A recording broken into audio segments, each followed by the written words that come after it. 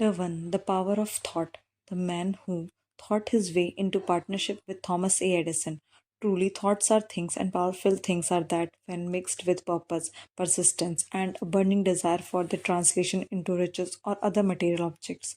Edwin C. Barnes discovered how true it is that men really do think and grow rich. His discovery did not come about at one sitting. It came little by little, beginning with a burning desire to become a business associate of the great Thomas Edison. One of the chief characteristics of Barnes' desire was that it was definite. He wanted to work with Edison, not for him. Observe carefully the description of how he went about translating his desire into reality, and you will have a better understanding of 13 principles which led to riches. When this desire or impulse of thought first flashed into his mind, he was in no position to act upon it. Two difficulties stood in his way. He did not know Mr. Edison, and he did not have enough money to pay his rail fare to Orange, New Jersey. These difficulties were sufficient to have discouraged the majority of people from making any attempt to carry out the desire. But his was no ordinary desire. He was so determined to find the way to carry out his desire that he finally decided to travel by blind baggage rather than be defeated. To the uninitiated, this means that he went to East Orange in a freight train. He presented himself at Mr. Edison's laboratory and announced that he had come to go into business with the inventor. In the speaking of the first meeting between them, years later, Mr. Edison said, "He stood there before me, looking like an ordinary tramp, but there was something in the expression of his face which conveyed the impression that he was determined to get what he had come after." I had learned from years of experience with men that when a man really desires a thing so deeply that he is willing to so stake his entire future on a single turn of the wheel in order to get it, he is sure to win. I gave him the opportunity he asked for because I saw he had made up his mind to stand by until he succeeded. Subsequent events proved that no mistake was made. Just what young Barnes said to Mr. Edison on that occasion was far less important than what he thought. Edison himself said it could not have been the young man's appearance that got him his start in the Edison's office, for that was definitely against him. It was what he thought that counted. If the significance of the statement could be conveyed to every person who read it, there would be no need for the remainder of this book. Barnes did not get his partnership with Edison on his first interview. He did get a chance to work in the Edison offices at very normal wage, doing work that was unimportant to Edison, but most important to Barnes. It gave him an opportunity to display his merchandise where his intended partner could see it. Months went by. Apparently, nothing happened to bring the coveted goal which Barnes had set up in his mind as his definite major purpose. But something important was happening in the Barnes' mind. He was constantly intensifying his desire to become the business associate of Edison. Psychologists have correctly said when one is truly ready for a thing, it puts in its appearance. Barnes was ready for a business association with Edison. Moreover, he was determined to remain ready until he got that which he was seeking. He did not say to himself, "Ah, well, what's the use? I guess I'll change my mind and try for a salesman job."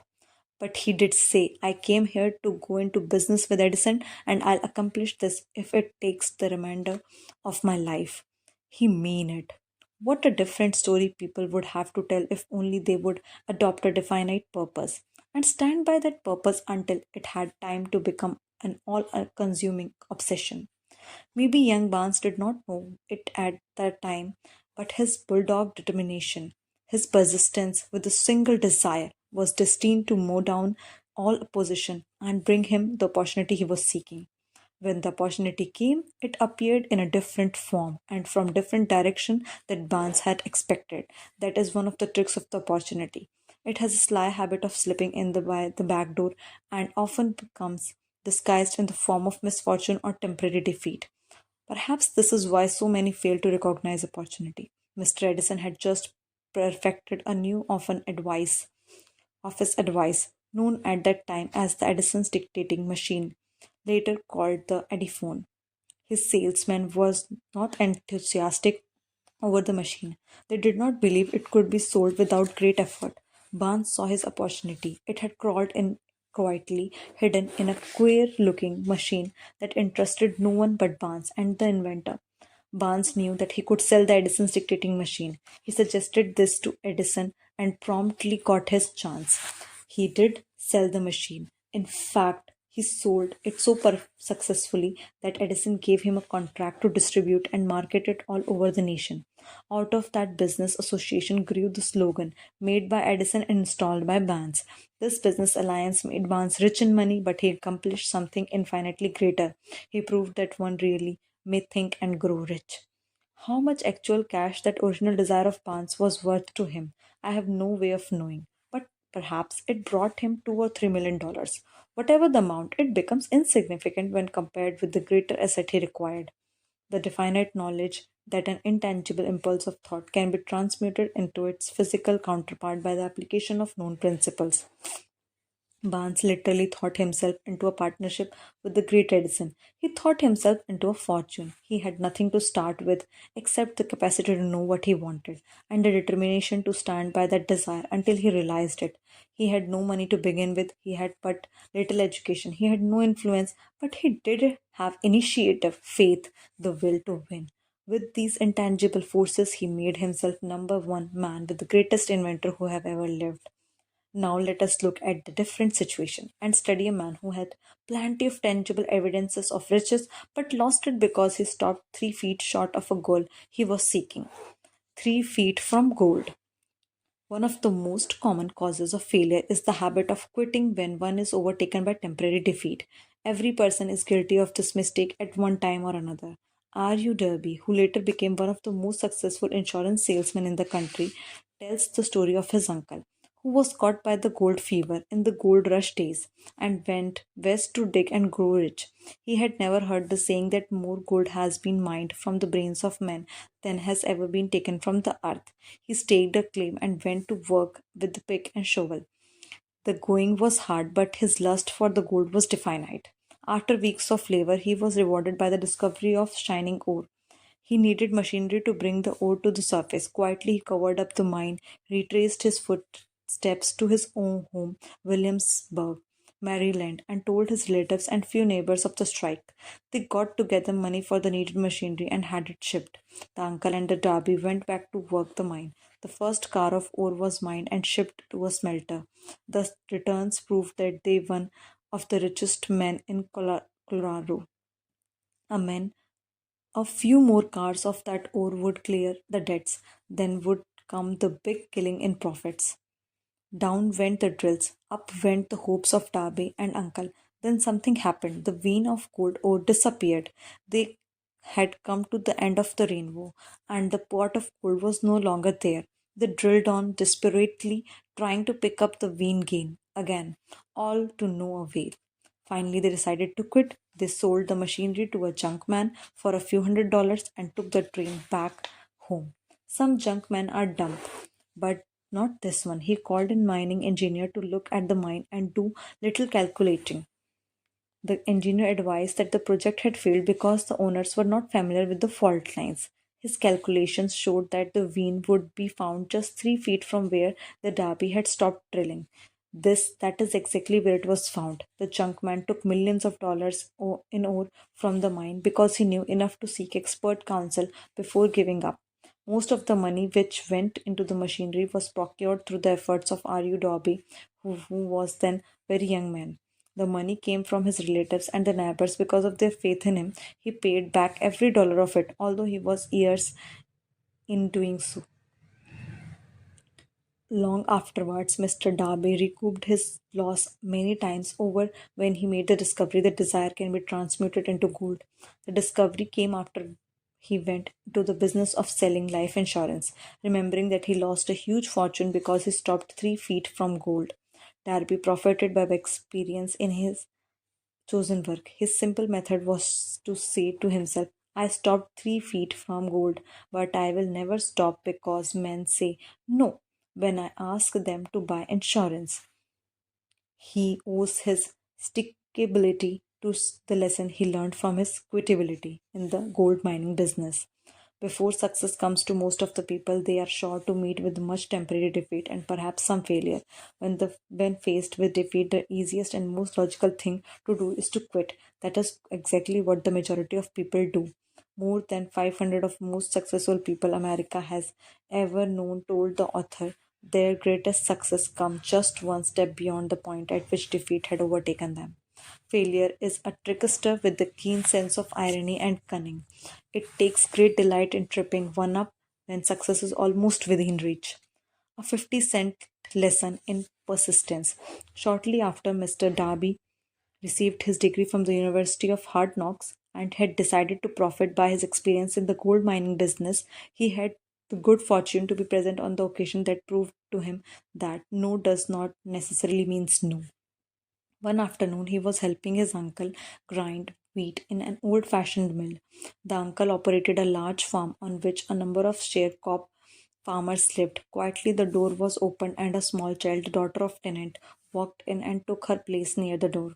The uncle looked up, saw the child, and barked at her roughly. What do you want? Meekly, the child replied, My mammy says, send her 50 cents. I'll not do it, the uncle retorted. Now you run on home. Yes, sir, the child replied, but she did not move. The uncle went ahead with his work, so busily engaged he did not notice the child had not left. When he looked up and saw her still standing there, he yelled at her, I told you to go on home. Now go, or I'll take a switch to you. The little girl said, Yes, sir, but she did not budge an inch.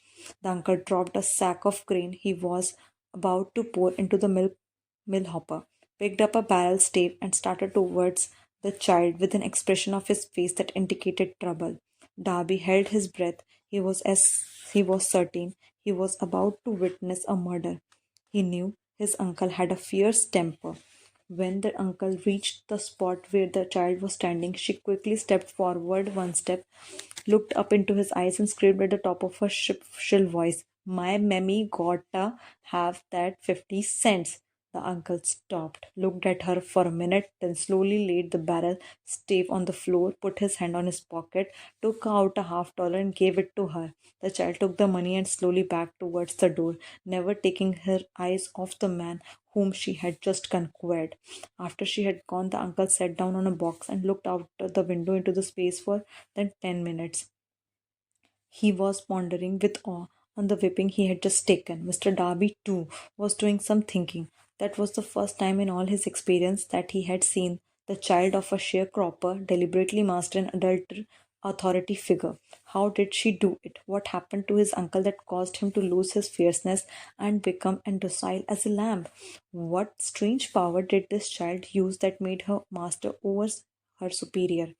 These and other similar questions flashed into Darby's mind, but he did not find the answer until years later when he told me the story. Strangely, the story of his unusual experience was told to the author in the old mill, on the very spot where the uncle took his whipping. As we stood there in that musty old mill, Mr. Darby repeated the story of the unusual conquest and finished the ask by asking, What can you make out of it? What strange power did that child use that so completely whipped my uncle? The answer to his question will be found in the principle described in this book. The answer is full and complete. It counts details and instructions sufficient to enable anyone to understand and apply the same force that child accidentally stumbled upon. Keep your mind alert and you will observe exactly what strange power came to rescue of the child. You will catch a glimpse of the power in the next chapter. Somewhere in the book you will find an idea that will quicken your receptive powers and place at your command for your own benefit this same irresistible power. The awareness of this power may come to you in the first chapter, or it may flash into your mind in some subsequent chapter. It may come into the form of single idea, or it may come in the nature of plan or a purpose. Again, it may cause you go back into your past experience of failure or defeat and bring to the surface some lesson by which you can regain all thought you lost through defeat. After I had described to Mr. Darby the power of unwittingly used by the child, he quickly retraced his 30 years of experience as a life insurance salesman. He frankly acknowledged that his success in that field was due to, in no small degree, to the lesson he had earned from the child. Mr. Darby pointed out, every time a prospect tried to bow me out without buying, I saw the child standing there in the old mill, her big eyes glaring in the defiance, and I said to myself, I have got to make this sale. The better portion of all sales I have made were made after people had said no. He recalled too his mistake in having stopped only 3 feet from gold, but he said that experience he was a blessing in disguise. It taught me to keep on going, keep on, no matter how hard the going may be. A lesson I needed to learn before I could succeed in anything. This story of Mr. Darby and his uncle and the sharecropper's child and the gold mine will doubtless be read by the hundreds of people who make their living by selling life insurance. To all these, the author wishes to offer the suggestion that Darby owes to these two experiences his ability to sell more than $1 million of life insurance every year. Life is strange and are often imponderable. Both the successes and the failures have their roots in the simpler experiences. Mr. Darby's experiences were commonplace and simple enough, yet, as they held the answer to destiny in life. They were as important to him as life itself. He profited by these two dramatic experiences because he analyzed them and found the lesson they taught. But what of the person who has neither the time nor the inclination to study failure in search of knowledge that may lead to success? When and how are they learn the art of converting defeat into stepping stones into to opportunity? In answer to these questions, this book was written. The answer called for the description of 13 principles. However, remember as you read that the answer you may be seeking to the questions which have caused you to ponder over the strangeness of life may be found in your own mind. Some idea, plan, or purpose may spring you into your mind as you read. One sound idea is all you need to achieve success. The principles described in this book contain the best and the most practical ways and means of creating useful ideas. Before we go any further in our approach to the description of these principles, we believe you are entitled to receive the important suggestion. When riches begin to come, they come so quickly in such great abundance that one wonders where they have been hiding during all those lean years. This is an astounding statement, and all the more so when we take into consideration the popular belief that riches come only to those who worked hard and long. When you begin to think and grow rich, you will observe that riches begin with a state of mind, with a definiteness of purpose, with little or no hard work. You and every other person ought to interested in the knowing how to acquire a state of mind that will attract riches. I spent 25 years in research and analyzing more than 25,000 people because I too wanted to know how wealthy men become that way. Without that research, this book could not have been written. Here, take a notice of a very significant truth. The business depression started in 1929 and it continued on all time record of the destruction until the sometime after President Roosevelt entered the office. Then the depression began to fade into nothingness. Just as an electrician in a theater raises the light, so gradually the darkness is transmitted into light before you realize it, so did the spell of fear in the minds of the people gradually fade away and became faith. As soon as you master the principles of philosophy and begin to follow the instructions for applying those principles, your financial status will begin to improve. Everything you touch will begin to transmute itself into an asset for your benefit. Impossible? Not at all. One of the main weaknesses of mankind is the average person's familiarity with the words impossible. He knows all the rules that will not work. He knows all the things that cannot be done. This book was written for those who seek the rules that have made others successful and are willing to stake everything on those rules. A great many years ago, I purchased a finite dictionary. The first thing I did was turn to the word impossible and neatly clip it out of the book. That would not be an unwise thing for you to do. Success comes to those who become success conscious. Failure comes to those who indifferently allow themselves to become failure conscious. The book or object of this book is to help all who seek it to learn the art of changing their minds from failure conscious to success conscious. Another weakness found in altogether too many people is the habit of measuring everything and everyone by their own impressions and beliefs. Some who read this will believe that no one can think and grow rich. They cannot think in terms of riches because their thought habits have been steeped in poverty, want, misery, failure, and defeat. Millions of people look at the achievements of Henry Ford and envy him his good fortune or luck or genius or whatever is the credit for his Ford's fortune. Perhaps one person in every 100,000 knows the secret of Ford's success, and those who do know are too modest, too reluctant to speak of it because of its simplicity. A single transaction will illustrate the secret perfectly. When Ford decided to produce his now famous V8 motor, he chose to build an engine with the entire eight cylinders cast in one block and instructed his engineers to produce a design for the engine. The design was placed on the paper, but the engineers believed it was so simply impossible to cast an eight-cylinder gas engine block into one piece. Ford said, "Produce it anyway." But they replied, "It's impossible." "Go ahead," Ford commanded, "and stay on the job until you succeed, no matter how much time is required." The engineers went ahead. There was no other option if they went to remain on the Ford staff. 6 months went by and nothing happened. Another 6 months passed and still nothing happened. The engineers tried every conceivable plan to carry out the orders, but nothing seemed out of the question, impossible. At the end of the year, Ford checked with his engineers, and again they informed him they had found no way to carry out his orders. "Go right ahead," said Ford. "I want it and I'll have it." They went ahead, and then, as if the stroke of magic, the secret was discovered. The Ford determination had won once more. This story may not be described within minute accuracy, but the sum and subsistence of it is correct. Deduce from it, if you know you who wish to think and grow rich, the secret of Ford millions. If you can, you will not have to look very far. Henry Ford is success because he understands and applies the principles of success. One of these is desire, knowing what he wants. Remember this Ford story as you read, and pick out the lines in which the secret of his stupendous achievement has been described.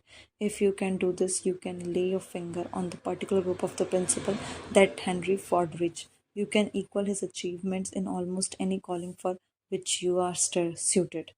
The Henry Ford of the late 20th century was Bill Gates. Just as Ford revolutionized the transportation industry by creating a car that almost anyone could afford and drive, Bill Gates transformed the computer industry by designing software that enabled everybody, not just the specialized technocrats, to able to use computers, and later making the personal computer a virtual necessity in every office, school, and home. This resulted in Bill Gates acquiring billions of dollars and becoming the richest man in America.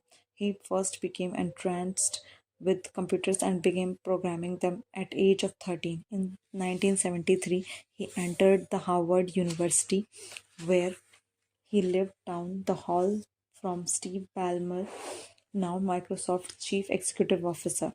While at Harvard, Gates developed a version of the programming language BASIC for the first microcomputer. Gates was so absorbed in his dream of building a software company that he left Harvard to devote his energies fulfilling it. A few years earlier, he and his childhood friend Paul Allen had formed a company, Microsoft, as the vehicle for this endeavor.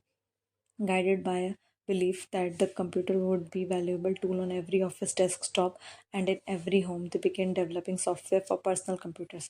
Gates' foresight and his vision for personal computing have been central to the success of Microsoft and the software industry. Having achieved his major goal, Bill Gates continues to pursue new goals both in business of creating ever improving computer programs and in his philanthropic work, having founded with his wife Melinda the largest charitable foundation in the world.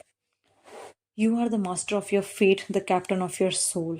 When the English poet W.C. Henley wrote the prophetic lines, "I am the master of my fate, I am the captain of my soul," he should have informed us that the reason we are the masters of our fate and the captains of our soul is because we have the power to control our thoughts. He should have told us that the ether in which this little planet floats, in which we move, have our being, is a form of energy moving at an inconceivably high rate of vibration, and that the ether is filled with a form of universal power which adapts itself to the nature of the thoughts we hold in our minds and influences us in natural ways to transmute our thoughts into their physical equivalent.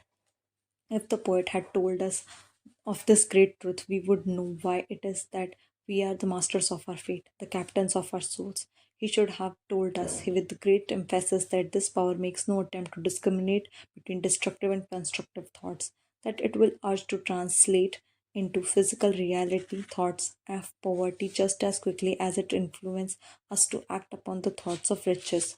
He should have told us too that our brains became magnetized with the dominating thoughts we hold in our minds by means with which no one is familiar. These magnets are attract to us the forces, the people, the circumstances of life which harmonize with the nature of our dominating thoughts. He should have told us that before we can accumulate riches in great abundance, we must magnetize our minds with intense desire for riches, that we must become money conscious until the desire for money drives us to create definite plans for acquiring it. But being a poet and not a philosopher, Henley contented himself by stating a great truth in the poetic form, leaving those who followed him to interpret the philosophical meaning of his lines. Little by little, the truth has unfolded itself until it now appears certain that principles described in this book hold the secret of mastery over the economic fate. Another man who exemplifies being master of his fate is Steven Spielberg, one of the all time great motion picture directors. He dreamed of being a movie director from childhood. He began making amateur films with a primitive camera when he was a still child, and the dream never subsided. How Spielberg broke into Universal Studios is a legend in the movie industry. He took the Universal Studios tour, an attraction that enables visitors to get inside the look and the movie business. Visitors ride around the studios a lot on a tram. Stephen often sneaked off the tram and had between the two sound stages which tour ended. When he left at the end of the day, he made a point of saying few words to the gate guard. Day after day, he went back to the studio for 3 months. He walked past the guard, waved at him, and he waved back. He always wore a suit and carried a briefcase, letting a guard assume that he was one of the students with a summer job in the studio. He made a point of speaking to and befriending directors, writers, and editors. He even found a vacant office, took it over, and listed his name in the building directory.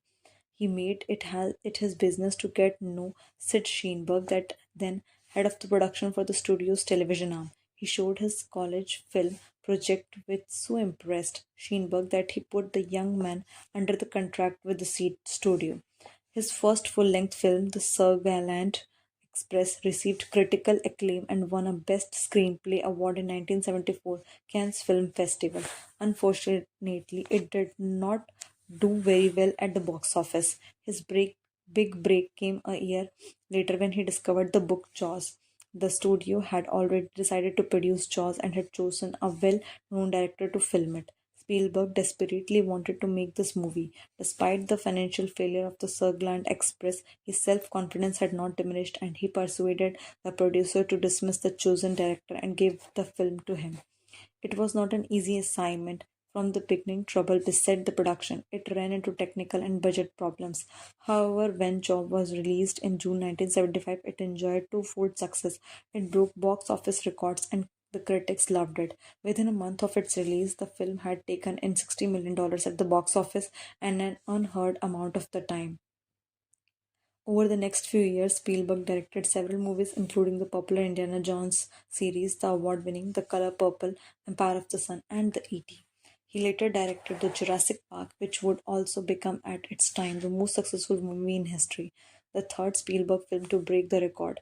It also brought in over $1 billion in gross receipts, toys, and other merchandise. Spielberg continues to pursue his dreams. When he and two other Hollywood moguls created their own production company, they called it DreamWorks. We are now ready to examine the first of these principles. Maintain a spirit of open mindedness. Remember, as you read, that they are the invention of no single person. The principles were gathered from the life experiences of more than 500 men who actually accumulated riches into huge amounts, men who began in poverty with little education or influence. The principles work for these men. You can put them to work for your own enduring benefit. You will find it easy, not hard to do. Before you read the next chapter, I want you to know that it conveys factual information that might easily change your entire financial destiny, as it has so definitely brought changes of the stupendous proportions to two people described. I want you to know that also that the relationship between these two men and myself is such that I could have taken no liberties with the facts even if I had wished to do so. One of them has been my closest personal friend for almost 25 years, and the other is my own son. The unusual success of these two men's success that generously accredited to this principle described in the next chapter more than justifies this principle. Personal reference as a means of emphasis the far-flung power of this principle.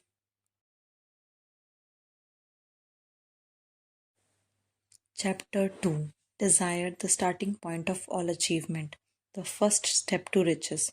When Edwin C. Barnes climbed down from the freight train in Orange, NJ, he may have resembled a tramp, but his thoughts were so those of a king. As he made his way to Thomas A. Edison's office, his mind was at work. He saw himself standing at Edison's presence. He heard himself asking Mr. Edison for an opportunity to carry out the one consuming obsession of his life, a burning desire to become the business associate of the great inventor. Barnes' desire was not a hope, it was not a wish, it was a keen, pulsating desire which transcended everything else. It was definite. The desire was not new. What when he approached Edison? It had been Barnes' dominating desire for a long time. In the beginning, when the desire first appeared in his mind, it may have been, probably was, only a wish, but it was no mere wish when he appeared before Edison with it. A few years later, Edwin C. Barnes again stood before Edison in the same office when he first met the inventor. This time, his desire had been translated into reality. He was in a business with Edison. The dominating dream of his life had become a reality. Today, people who know Barnes envy him because the break life yielded him. They see him in the days of his triumph without taking the trouble to investigate the cause of his success. Barnes succeeded because he chose a definite goal and placed all his energy and all his willpower and all his effort into achieving that goal. He did not become the partner of Edison the day he arrived. He was content to so starting in the most menial work as long as it provided opportunity to take even one step towards the cherished goal. 5 years passed before the chance he had been seeking made its appearance. During all those years, not one ray of hope, not one promise of attainment of his desire had been held out to him. To everyone except himself, he appeared only one another cog in the Edison's business model wheel. But in his own mind, he was the partner of Edison's every minute of the time, from the very day he first went to work there. It is a remarkable illustration of the power of a definite desire. Barnes won his single goal because he wanted to be a business associate of Mr. Edison more than he wanted anything else. He created a plan by which to attain that purpose, but he burned all bridges behind him. He stood by his desire until it became the dominating obsession of his life and finally a fact. When he went to Orange, he did not say to himself, I would try to induce Edison to give me a job of some sort. He said, I will see Edison and put him on notice that I have come to go into business with him. He did not say, I will work there for a few months and if I get no encouragement, I will quit and get a job somewhere else. He did say, I'll start anywhere, I'll do anything Edison tell me to do, but before I am through, I'll be his associate. He did not say, I'll keep my eyes open for another opportunity in the case I fail to get what I want in the Edison organization. He said, there is but one thing in this world I am determined to have, and that is business association with Thomas A. Edison. I will burn all bridges behind me and stake my entire future on my ability to get what I want. He left himself no possible way of retreat. He had to win or perish. That is all there is to the Bill Barnes story of the success. A long while ago, a great warrior had made a decision which ensured his success on the battlefield. He was about to send his armies against a powerful foe, whose men outnumbered his own. He loaded his soldiers into boats and sailed to the enemy's country and unloaded soldiers and equipment, then gave the order to burn the ships and that he had carried them. Addressing his men before the first battle, he said, you see the boats going up in the smoke. That means we cannot leave the soldiers, these shores alive unless we win. We now have no choice. We win or we perish. They won. Every person who wins in any undertaking must be willing to first burn his ships and cut all the sources of retreat. Only by so doing one can be sure of maintaining that state of mind, knowing a burning desire to win, essential to success. The morning after the Great Chicago Fire, a group of merchants stood on the straight street looking at the smoking remains of what he had been their stores. They went into a conference to decide if they would try to rebuild or leave Chicago and start over in a more promising part of the country.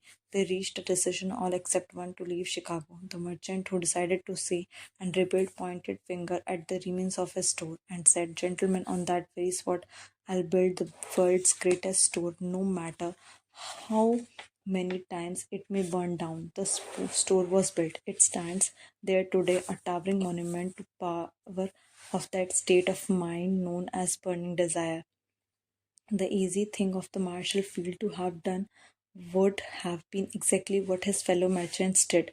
When the going was hard and the future looked dismal, they pulled up and went where the going seemed easier. Mark well this difference between Marshall Field and the other merchants, because it is the time and same difference that distinguishes Edwin Barnes from thousands of other young men who have worked in the Edison's organization. It is the same difference that distinguishes practically all who succeeded from those who fail. Every human being who understands the purpose of money wishes for it, wishing all not bring riches, but desiring riches with a state of mind that becomes an obsession, then planning definite ways and means to acquire riches, and backing those plans with the persistence which does not recognize failure will bring riches. The method by which desire for riches can be transmuted into financial equivalent consists of six definite practical steps. First, fix in your mind the exact amount of money you desire. It is not sufficient merely to say, "I want plenty of money." We define it as the amount. There is a psychological reason for definiteness, which will be described in the subsequent chapter. Determine the exactly what you intend to give in return for the money you desire. There is no such reality as something for nothing. Establish a definite date when you intend to possess the money you desire. Create a definite plan for carrying out your desire and begin at once, whether you are ready or not, to put this plan or into action. Write out clear, concise statement of the amount of money you intend to acquire. Name the time limit for its acquisition. State what you intend to give in return for the money, and describe clearly the plan through which you intend to accumulate it. Read your written statement aloud twice daily, once just before retiring at night and once after rising in the morning. As you read, see, and feel and believe yourself already in possession of the money. It is important that you follow the instructions described in these six steps. It is especially important that you observe and follow the instructions in the sixth paragraph. You may complain that it is impossible for you to see yourself in the possession of money before you actually have it. Here it is where a burning desire will come to your aid. If you truly desire money so keenly that your desire is an obsession, you will have no difficulty in convincing yourself that you will acquire it. The object is to want money and to become so determined to have it that you convince yourself you will have it. Only those who become money conscious ever accumulate great riches. Money consciousness means that the mind has become so thoroughly saturated with the desire for money that one can see oneself already in possession of it. To those who have not taken the schooled in the working of the principle of the human mind, these instructions may appear impractical. It may be helpful to all who fail to recognize the soundness of six steps, to know that the information they convey was received from Andrew Carnegie, who began as an ordinary laborer in the steel mills. Despite his humble beginning, Carnegie managed to make this principles yield him a fortune of considerably more than $100 million. It may be of further help to know that these six steps recommended here were carefully scrutinized by Thomas A. Edison. He placed his stamp of approval upon them as the being not only the steps essential for the accumulation of money but also for the attainment of any definite goal. The step call for no hard labor. They call for no sacrifice. They do not require one to become ridiculous or credulous. To apply them calls for no great amount of education, but the successful application of these six steps call for sufficient imagination to enable one to see and to understand that accumulation of money cannot be left to chance, good fortune, and luck. One must realize that all who have accumulated great fortune first did a certain amount of dreaming, hoping, wishing, desiring, and planning before they acquired money. You may as well know also that every great leader from dawn of civilization down to the present was a dreamer. If you do not see the great riches in your imagination, you will never see them in your bank balance. Never has there been so great an opportunity for practical dreamers as now exists. We who are in this race for riches should be encouraged to know that this dynamic world in which we live is demanding new ideas, new ways of doing things, new leaders, new inventions, new methods of teaching, new methods of marketing, new books, new literature, new applications for computers, new cures for diseases, and new approaches to every aspect of business and life. Behind this demand for new and better things, there is one quality one must possess to win, and that is definiteness of purpose, the knowledge of what one wants and burning desire of possesses it.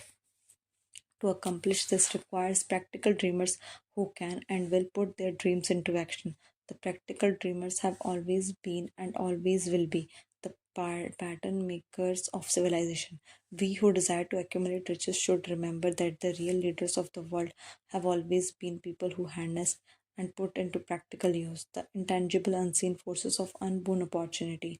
They have converted those forces or impulses of thought into skyscrapers, cities, factories, aeroplanes, cars, better healthcare, and every form of convenience that makes life more pleasant. Tolerance and an open mind are practical necessities for the dreamer of today. Those who are afraid of new ideas are doomed before they start. Never has there been a time for more favorable to pioneers than the present. There is vast business, financial, and industrial world to be remolded and redirected along the new and better lines. In planning to acquire your share of the riches, let no one influence you to scorn the dreamer.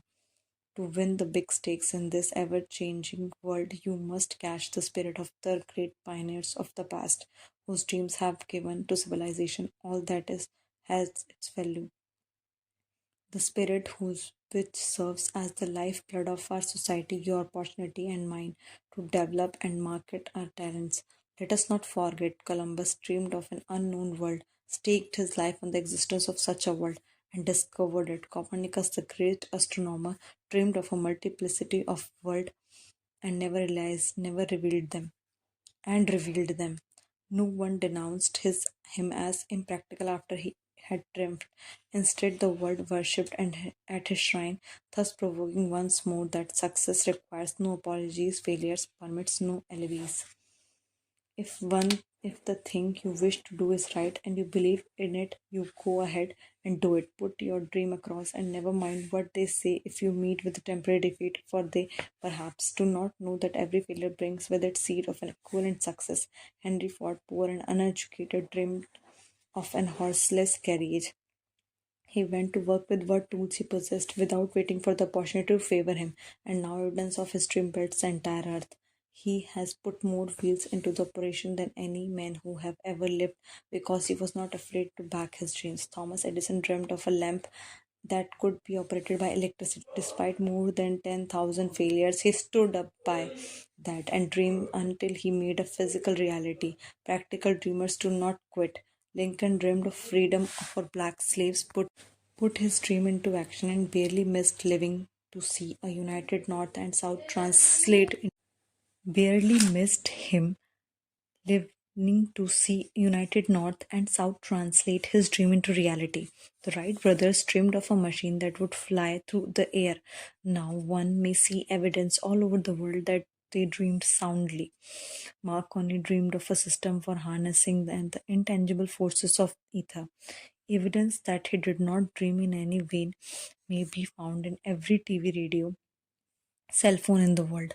Moreover, Marconi's dream bought the humblest cabin and the most stately manor house side by side. It made the people of every nation on the earth next door neighbors by creating a medium where news, information, and entertainment could instantly be disseminated throughout the world. It may interest you to know that Marconi's friends had had him taken into custody and examined in a psychopathic hospital when he announced he had discovered a principle through which he could send messages through the air without the aid of wires or direct physical means of communication. The dreamers of today fare better. Their world has become accustomed of new discoveries. Indeed, it has shown a willingness to reward the dreamer who gives the world a new idea. Ray Kroc is another good example of someone who made his dream come true. Kroc was a salesman of milkshake mixers. Most of his customer restaurants and dinners must chase one or two units. When he received an order for eight mixers from a small food outlet in San Bernardino, California, he decided to visit them and see how they could sell so many shakes. It was the busiest restaurant he had ever seen. The owners, McDonald brothers, offered a very limited menu: hamburgers, cheeseburgers, french fries, shakes, and soft drinks, all at the lowest prices in the area. Croc saw an opportunity. If he could open a chain of these restaurants and could each productive and profitable as this, money would flow in. He proposed the idea that McDonald brothers and agreed to implement it. Within a few years, McDonald's not only became the top selling food outlet in the country but created the fast food industry. The Kroc later brought out the McDonald brother and expanded the business into an international phenomenon, making him one of the richest men of his time. The world is filled with an abundance of opportunity which the dreamers of the past never knew. A burning desire to be and to do is the starting point from which the dreamer must take off. Dreams are not born of indifference, laziness, or lack of ambition. The world no longer scoffs at dreamers nor calls them impractical. Remember, too, that all who succeeded in life get to a bad start and pass through many heartbreaking struggles before they arrive.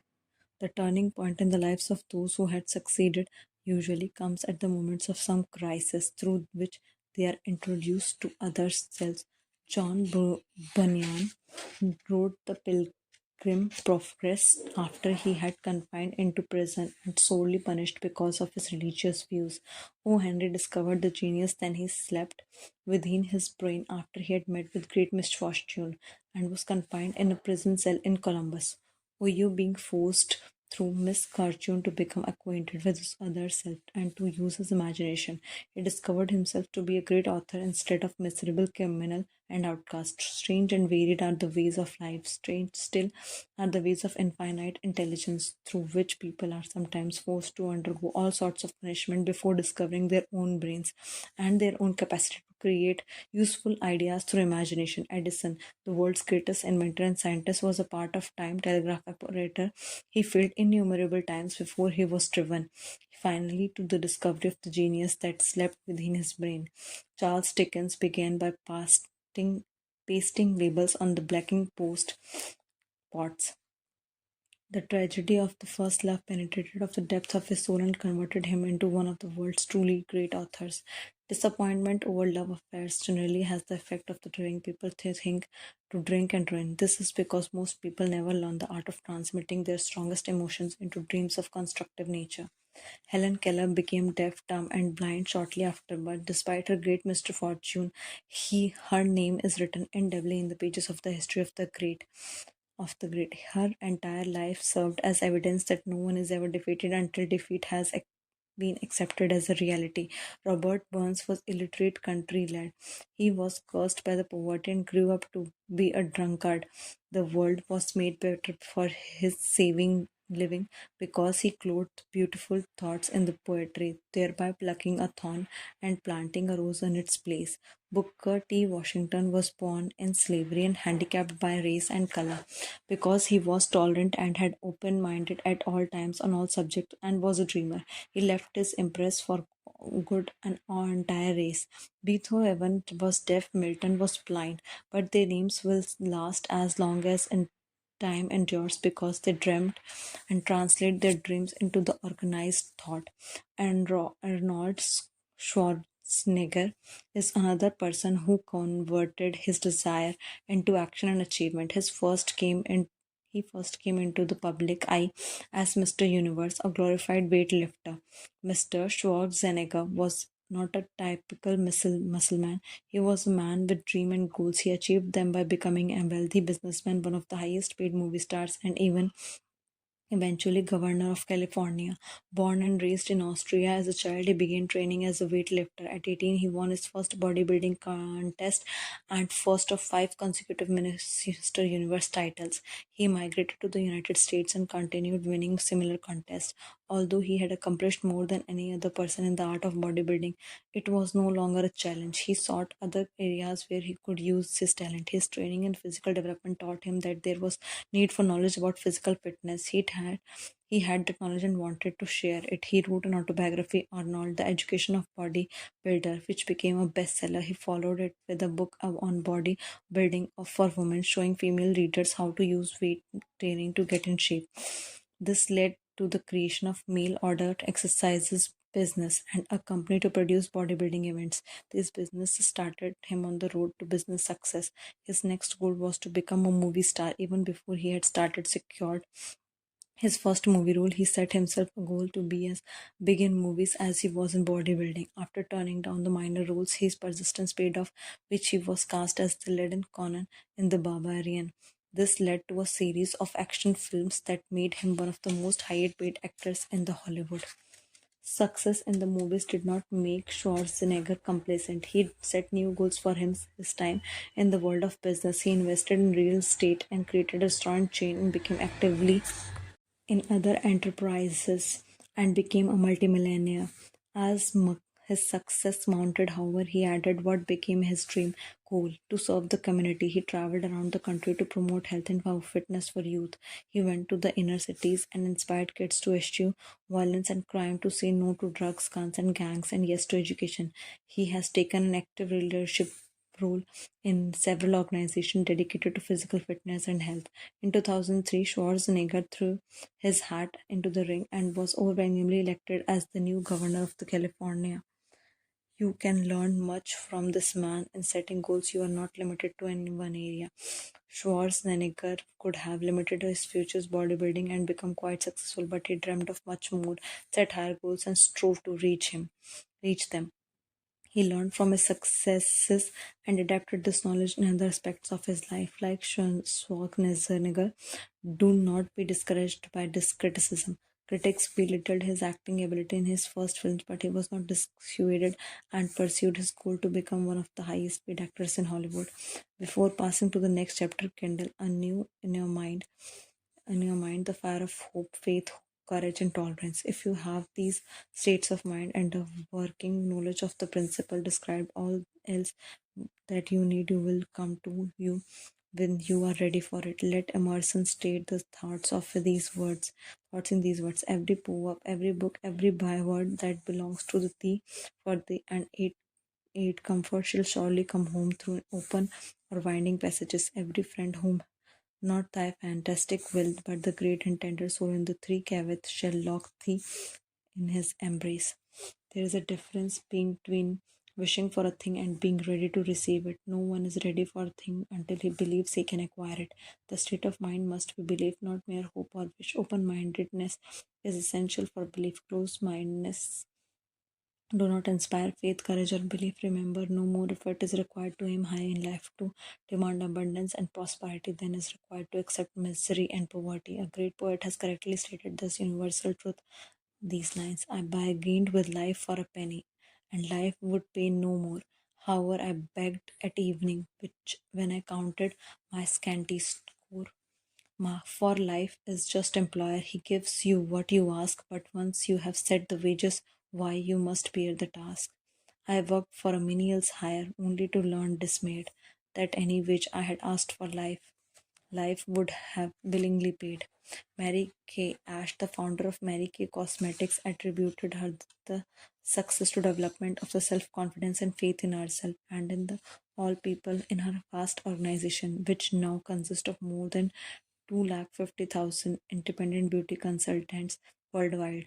Her sales career began 25 years earlier when she joined the Stanley Home Products. She often commented that she was not at all successful during her first year and was ready to give up. This changed when she attended her first Stanley sales seminar. She reported, there I saw this tall, svelte, pretty successful woman crowned queen as a reward for being the best in a company contest.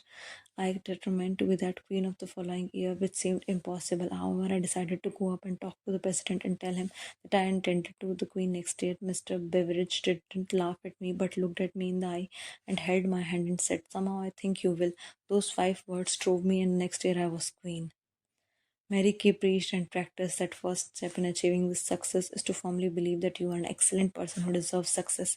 In an article on personal excellence, she suggested some exercises to help to create an image of excellence and begin to establish an atmosphere of success in your life. Here are some of her suggestions. Imagine yourself successful. Always picture yourself successful. Visualize the person you desire to become. Set aside time in each day to be alone and undisturbed. Get comfortable and relax. Close your eyes and concentrate on your desires and goals. See yourself in this new environment, capable and self confident. Reflect on your past successes. Every success, be it large or small, is proof that you are capable of achieving more successes. Celebrate each success you can recall it where you begin to lose faith in yourself. Set definite goals. Have a clear direction of where you want to go. Be aware when you begin to deviate from these goals and take immediate corrective actions. Respond positively to life. Develop a positive self image. Your image, your reactions to life, and your decisions are completely within your control. Desire outwits Mother Nature.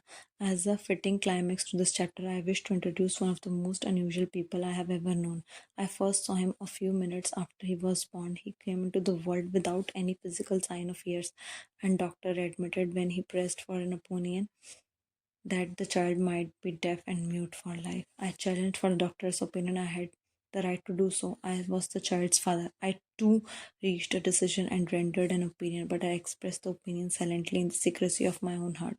I decided that my son would hear and speak. Nature could send me a child without ears, but nature could not induce me to accept the reality of the affliction. In my own mind, I knew that my son would hear and speak. How? I was sure that there must be a way, and I knew I would find it. I thought of the words of the immortal Emerson. The whole course of things goes to teach us faith. We need only obey. There is guidance for each of us, and by lowly listening, we shall hear the right word. The right word, desire. More than anything else, I desired that my son should not be deaf mute. From that desire, I never receded, not for a second. Many years previously, I had written on only limitations are those we set up in our own minds. For the first time, I wondered if that statement were true. Lying on the bed in the front of me was a newly born child without the natural equipment of hearing. Even though he might hear and speak, he was obviously disfigured for life. Surely this was the limitation which that child had set up in his own mind. What could I do about it? Somehow I would find a way to transplant that child's mind into my burning desire for ways and means of conveying sound to his brain without aid of tears. As soon as the child was old enough to cooperate, I would fill his mind so completely with the burning desire to hear the nature would by my methods of her own translate into physical reality. This thinking took place in my own mind, and I spoke of it to no one. Every day I renewed the pledge I had made to myself not to accept a deaf mute for a son. As he grew older, began to take notice of things around him, we observed that he had silent degree of hearing. When he reached the age of when children usually begin talking, he made no attempt to speak, but we could tell by his actions that he could hear certain sounds slightly.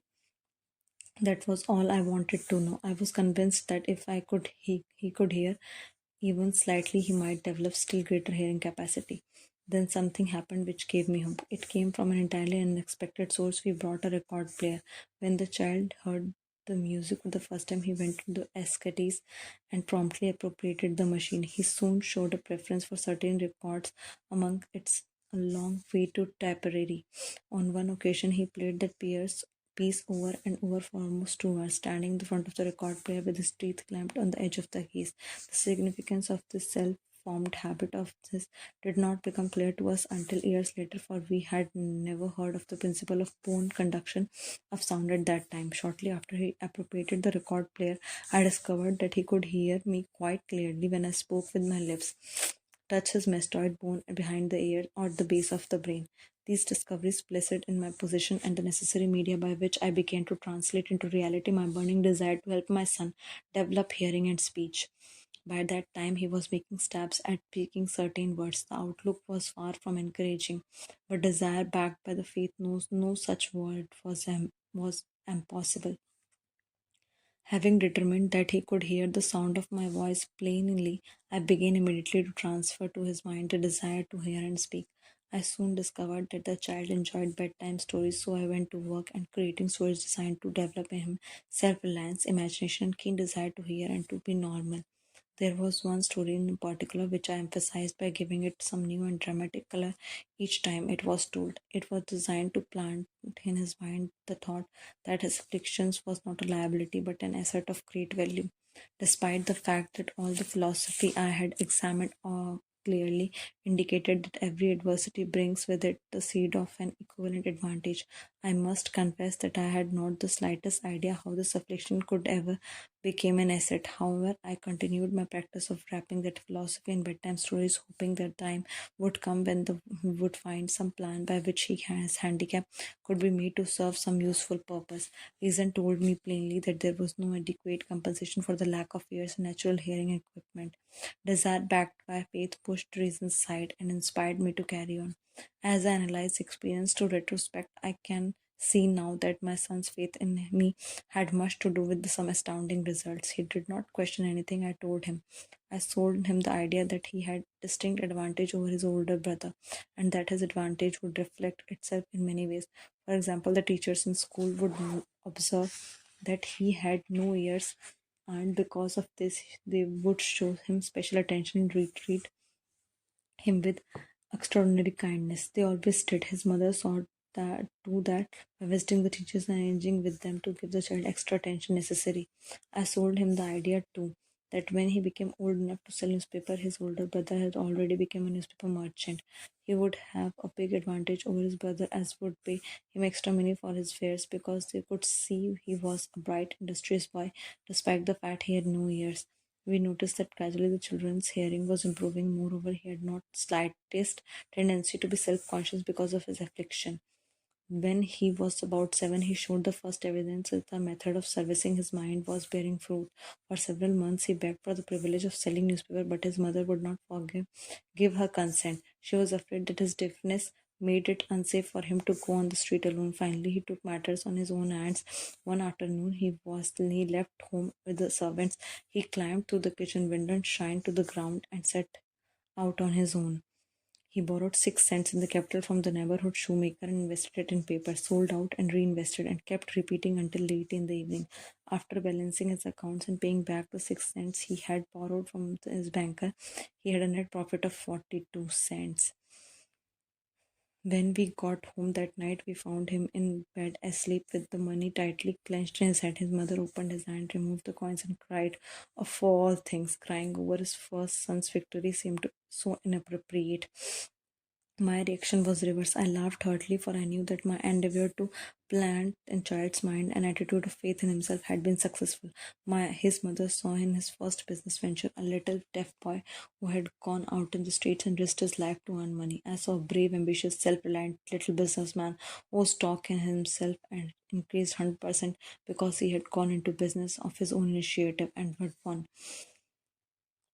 The transaction pleased me because I knew he had given evidence of trait of resourcefulness that would go with him all through life. Later events proved this to be true. When his older brother wanted something, he would lie down on the floor and kick his feet in the air and cry for it and get it. When the little deaf boy wanted something, he would plan a way to earn the money and then buy it for himself. He still follows that plan. Truly, my own son has taught me that the handicaps can be converted into stepping stones on which one may climb towards some worthy goal, and unless they are accepted as obstacles and used as alibis. The little deaf boy went through the grades in high school and the college without being able to hear his teachers except when they shouted loudly at close range. He did not go to school for the deaf. We would not permit him to learn sign language. We were determined that he should live a normal life and associate with normal children, and we stood by that decision, although it cost us many heated debates with school officials. While he was in high school, he tried an electrical hearing aid, but it was no value to him. We believed that it was due to a condition that was disclosed when the child was 6. Dr. J. Gordon Wilson of Chicago operated on one side of the boy's head and discovered that there was no sign of natural hearing equipment. During his last week in college, 18 years after the operation, something happened which marked the most important turning point of his life. Through what to be mere chance, he came into possession of another electrical hearing device. hearing device which was sent to him on trial. He was slow about testing him due to his disappointment. Similar device finally picked up the instrument with more or less carelessly placed it on his hand, hooked up the battery, and lo, as if stroke of magic, his lifelong desire for normal hair became a reality. For the first time in his life, he heard practically as well as any person with normal hearing. God moves in mysterious ways, his wonders to perform. Overjoyed because of his changed world that had been brought to him through his hearing device. He rushed into the telephone, called his mother, and heard her voice perfectly. The next day, he plainly heard the voices of his professors in class for the first time in his life. He heard the radio, he heard the cinema for the first time in his life. He could converse freely with other people without them having to speak loudly. Truly, he had come to possession of changed world. We had refused to accept nature's error by persistent desire. We had induced nature to correct that error through the only practical means available. Desire had commenced to pay dividends, but the victory was not yet complete. The boy still had to find a finite practical way to convert his handicap into an equivalent asset, hardly realizing the significance of what had already been accomplished, but intoxicated with the joy of his newly discovered world of sound. He wrote a letter to the manufacturer of hearing aid enthusiastically describing his experience. Something in his letter, something perhaps which was not written on the lines but between them, caused the company to invite him to New York. When he arrived, he was escorted through the factory. While talking with chief engineer, telling him about his changed world, and hunch, an idea or an inspiration call if is what you wish flashed into his mind. It was the impulse of thought which converted his affliction into an asset destined to pay dividends in both money and happiness to thousands for all time to come. The sum and the substance of that some impulse thought was this. It occurred to him that he might be of help to millions of deaf people who go through life without the benefit of hearing devices. If he could find a way to tell them the story of his changed world, and then and there he reached a decision to devote the remainder of his life to providing useful service to the hard of hearing. For an entire month, he carried out intensive research. He analyzed the entire marketing system of manufacturer of the hearing device, and created ways and means of communicating with the hard of hearing all over the world for the purpose of sharing with them his newly discovered changed world. When this was done, he wrote a 2 year plan based upon his findings. On presenting the plan to the company, he was instantly given a position for the purpose of carrying out his ambition. Little did he dream when he went to the work that he was destined to bring hope and practical relief to thousands of deaf people who, without his help, would have been doomed for over to deaf mutism. Shortly after he became associated with the manufacture of his hearing aid, he invited me to attend a class conducted by his company for the purpose of teaching of deaf mutes to hear and speak. I had never heard of such a form of education, therefore, I visited the class skeptical but hopeful that my time would not be entirely wasted. Here, I saw a demonstration that gave me a greatly enlarged vision of that what I had done to arouse and keep alive my son's mind the desire of normal hearing. I saw deaf mutes actually being taught to hear and speak through application of the same principle I had used more than 20 years previously in saving my sons from deaf mutism. Thus, through the some strange turn of wheel of fate, my son Blair and I were destined to aid correcting deaf mutism for those as yet unborn.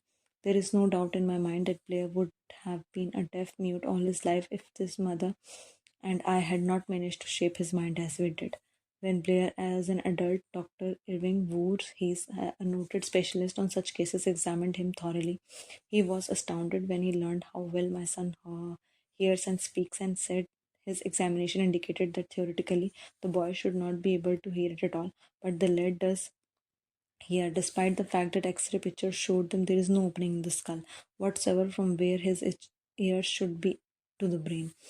When I planted in his mind a desire to hear and talk and live as a normal person, there went with that impulse some strange influence which caused nature to become bridge builder and span the gulf of silence between his brain and the outer world by some means which the keenest medical specialists have not been able to interpret. It would be sacrilege for me to even conjecture as to how nature performed this miracle. It would be unforgivable if I neglected to tell the world as much as I know of the humble part I assumed in the strange experience. It is my duty and privilege to say I believe, and not without reason, that nothing is impossible to the person who backs desire with enduring faith. I have no doubt that a burning desire has devious ways of transmuting itself into physical equivalent. Blair desired normally hearing, now he has it. He was born with a handicap which might easily have sent one with a less defined desire to the street with a bundle of pencils and tin cup. That handicap now promises to serve as the medium by which he will render useful services to many millions of hard of hearing, as well as to give him useful employment as adequate financial compensation for the remainder of his life. The little white lies I planted in his mind when he was child leading meant him to believe his affliction would become great asset on which he could capitalize have been justified. There is nothing right or wrong which belief plus this burning desire cannot make real. These qualities are free to everyone. In all my experience in dealing with men and women who had personal problems, I never handled a single case which more definitely demonstrate the power of desire. Authors sometimes make the mistake of writing of subjects which they have but superficial or very elementary knowledge. It has been my good fortune to have had the privilege of testing the soundness of the power of desire through the affliction of my own son. Perhaps it was providential that the experience came as it did, for surely no one is better prepared than he served as an example of what happens when desire is put to the test. If Mother Nature bends to the will of desire, is it logical that men can defeat a burning desire? Strange and imponderable is the power of the human mind. We do not understand that method by which it uses see every circumstance, every individual, every physical thing within its reach as a means of transmuting desire into the physical counterpart. Perhaps science will uncover the secret I planted into my son's mind, the desire to hear and to speak as normal persons hear and speak. The desire has now become a reality. I planted in his mind the desire to convert his greatest handicap into greatest asset. The desire has been realized. The modus operandi by which the astounding results was achieved is not hard to describe. It consisted of three very definite facts. First, I mixed faith with the desire for normal hearing, which I passed on to my son. Second, I communicated my desire to him in every conceivable way available through persistent continuous effort over the period of years. Third, he believed me.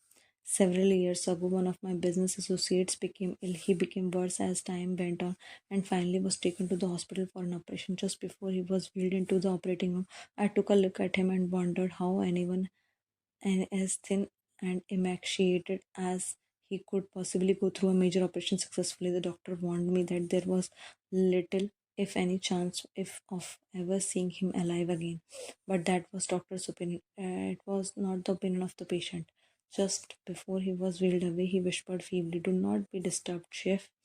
Chief, I will be out of here in few days." The attending nurse looked at me with pity, but the patient did come through safely. After it was all over, his physician said nothing but his own desire to live saved him. But he never would have pulled through if he had not refused to accept the possibility of death. I believe in the power of desire backed by faith because I have seen this power lift people from lowly beginnings to places of power and wealth. I have seen it rob the grave of its victims. I have seen it serve as the medium by which people staged a comeback after having been defeated in 100 different ways. I have seen it provide my own son with a normal, happy, successful life despite nature having sent him into the world without tears. How can one harness and use the power of desire? This has been answered through this chapter and subsequent chapters of this book. I wish to convey the thought that all achievement, no matter what its nature and purpose, must begin with an intense, burning desire for something definite. Through some stage and powerful principle of mental chemistry, nature wraps up in the impulse of strong desire that something which recognizes no such word as impossible and accepts no such reality as failure.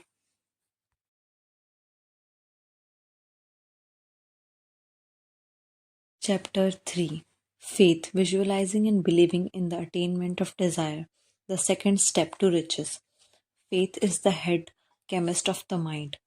When faith is blended with the vibration of thought, the subconscious mind instantly picks up the vibration, translates it into spiritual equivalent, and transmits it to infinite intelligence. As in case of prayer, faith, love, and sex are the most powerful of all major positive emotions. When the three are blended, they have the effect of coloring the vibration of thought in such a way that it instantly reaches the subconscious mind, where it is changed into spiritual equivalent, the only form that induces a response from infinite intelligence. Love and faith are psychic, related to our spiritual side. Sex is purely biological and related only to the physical. The mixing or blending of these three emotions has the effect of opening direct line of communication between the finite thinking mind and infinite intelligence. How to develop faith? Faith is the state of mind that may be induced or created. The affirmations or repeated instructions to the subconscious mind through the principle of autosuggestion. As an illustration, consider the purpose for which you are presumably reading this book. The book object is naturally to acquire the ability to transmute the intangible thought impulse of desire into physical counterpart money. By following the instructions laid down in the chapter 3 on autosuggestion and chapter 11 on the subconscious mind, you may convince the subconscious mind that you believe you will receive what you ask for. It will act upon that belief, passing back to you in the form of faith, followed by definite plans for procuring your goal. The method by which one develops faith where it does not already exist is extremely difficult to describe, almost as difficult, in fact, as it would be to describe the color of red to a blind man. Faith is the state of mind that you may develop at will after you have mastered the 13 steps to riches in this book. Making repeated affirmations to your subconscious mind is the only known method of developing the emotion of faith voluntarily. Perhaps the meaning may be made clearer through the following explanation as the two way to people sometimes become criminals. Stated in the words of famous criminologist, when people first come into contact with the crime, they abhor it. If they remain in contact with the crime for a time, they become accustomed to it and endure it. If they remain in contact with it long enough, they finally embrace it and become influenced by it. This is the equivalent of saying that any impulse of thought which is repeatedly passed into the subconscious mind is finally accepted and acted upon. The subconscious mind proceeds to translate that impulse into physical equivalent by the most practical procedure available. In connection with this, consider again the statement all thoughts which have been emotionalized, given feeling, and mixed with the faith begin immediately to translate themselves into their physical equivalent or counterpart. The emotions or the feeling portions of thoughts are the factors that give thought vitality, life, and actions. The emotions of faith, love, and sex, when mixed with any other thought impulse, give it greater action that any of these emotions can do singly. Not only thoughts impulses which have been mixed with faith, but also those that have been mixed with any of the positive emotions or any of the negative emotions may reach and influence the subconscious mind. From this statement, you will understand that subconscious mind will translate a thought impulse of negative or destructive nature into its physical equivalent just as readily as it will act upon thought impulses of a positive or a constructive nature. This account for the strange phenomenon so many millions of people experienced refers to as misfortune or bad luck. Millions of people believe themselves doomed to poverty and failure because of some strange force over which they believe they have no control. They are creators of their own misfortune because of the negative belief, which is picked up by the subconscious mind and translated into physical equivalent. This is an appropriate place at which to suggest again that you may benefit by passing to your subconscious mind any desire that you wish to translate it into physical or monetary equivalent in a straight expectancy or belief that transmutation will actually take place. Your belief or faith is the element that determines the action of your subconscious mind. There is nothing to hinder you from deceiving your subconscious mind. when giving it instructions through the autosuggestion. As I deceived my son's subconscious mind to make the deceit more realistic, conduct yourself just as you would if you were already in possession of the material thing which you are demanding. When you call upon your subconscious mind, the subconscious mind will transmute it into physical equivalent by the most direct and practical media available. Any order given to it in a state of belief or faith, that order will be carried out. Surely enough has been stated to give a starting point from which one may, through experiment and practice, acquire the ability to mix faith with any order given to the subconscious mind. Perfectly will come through practice. It cannot come by merely reading instructions. If it is true that one may become a criminal by association with crime, and this is known fact, it is equally true that one may develop faith by voluntarily suggesting to the subconscious mind that one has faith. The mind comes finally to take on the nature of the influence that dominated. Understand this truth and you will know why is it essential for you to encourage the positive emotions and dominating forces of your mind and discourage and eliminate negative emotions. A mind dominated by positive emotions becomes a favorable abode for the state of mind known as faith. A mind so dominated may at will give the subconscious mind instructions which it will accept and act upon immediately. Faith is the state of mind which may be induced by autosuggestion. All through the ages, religious leaders have admonished struggling humanity to have faith in this, that, and the other dogma or creed, but they have failed to tell people how to have faith. They have not stated the faith is state of mind and that it may be induced by self-suggestion. In language any normal human being can understand, we will describe all that is known about the principle through which the faith may be developed, where it is does not already exist. Have faith in yourself. Faith is in the infinite. Before we begin, you should be reminded again that faith is the eternal elixir which gives life, power, and action to impulse of thought. The foregoing sentence is worth reading a second time, and a third, and a fourth. It is worth reading aloud. Faith is the starting point of all accumulation of riches. Faith is the basis of all miracles and mysteries that cannot be analyzed by the rules of science. Faith is the only known antidote to failure. Faith is the element, the chemical, which, when mixed with prayer, gives one direct communication with infinite intelligence. Faith is the element that transforms the ordinary vibration of thought created by the finite mind of man into the spiritual equivalent. Faith is the only agency that through which the cosmic force of infinite intelligence can be harnessed and used. Every one of the foregoing statement is capable of proof. The proof is simply and easily demonstrated. It is wrapped up in the principle of autosuggestion. Let us center our attention, therefore, upon the subject of self suggestion and find out what it is capable of achieving. It is well known fact that one comes finally to believe whatever one repeats oneself, whether the statement to be true or false. If a person repeats a lie over and over, the lie will eventually be accepted as truth. Moreover, it will be believed to one be the truth. Each one of us what we are because of dominating thoughts we permit occupy our minds. Thoughts which are deliberately placed on our own mind and encouraged with sympathy and with which we are mixed, any one or more of the emotions constitute the motivating forces. These forces direct and control our every moment and act and deed. Those which are mixed with any of the feelings or emotions constitute a magnetic force which attracts from the vibrations of the ether other similar or related thoughts. A thought thus magnetized with emotion may be compared to a seed that, when planted in a fertile soil, germinates, grows, and multiplies itself over and over again until that one small seed becomes countless millions of seeds of the same brand. The ether is great cosmic mass of eternal forces of vibration. It is made up of both destructive vibration and constructive vibrations. It carries at all times vibrations of fear, poverty, disease, failure, misery, and the vibrations of prosperity, health, success, and happiness.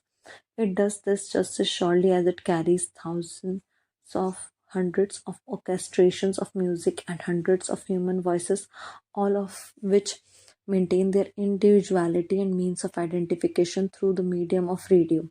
From the great storehouse of the ether, the humankind is constantly attracting vibrations that harmonize with that which dominates the mind, Any thought, idea, or plan, purpose which one holds in one's mind attracts from the vibrations of the other, of a host or its relatives. It adds these relatives to its own force and grows until it becomes dominating the motivating master of the individual in his whose mind it has been housed. Now let us go back to the starting point and find out how the original seed of an idea, plan, or purpose may be planted in the mind. This information is easily conveyed. An idea, plan, or purpose may be placed in the mind through repetition of thought. This is why you are asked to write out a statement of your measure purpose or define a chief aim, commit it to memory, and repeat it in audible words day after day until these vibrations of sound have reached your subconscious mind. We are what are because of the vibrations of thought that we pick and register through the stimuli of our daily environment. Resolve to throw off the influences of an unfortunate environment and to build your own life to order. Taking an inventory of the mental assets and liabilities, you will discover that your greatest weakness is the lack of self confidence. This handicap can be surmounted and timidity is translated into the courage through the aid of principle of autosuggestion.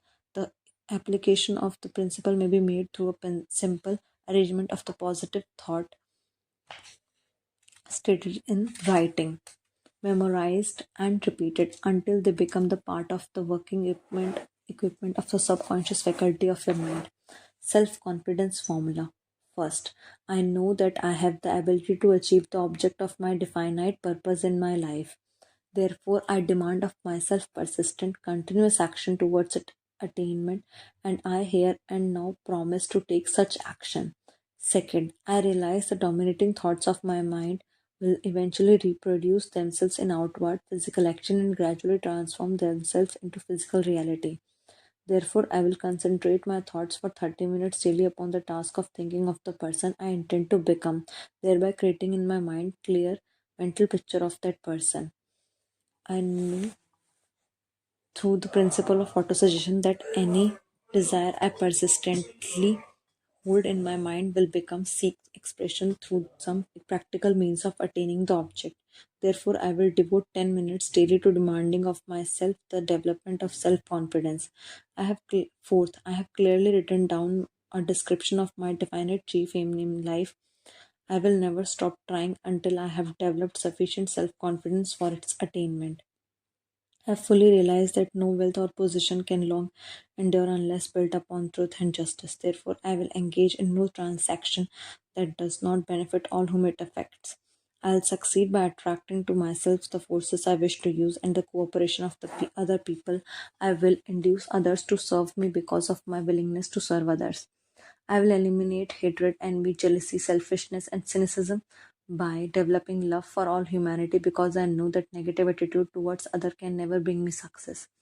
I will cause others to believe in me because I will believe in them and in myself. I will sign my name to this formula, commit it to memory, and repeat it aloud once a day with full faith that it will gradually influence my thoughts and actions so that I will become a self reliant and successful person.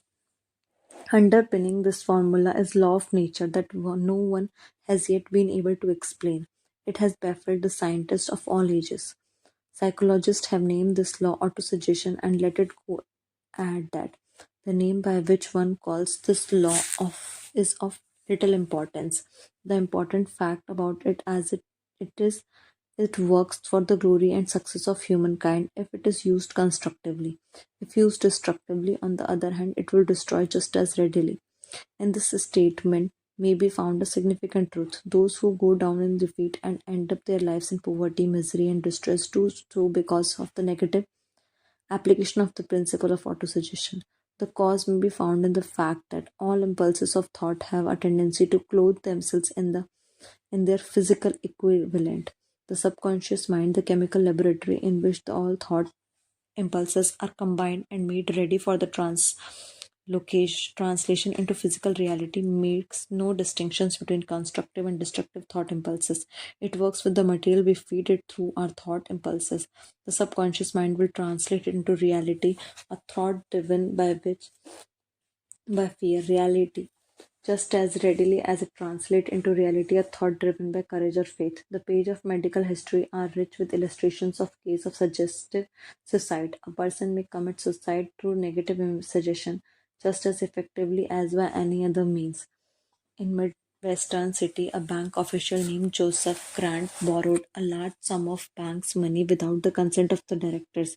He lost the money through gambling. One afternoon, the bank examiner came and began to check the accounts. Grant left the bank and took a room in the local hotel.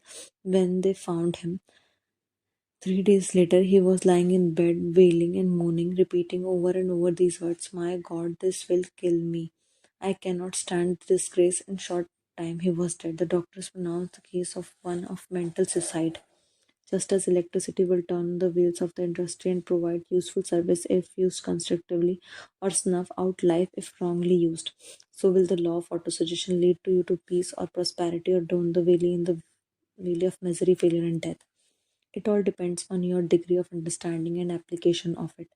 If you fill your mind with fear, doubt, and disbelief in your ability to connect with and use the forces of infinite intelligence, the law of autosuggestion will take the spirit of unbelief and use it as a pattern which your subconscious mind will translate into the physical equivalent. This statement is as true as the statement that two and two are four. They like the wind that carries one ship east and another west. The law of autosuggestion will lift you up or pull you down according to the way you set your sails of thought.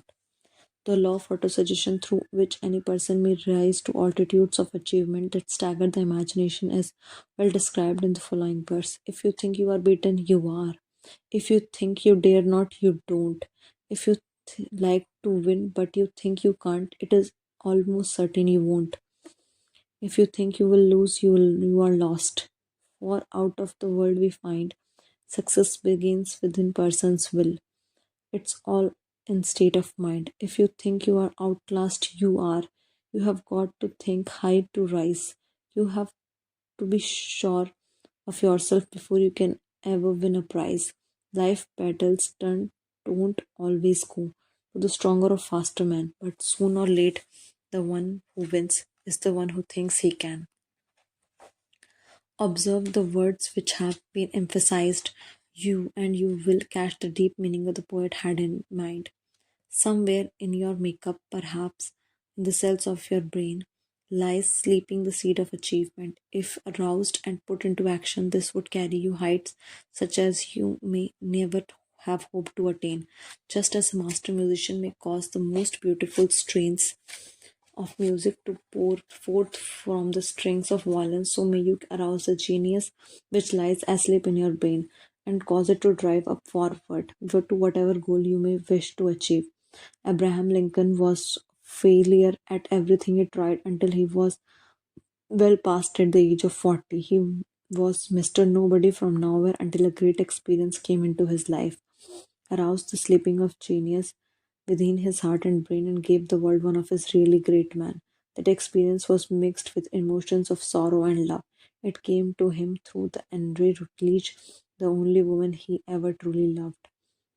It is known the fact that the emotion of love is closely akin to the state of mind known as faith. Love comes very near to the translating one's thought impulses into their spiritual equivalent. During his research, the author discovered from the analysis of work and achievements of hundreds of men of outstanding accomplishment that there was the influence of woman's love behind nearly every one of them. The emotion of love in the human heart and brain creates a favorable field of magnetic attraction. This causes an influx of the higher and finer vibrations that are afloat in the ether. Let us consider the power of faith as it was demonstrated by men well known of all to all civilization. Mahatma Gandhi of India. In this man, the world experienced one of the most astounding examples of the possibilities of faith. Gandhi wielded more potential power than men living in his time, and this despite the fact that he had none of the orthodox tools of power such as money, battleships, soldiers, and materials of warfare. Gandhi had no money, he had no home, he did not even own a suit of clothes, but he did have power. How he did How did he come by that power? He created it out of his understanding of the principle of faith and through his ability to transplant that faith into the minds of 200 million people. Gandhi accomplished through the influence of faith something that the strongest military power on the earth could not and never will achieve through soldiers and military equipment. He accomplished the astounding feat of influencing 200 million minds to coalesce and move in unison as a single mind. What other force on earth except faith could do as much? In the mid 20th century, Martin Luther King, through his deep faith in his belief in human rights and dignity for all people, led men and women, all races, religions, and beliefs to join his struggle for civil rights. His dream that people will not be judged by the color of their skin but the content of their character has not been fully realized. But his work and his death have led to the significant improvements in civil rights and ambitious to keep fighting for their achievement. The watchword of the future will be human happiness and contentment. When this state of mind has been attained, the production will take care of itself more effectively than anything ever accomplished where people did not and could not mix faith, individual interest with their labor because of the needed faith for faith and cooperation in business industry. It will both interesting and profitable to analyze a particular event. This provides an excellent understanding of the method by which industrialists and leaders of the business accumulate great fortunes by giving before they try to get. The event chosen for this illustration dates back to 1900 when the United States Steel Corporation was being formed. As you read the story, keep in mind these fundamental facts and you will understand how ideas have been converted into huge fortunes. First, the huge United States Steel Corporation was born in the minds of Charles M. Schwab in the form of an idea he created through the imagination. Second, he mixed faith with his idea. Third, he formulated a plan for the transformation of his idea into physical and financial reality.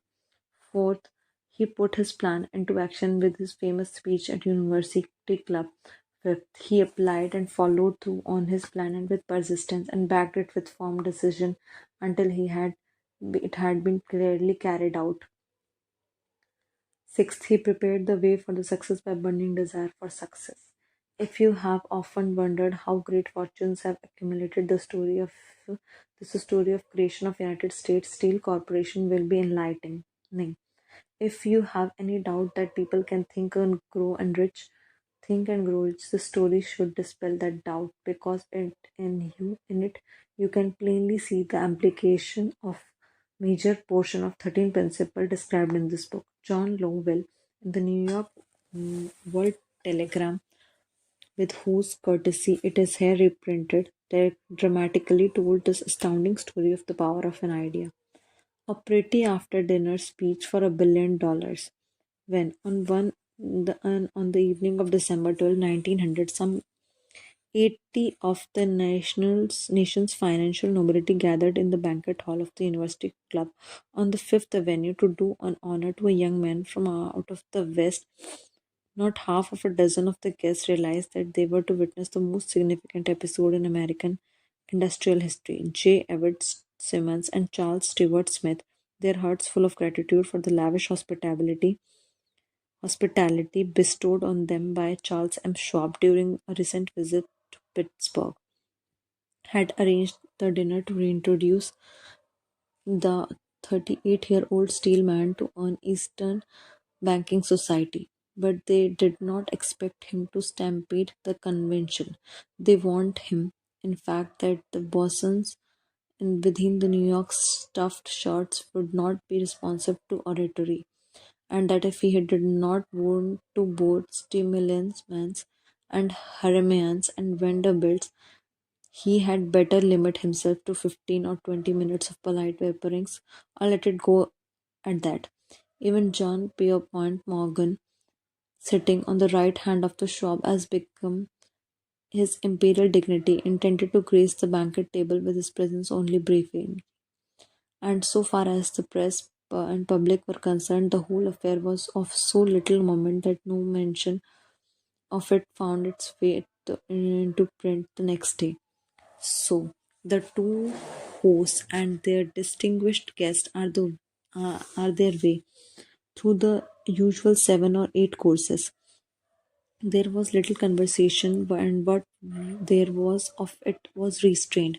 Few of the bankers and brokers had met Schwab, whose careers had flowered along the banks of Mona and Gila, and none knew him well. But before the evening was over, they and with him Money Master Morgan went to be swept off their feet and billion-dollar baby. The United States Steel Corporation was to be conceived. It perhaps unfortunate for the sake of history that no record of Charlie Shop's speech at the dinner ever was made. He repeated some parts of it later date during a similar meeting of Chicago bankers, and still later, when the government brought suit to dissolve the Steel Trust, he gave his own version from the witness stand of the remarks that stimulated Morgan into a frenzy of financial activity. It is probable, however, that it was a homely speech, somewhat ungrammatical, for the niceties of language never bothered Schwab, full of epigrams and threaded with wit. But aside from that, it had a galvanic force and effect upon the 5 billions of estimated capital that was represented by diners. After it was over and the gathering was still under its spell, although Schwab had talked for 90 minutes, Morgan led the orator to recessed window where, dangling their legs from their high, uncomfortable seat, they talked for an hour, 1 hour more. The magic of the shop personality had been turned on full force, but what was more important and lasting was the full fleshed, clear cut program he laid down for the aggrandizement of steel. Many other men had tried to interest Morgan in slapping together a steel trust after the pattern of the biscuit, wire, and hope sugar, rubber, whiskey, oil, or chewing gum combinations. John W. Gates, the gambler, had urged it, but Morgan distrusted him. The Moore boys, Bill and Jim, Chicago stock jobbers, who had glued together a match trust and a cracker corporation, had urged it and failed. Albert H. Gary, the sanctimonious country lawyer, wanted to foster it because he was not big enough to be impressive, until Schwab's eloquence took J.P. Morgan to the heights from which he could visualize the solid results of the most daring financial undertaking ever conceived. The project was regarded as delirious dream of easy money crackpots, the financial magnetism that began a generation ago to attract thousands of small and sometimes inefficiently managed companies into large and competition crushing combinations had become operative in the steel world through the devices of that jovial business pirate. John W. Gates already had formed the American Steel and Wire Company out of the chain and small concerns, and together with Morgan had created the Federal Steel Company, the Nation Tube and American Bridge Companies with two more gun concerns, and the Moore brothers had forsaken the match cookie business from the American Group, Tin Plate Steel, Hoop Sheet Steel, and the National Steel Company. But by the side of Andrew Carnegie's gigantic vertical trust, a trust owned and operated by 53 partners, those other combinations were picayune. They might combine to their heart's content, but the whole lot of them could not make a dent into the Carnegie's organization, and Morgan knew it. The eccentric old Scot knew it too. From the magnificent heights of Skibo Castle, he had viewed first with amusement, then with resentment, the attempts of Morgan's smaller companies to cut into his business. When the attempts became too bold, Carnegie's temper was translated into anger and retaliation.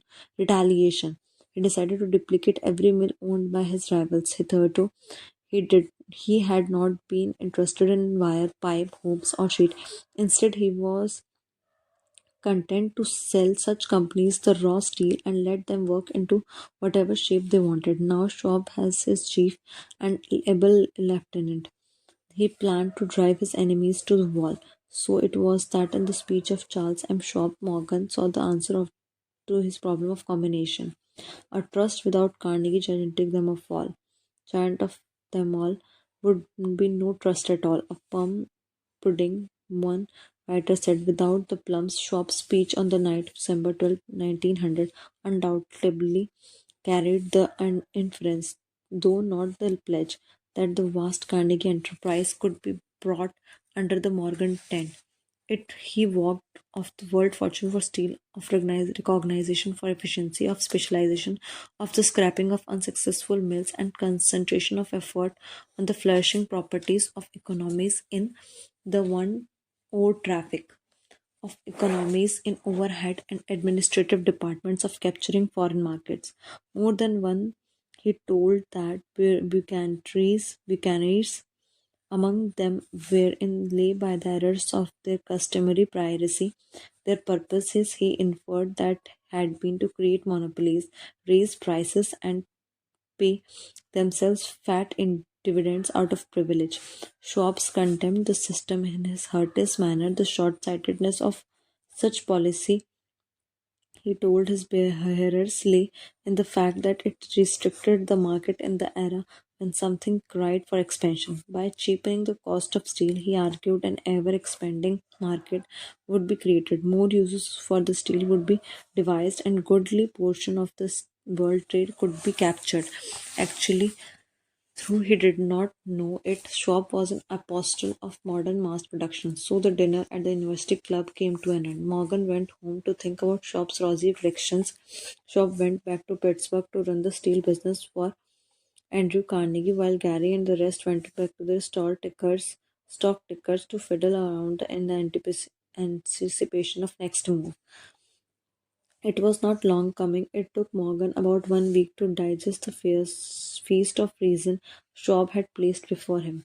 When he had assured himself that no financial indigestion was to result, he sent for Schwab a pound and found that young man was rather coy. Mr. Carnegie, Schwab indicated, might not like not found his if he found his trusted company president had been flirting with the emperor of Wall Street, the street upon which Carnegie was resolved never to tread. There, then, it was resuggested by John W. Gates, the go-between, that if Schwab happened to be in the Bellevue Hotel in Philadelphia, J.P. Morgan might also happen to be there. When Schwab arrived, however, Morgan was inconveniently ill at his New York home, and so on the elder man's pressing invitation. Schwab went to New York and presented himself at the door of Financier's library. Now, certain economic historians have professed the belief that from beginning to the end of the drama, the stage was set by Andrew Carnegie, and that the dinner, the famous speech, the Sunday night conference between the Schwab and the Money King were the events arranged by the canny Scott. The truth is exactly the opposite. When Schwab was called in the consummate deal, he did not even knew whether the little boss, as Andrew was called, would so much as listen to an offer to sell, particularly to a group of men whom Andrew regarded as being endowed with something less than holiness. But Schwab didn't take the conference with him. In his own handwriting, 6 shades of copperplate figures representing to his mind the physical worth and the potential earning capacity of every steel company he regarded as essential star in the new metal firmament. 4 men pondered over these figures all night. The chief of the course was Morgan, steadfast in his belief in the divine right of money. With him, he was the aristocratic partner, Robert Bacon, a scholar and gentleman. The third was John W. Gates, whom Morgan scorned as a gambler and used as a tool. The fourth was a Schwab who knew more about the processes of making and stealing them any whole group of men than living. Throughout the conference, the Pittsburgh's figures were never questioned. If he said a company was worth so much, then it was worth that much and no more. He was insistent too upon including the combination of only those concerns he nominated. He had conceived a corporation in which there would be no duplication, not even to satisfy the greeds of friends who wanted to unload their companies upon the broad Morgan shoulders. Thus he left out by design a number of larger concerns upon which the Walruses and carpenters of Wall Street had cast hungry eyes. When down came, Morgan rose and straightened his back, and only one question remained. Do you think you can persuade Andrew Carnegie to sell? he asked. I can try, said Schwab. If you can get him to sell, I'll undertake the matter, said Morgan. So far, so good, but would Carnegie sell? How much did he demand? Schwab thought dollar 3200000. What would he take payment in? Common or preferred stocks, bonds, or cash? Nobody could raise in the order of $1 billion in cash. There was a golf game in January on the frost-cracking heart of the St. Andrews links in the Westchester, and with Andrew bundled up with the sweaters against the cold, Charlie talking volubly as usual to keep his spirits up, but no word of business was mentioned until the pair sat down in the cozy warmth of the Carnegie cottage hard by. Then, with the same persuasiveness that had hypnotized 80 millionaires at the University Club, Shaw poured out the glittering promises of the retirement and comfort of untold millions to satisfy the old man's social caprices. Carnegie, capitulated, wrote a figure on the slip of paper and handed it to Schwab and said, "All right, that's what we'll sell for."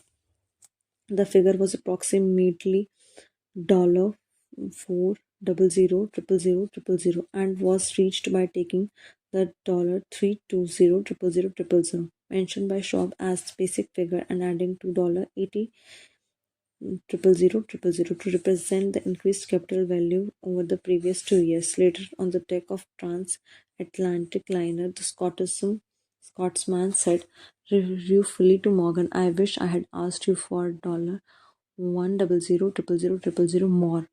If you had asked for it, you had have gotten." Morgan told him cheerfully. 38-year-old Schwab had his reward. He was made president of the new corporation and remained in control until 1930.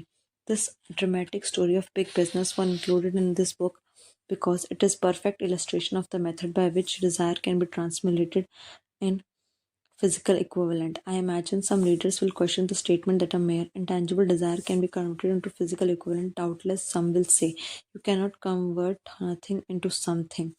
The answer is in the story of United States Steel. That giant organization was created in the mind of one man.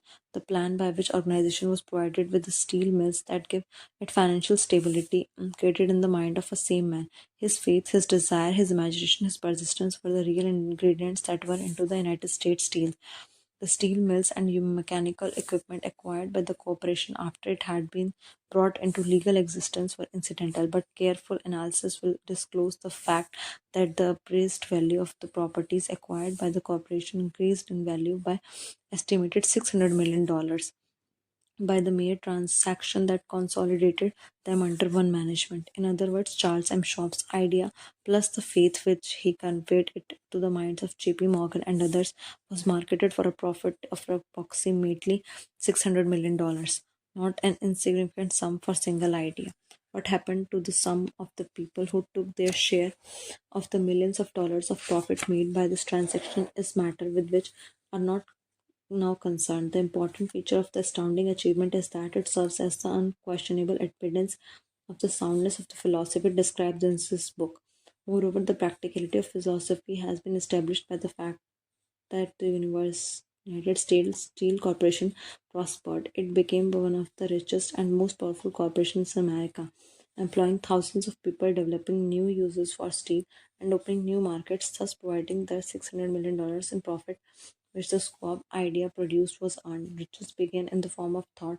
The amount is limited only by a person on whose mind the thought is put into the motion. Faith removes limitation. Remember this when you are ready to bargain with the life for whatever it is that you ask for your price for having passed this way. Remember also that the main man who created the United States Steel Corporation was practically unknown at that time. He was merely Andrew Carnegie's man Friday until he gave birth to his famous idea. After that, he quickly rose to a position of power, fame, and riches. Now, for another examples of how faith in an idea made millions for one man and two, it helped countless others to increase their wealth. Sir John Templeton is a man with great faith in his talent to make sound and profitable investments. Templeton was better the most people are investing money because people often made investments based on emotional influence and not on common sense. He felt that by using the skill in investing, he could not only provide a needed services to the small investor but make a good deal of money for himself as well.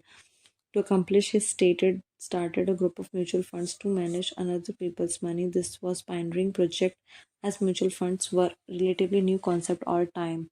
Templeton earned what is salary. Templeton earned that concept into what it is today. He reminisced that the Templeton Growth Fund's first annual meeting that participants consisted of John Templeton, one part-time employee and one shareholder. We held the meeting in the dining room of a retired general food executive to save money.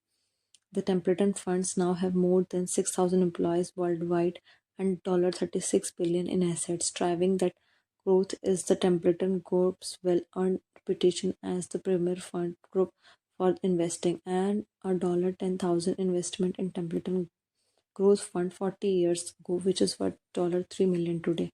By the time he retired and sold his Templeton Group fund interest in 1992, estimated $400 million.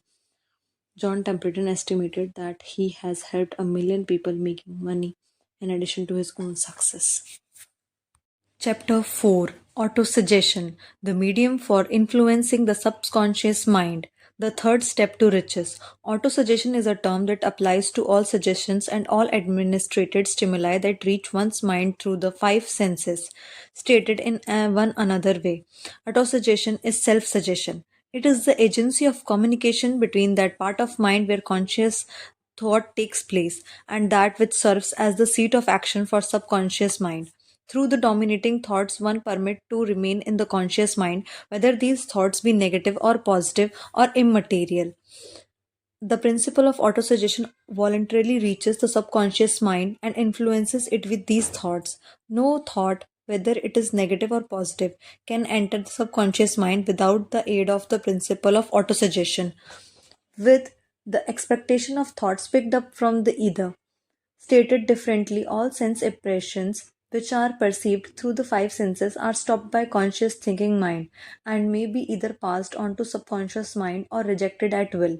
The subconscious faculty serves therefore as an outer guard to the approach of the subconscious mind. Nature has so built as that we have absolute control over the material which reaches our subconscious mind through our five senses. Although this is not meant to be constructed as a statement that we always exercise this control. In the great majority of instances, we do not exercise it, which explains why so many people go through life in poverty. Recall what has been said about the subconscious mind resembling a fertile garden spots in which weeds will grow in abundance if the seeds of more desirable crops are sown there. Autosuggestion is the agency of control through which an individual may voluntarily feed the subconscious mind thoughts of creative nature or, by neglect, permits thoughts of destructive nature to find their way into this rich garden of mind. You were instructed in last of six steps described in the chapter 2 to read aloud twice daily the written statement of your desire for money and to see and feel yourself already in the possession of money. By following these instructions, you communicate the object you desire directly to your subconscious mind in a spirit of absolute faith. Through the repetition of this procedure, you voluntarily create thoughts, habits favorable to your efforts to transmute desire into monetary equivalent. Go back to the six steps described in chapter 2 and read them again very carefully before you proceed further. Then, when you come to it, read it very carefully the four instructions for the organization of your mastermind group described in chapter 7. By comparing these two sets of instructions with that which has been stated in autosuggestion, you will see that the instruction involved in the application of the principle of autosuggestion. Remember, therefore, when reading aloud statement of desire through which you endeavoring to develop money consciousness, that their mere reading of words is of no sequence unless you mix emotion or feeling with your words. If you repeat a million times the famous MLQ formula day by day in every day, I am getting better and better without mixing emotion and faith with your words, you will experience no desirable results. Your subconscious mind recognizes and acts only upon the thoughts that have been well mixed with the emotion or feeling. This is a fact of such importance as to warrant repetition in practically every chapter. The lack of understanding of this is main reason of the majority of people who try to apply the principle of autosuggestion get no desirable results. Plain, unemotional words do not influence the subconscious mind. You will get no appreciable results until you learn to reach your subconscious mind with the thoughts or spoken words that have been well emotionalized with belief. Do not become discouraged if you cannot control and direct your emotions the first time you try to do so. Remember, there is no such possibility as something for nothing. Ability to reach and influence your subconscious mind has its price, and you must pay that price. You cannot cheat even if you desire to do so. The price of liability to influence your subconscious mind is everlasting persistence in applying the principles described here. You cannot develop the described ability for a lower price. You and you alone must decide whether or not the reward for which you are striving, the money consciousness, is worth the price you pay for it in effort. Wisdom and cleverness alone will not attract and retain money except in a few very rare instances where the law of averages favors the attraction of money through these sources. The method of attracting money described here does not depend upon the law of averages. Moreover, the method plays no favorites. It will look for one person as effectively as it for another. Where failure is experienced, it is the individual, not the method, which has failed. If you try and fail, make another effort and still another until you succeed. Your liability to use the principle of autosuggestion will depend very largely upon your capacity to concentrate upon to given desire until the desire becomes a burning obsession. When you begin to carry out the instruction in connection with the 6 steps described in the second chapter, it will be necessary for you to make use of the principle of concentration. Let us here offer suggestion for the effective use of concentration. When you begin to carry out the first of the 6 steps, which instructs you to fix in your own mind the exact amount of money you desire, holds your thoughts on the amount of money by concentration or fixation of attention with your eyes closed until you can actually see the physical appearance of the money. Do this at least once each day. As you go through these exercises, follow the instructions given in the chapters on faith and see yourself actually in possession of money. Here is not most significant fact. The subconscious mind takes any orders given it in a spirit of absolute faith and acts upon those orders, although orders have often have to be presented over and over again through repetition before they are interpreted by the subconscious mind. Consider the possibility of playing a perfectly legitimate trick on your subconscious mind by making it believe, because you believe it, that you must have the amount of money you are visualizing, that this money is already awaiting your claim. The subconscious mind must hand over to you practical plans for acquiring the money which is yours. Hand over this thought to your imagination and see what imagination can or will to create practical plans for the accumulation of money through transmutation of your desire. Do not wait for a definite plan through which you intend to exchange services or merchandise in return for the money you are visualizing. Begin at once to see yourself in possession of the money, demanding and expecting. Meanwhile, that your subconscious mind will hand over the plan or plans you need. Be on the alert for these plans, and when they appear, put them into the action immediately. They will probably flash into your mind through the sixth sense in the form of an inspiration. This inspiration may be considered a direct message from infinite intelligence. Treat it with respect and act upon it as soon as you receive it. Failure to do this will be fatal to your success. In the fourth of the sixth step, you were instructed to create a definite plan for carrying out your desire and begin it at once to put this plan into action. You should follow this instruction in the manner you described in the preceding paragraph. Do not trust to your reason which when creating your plan. Your reason is faulty. Moreover, your reasoning faculty may be lazy if you depend entirely upon it to serve you, and it may disappoint you. When visualizing the money you intend to accumulate with closed eyes, see yourself rendering the service or delivering the merchandise you intend to give in return for this money. This is important. Summarize of instructions. The fact you are reading this book is an indication that you are earnestly seeking knowledge. It is also an indication that you are the student of this subject. If you are only a student, there is a chance you may learn much, but you will learn only by assuming an attitude of humility. If you choose to follow some of the instructions but neglect or refuse to follow others, you will fail. To get satisfactory results, you must follow all instructions in a spirit of faith. The instruction given in connection with 6 steps in chapter 2 will now be summarized and blended with the principle covered by this chapter. First, go into some quiet spot, preferably in bed at night, where you will not be disturbed or interrupted. Close your eyes and repeat aloud so you may hear your own words the written statement of the amount of money you intend to accumulate, the time limit for its accumulation, and a description of the service or the merchandise you intend to give in return for the money. As you carry out these instructions, see yourself you are already in the possession of money. For example, suppose you intend to accumulate $1 million by the 1st of your January 5 years hence, and that you intend to give personal services in the return for the money in capacity of sales representative.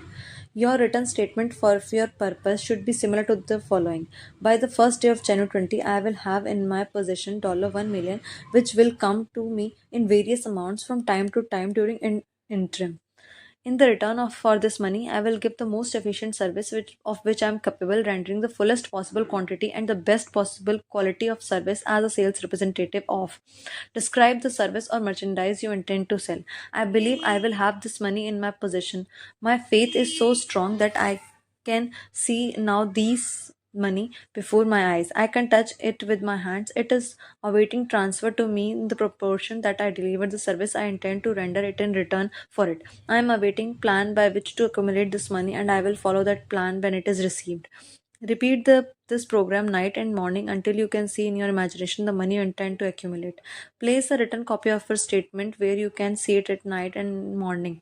Read it just before retiring and upon rising until it has been memorized. As you carry out these instructions, remember that you are applying the principle of autosuggestion for the purpose of giving orders to your subconscious mind. Remember also that your subconscious mind will act only upon instructions that you emotionalized and handed over it to the feeling with feeling. Faith is the strongest and most productive of the emotions. Follow the instructions in chapter 3.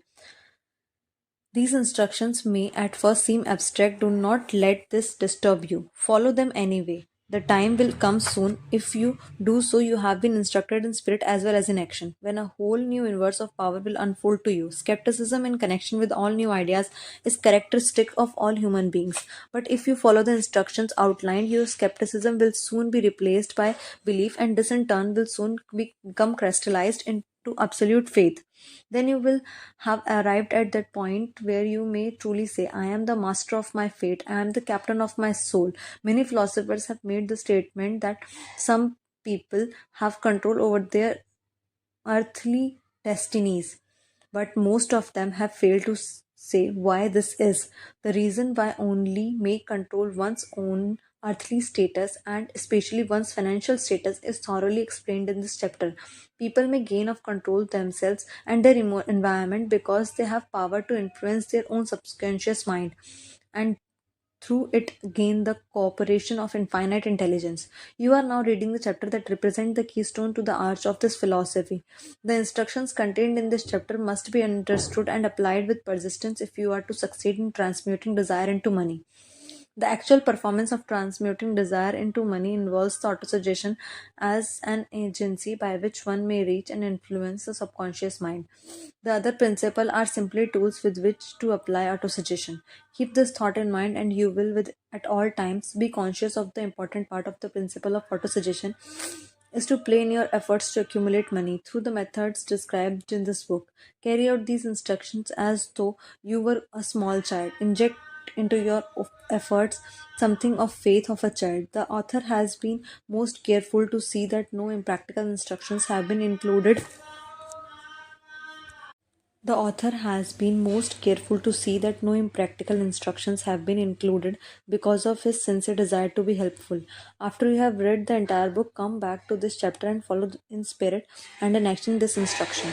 Read the entire chapter aloud once every night until you become thoroughly convinced that the principle of autosuggestion is sound, that it will accomplish for you all that it has been claimed for it. As you read, underscore with a pencil every sentence that impress you favorably. Follow the instructions to the letter, and it will open the way for a complete understanding and mastery of principles of success. Chapter 5, Specialized Knowledge, Personal Experiences or Observation. The fourth step to riches. There are two kinds of knowledge. One is general, the other is specialized. General knowledge, no matter how great in quantity or variety it may be, is of but little use in the accumulation of money. The faculties of great universities possesses in the aggregate practically every form of general knowledge known to civilization. They specialize in teaching knowledge, but they do not specialize in the organization or the use of knowledge. Knowledge will not attract money unless it is organized and intelligently directed through practical plans of action to the definite end of accumulation of money. Lack of understanding of this fact has been the source of confusion to millions of people who falsely believe that knowledge is power. It is of nothing of the sort. Knowledge is only the potential power. It becomes power only when and if it is organized into definite plans of action and directed to a definite end. The missing link in all the system of education known to civilization today may be found in the failure of educational institutions to teach their students how to organize and use knowledge after they acquire it. Many people make the mistake of assuming that because Henry Ford had little but schooling, he is not a man of education. Those who make this mistake do not know Henry Ford, nor do they understand the real meaning of the word educate. The word is derived from the Latin educo, means to educate, to draw out, to develop from within. An educated person is not necessarily one who has an abundance of general or specialized knowledge. Educated people have developed the faculties of their mind so that they may acquire anything they want or its equivalent without violating right of others. Henry Ford comes well within the meaning of for this definition. During the World War I, a Chicago newspaper published certain editorials in which, among other statements, Henry Ford was called an ignorant pacifist. Mr. Ford objected to the statement and brought a suit against the paper for labeling him. When the suit was tried in the courts, the attorneys for the paper pleaded justification and placed Mr. Ford himself on the witness stand for the purpose of providing to the jury that he was ignorant. The attorneys asked Mr. Ford a great variety of questions, all of them intended to prove by his own evidence that while he might possess considerable specialized knowledge pertaining to the manufacture of cars, he was in the main ignorant. Mr. Ford replied with such questions as following: who was Benedict Arnold, and how many soldiers did the British send over to America to put down the rebellion of 1776? In the answer to the last question, Mr. Ford replied, I do not know the exact number of soldiers the British sent over, but I have heard that it was considerably a large number than ever went back. Finally, Mr. Ford became tired of this line of questioning. In reply to a particularly offensive question, he leaned over, pointed his finger at the lawyer who asked the question, and said, if I should really want to answer the foolish question you have just asked or any of the other question you have been asking to me, let me remind you that I have a row of electric push buttons on my desk, and by pushing the right button, I can summon to my aid people who can answer any question I desire to ask concerning the business to which I am devoting my most of efforts. Now, will you kindly tell me why should I clutter up my mind with general knowledge for the purpose of being able to answer questions when I have people around me who can supply any knowledge I require? There certainly was a good logic to that reply. That answer floored the lawyer. Every person in the control courtroom realized it was the answer not of an ignorant man but a man of education. Any person is educated who knows where to get knowledge when needed and how to organize that knowledge into definite plans of action. Through the assistance of his mastermind group, Henry Ford had at his command all the specialized knowledge he needed to enable him to become the one of the wealthiest men in America. It was not essential that he have this knowledge in his mind. Surely no person who has sufficient inclination and intelligence to read a book of this nature can possibly miss the significance of this illustration. Before you can be sure of your ability to transmute desire into its monetary equivalent, you will require specialized knowledge of service, merchandise, or profession you intend to offer in return for fortune. Perhaps you may need much more specialized knowledge than you have the ability or inclination to acquire. And if this should be true, you may bridge your weakness through the aid of your mastermind group. Andrew Carnegie stated that he personally knew things nothing about the technical end of the steel business. Moreover, he did not particularly care to know anything about it. The specialized knowledge he required for the manufacture and marketing of steel he found available through the individual units of his mastermind group. The accumulation of great fortunes calls for power, and power is acquired through highly organized and intelligently directed specialized knowledge. But that knowledge does not necessarily have to be in the possession of person who accumulates the fortune. The preceding paragraph should give hope and encouragement to individuals with ambition to accumulate a fortune who have not acquired the necessary education to supply such specialized knowledge as may be needed. People sometimes go through life suffering from inferiority complexes because they do not have formal education. The person who can organize and direct a mastermind group of people who possesses knowledge useful in the accumulation of money is just as much as educated person as anyone in the group. Remember this: if you suffer from a feeling of inferiority because your schooling has been limited. Thomas A. Edison had only 3 months of schooling during his entire life. He did not lack education, neither did he die poor. Henry Ford had limited schooling, but he managed to do a pretty well by himself financially. The fact that Ford and Edison did not have much formal schooling does not give today's young people an excuse to drop out of school. Today, a minimum standard of formal education is necessary to get a good start in the world of business. Of course, these are expectations. David Thomas, who founded the Venti restaurant chain, was a dropout. But after he achieved success, he encouraged youngsters to continue their schooling. He backed this up by choosing to be an example to dropouts by working to get his own high school diploma 45 years after he left school. He took and passed his general education development exam, the equivalent of high school diploma. He was awarded the diploma during a special ceremony at a school in the community in which he resides in Florida. Thomas addressed more than 500 students from the school, as well as GED candidates from across the state. Being a high school dropout has always bothered me, but I guess I always thought it was too late to get my diploma, said an enthusiastic Thomas. Now I knew it's never too late, and maybe this will inspire others to do the same. This inspiration to get his diploma came to Thomas during a cross country book tour promoting his autobiography, The Way's Way. In many cities, Thomas met with high school journalists, answering their questions, offering advice, and encouraging students to stay in school and succeed. These high school journalists was very sharp, said Thomas. They kept asking me why I say education is so important, yet I never finished school. Why did not I practice and what I preached? I did not have a good answer, so I decided to get my high school diploma. His goal now is to publicize to school dropouts, whether they have recently dropped out or whether it's been years since they have been in school. That's never too late to graduate. I'll tell people to get all education they possibly can. The fact I got my diploma 45 years after dropping out shows that it's never too late, said Thomas. Even with everything that's happened in my life, getting this diploma is one of my most important accomplishments. It pays to know how to purchase knowledge. First of all, decide on the sort of specialized knowledge you require and the purpose for which it is needed.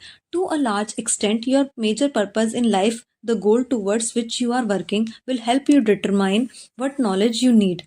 With the question settled, your next moves require that you have accurate information concerning dependable sources of knowledge.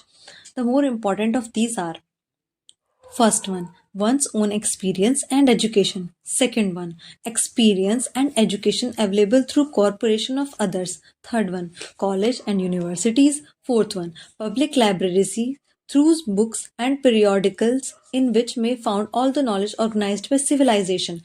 Fifth, knowledge. Special training courses through evening classes and distance learning courses in particular. As knowledge is acquired, it must organized and put into use for a definite purpose through practical plans. Knowledge has no value except that which can be gained from its application towards some worthy end. This is one reason why university degrees are not guarantees of successful careers. If you contemplate taking additional schooling, first determine the purpose for which you want the knowledge you are seeking. Then learn where this particular sort of knowledge can be obtained from reliable sources. Successful people in all callings never stop acquiring specialized knowledge related to their major purpose. business, or profession. Those who are not successful usually make the mistake of believing that the knowledge acquiring period ends when they finish school. Thus, truth is schooling does little more than point one in the direction of how to acquire practical knowledge. Year after year, university careers advice report that recruiters who come to their campuses are chiefly interested in hiring students who have studied in the specialized fields such as business management, computer science, mathematics, chemistry, and other areas that prepare them to move rapidly into productive jobs rather than liberal arts students who have broader but unspecialized schooling. However, there are many students with great potential who did not choose a specialization because they were never sure at age 18 to 20 in what areas they wanted to make their careers. Many of these men and women have diversified education as undergraduates but choose a career oriented post graduation qualification. Young readers of this book should not rush into choosing a specialty until they learn enough about what their finals field entails, its opportunities and its disadvantages. Most universities and colleges provide information and guidance to students to help them make this key decision. Whether or not such guidance is available, students should explore a variety of fields, read as much as possible about that field, and talk with people who currently are engaged in that work. Not all career requires university degrees. Other types of training available. Most universities have continuing education programs for people who want specialized knowledge. Some offer certificate programs in which people desirous of either learning a new field or owning their skills in the field can take a series of carefully designed courses to obtain the necessary knowledge. These courses are given in the evening or weekends and are usually attended by adults rather than college age students. Home study programs, often referred as distance learning, are available by correspondence through the internet. One advantage of home study is the flexibility of the program that permits one to study during the spare time. Another stupendous advantage, if the provider is carefully chosen, is that the fact most courses offered provide opportunity for students to obtain clarification and additional information by mail or email, which can be of priceless value to those not needing specialized knowledge. No matter where you live, you can share the benefits. The self discipline one receives from a definite program of specialized study makes up to the some extent for the wasted opportunity when knowledge was available without cost. The home study method of training is especially suited to the needs of employees, people who find after leaving school that they must acquire additional specialized knowledge but cannot spare the time to go back to school. The continuously changing economic condition in our society have made it necessary for thousands of people to find additional or new sources of income. For the majority, the solution to their problem may be found only by acquiring specialized knowledge. Many will be forced to change their occupation entirely. When a merchant finds that a certain line of merchandise is not selling, he usually supplants it with another that is in demand. The person whose business is that of marketing their services must also be an efficient merchant. If their services do not bring adequate returns in one occupation, they must change to another, where broader opportunities are available. The person who stops studying merely because they have finished school is forever hopelessly doomed to their mediocrity, no matter what their calling. The way of success is of continuous pursuit of knowledge. Let us consider a specific instance. During economic downturn, a salesman in a grocery store was made reluctant rather than seek a job in a company where jobs were scarce. He chose to create a business of his own. Having had some bookkeeping experience, he took a special course in accounting, familiarizing himself with the latest bookkeeping techniques and office equipment. Starting with grocer for whom he had formerly worked, he made contracts with more than 100 small merchants to keep their books at very nominal monthly fee. His idea was too practical that he soon found it necessary to set up a portable office in light delivery truck, which he equipped with modern office equipment. He now has a fleet of these bookkeeping offices on wheels and employs a large staff of assistants, thus providing small merchants with accounting services equal to the best money can buy at nominal cost. Specialized knowledge plus imagination were the ingredients that went into this unique and successful business. Last year, the owner of that business paid income tax almost 10 times as much as he was paid by the merchant for whom he once worked. The loss of his job forced upon him a temporary adversity that proved to a blessing in disguise. The beginning of this successful business was an idea. In as much as I had the privilege of supplying the unemployed salesman with that idea, I now assume the further privilege of suggesting another idea that has within it the possibility of even greater income, plus the possibility of rendering useful service to thousands of people who badly need that service. The idea was suggested to the salesman, who gave up selling and went into the business of keeping books on a wholesale basis. Who, when the plan was suggested as a solution to his unemployment problem, he quickly exclaimed, "I like the idea, but I would not know how to turn it into cash." In other words, he complained he would not know how to market his bookkeeping knowledge after he acquired it, so that he brought up another problem to be solved.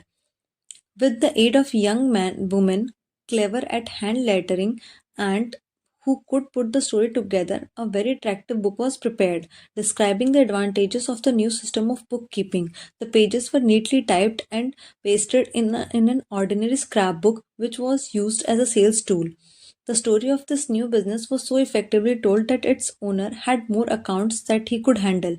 Thousands of people need the services of merchandising specialized capable of preparing an attractive brief for the use in the marketing their services. The aggregate annual income from such services might easily exceed that received by the largest employment agency, and the benefits of the service might be made for far greater to the purchaser than any to be obtained from an employment agency. The idea had described was born of necessity to bridge an emergency that had to be covered. But it did not stop by merely serving one person.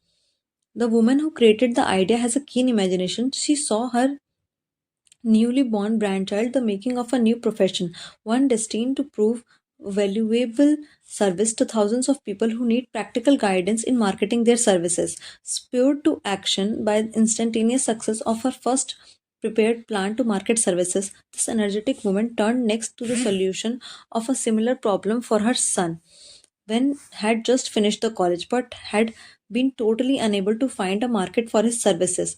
The plan she originated for his use was the finest specimen of merchandising of services I have ever seen.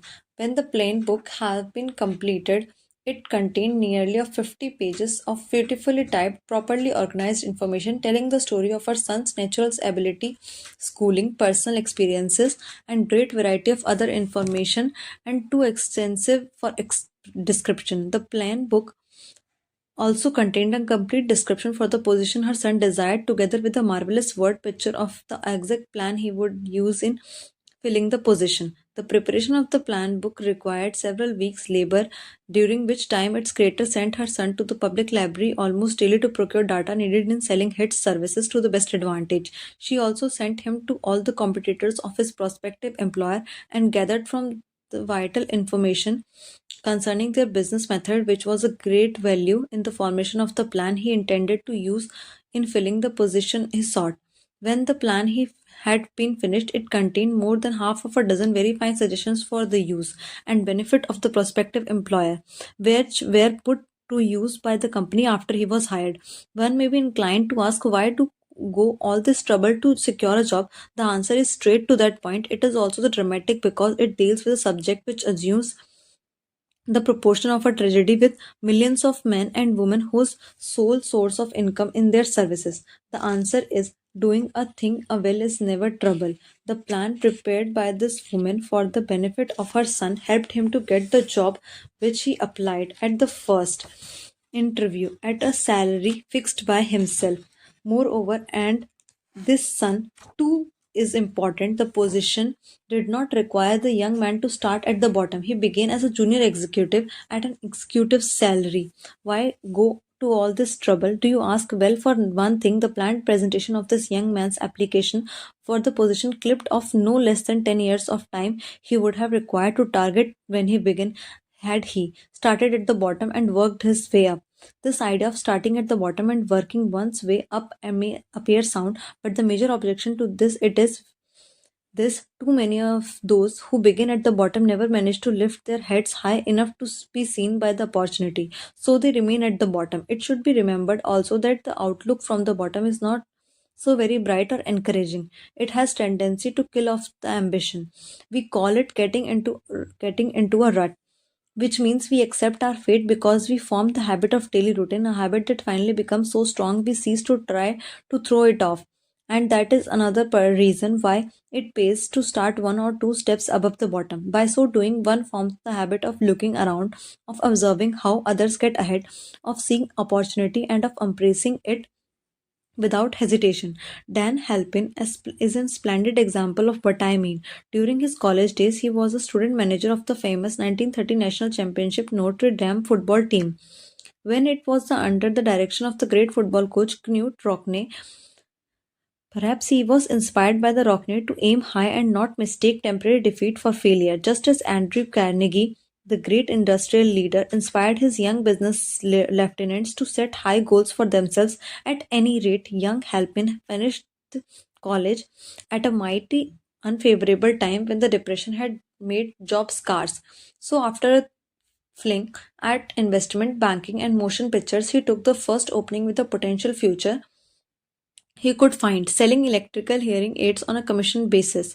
Anyone could start in that sort of job, and Halpin knew it, but it was enough to open the door of opportunity to him. For almost 2 years, he continued to job in a job not to his liking, and he would never have risen above that job if he had not done something about his dissatisfaction. He aimed first at the job of assistant sales manager of his company and got the job. That one step upwards placed him high enough above the crowd to enable him see still greater opportunity. In addition, it placed him where opportunity could see him. He made such a fine record selling hearing aids that A.M. Andrews Carnegie, chairman of the board of the Dictograph Products Company, a business competitor, took notice. He wanted to know something about the man Dan Halpin, who was taking big sales away from the long established Dictograph Company. He sent for Halpin. When the interview was over, Halpin was the new sales manager in the charge of Dictor's Acousticon division. Then, to test young Halpin's mental, Mr. Andrews went away to Florida for 3 months, leaving him to sink or swim in his new job. He did not sink. Newt Rockney's spirit of all the world loves a winner and has no time for a loser, inspired him to put so much into his job that he was elected vice president of the company and general manager of the Acousticon and Silent Radio division, a job which most men would be proud to earn through 10 years of loyal effort. Helping turned the trick in little more than 6 months. It is difficult to say whether Mr. Andrews or Mr. Helpin is more deserving of eulogy, as both showed evidence of having an abundance of that very rare quality known as imagination. Mr. Andrews deserves credit for seeing in young Helpin and a better of the highest order. Halpin deserves credit for refusing compromise with life by accepting and keeping job he did not want. That is one of the major points I am trying to emphasize through his entire philosophy. That we rise to high position or remain at the bottom because of conditions we can control if we desire to control them. I am also trying to emphasize another point, namely that both success and failure are largely the results of a habit. I have not the slightest doubt that Dan Halpin's close association with the greatest football coach America ever knew planted in his mind the same brand of desire to excel which made the Notre Dame football team world famous. Truly, there is something to that idea that hero worship is helpful, provided one worships a winner. Halpin tells me that Rockne was one of the world's greatest leaders of men in all history. My belief in the theory that business associations are vital factors both in failure and in success was demonstrated when my son Blair was negotiating with Dan Halpin for a position. Mr. Halpin offered him a starting salary of about one half what he could have got from a rival company.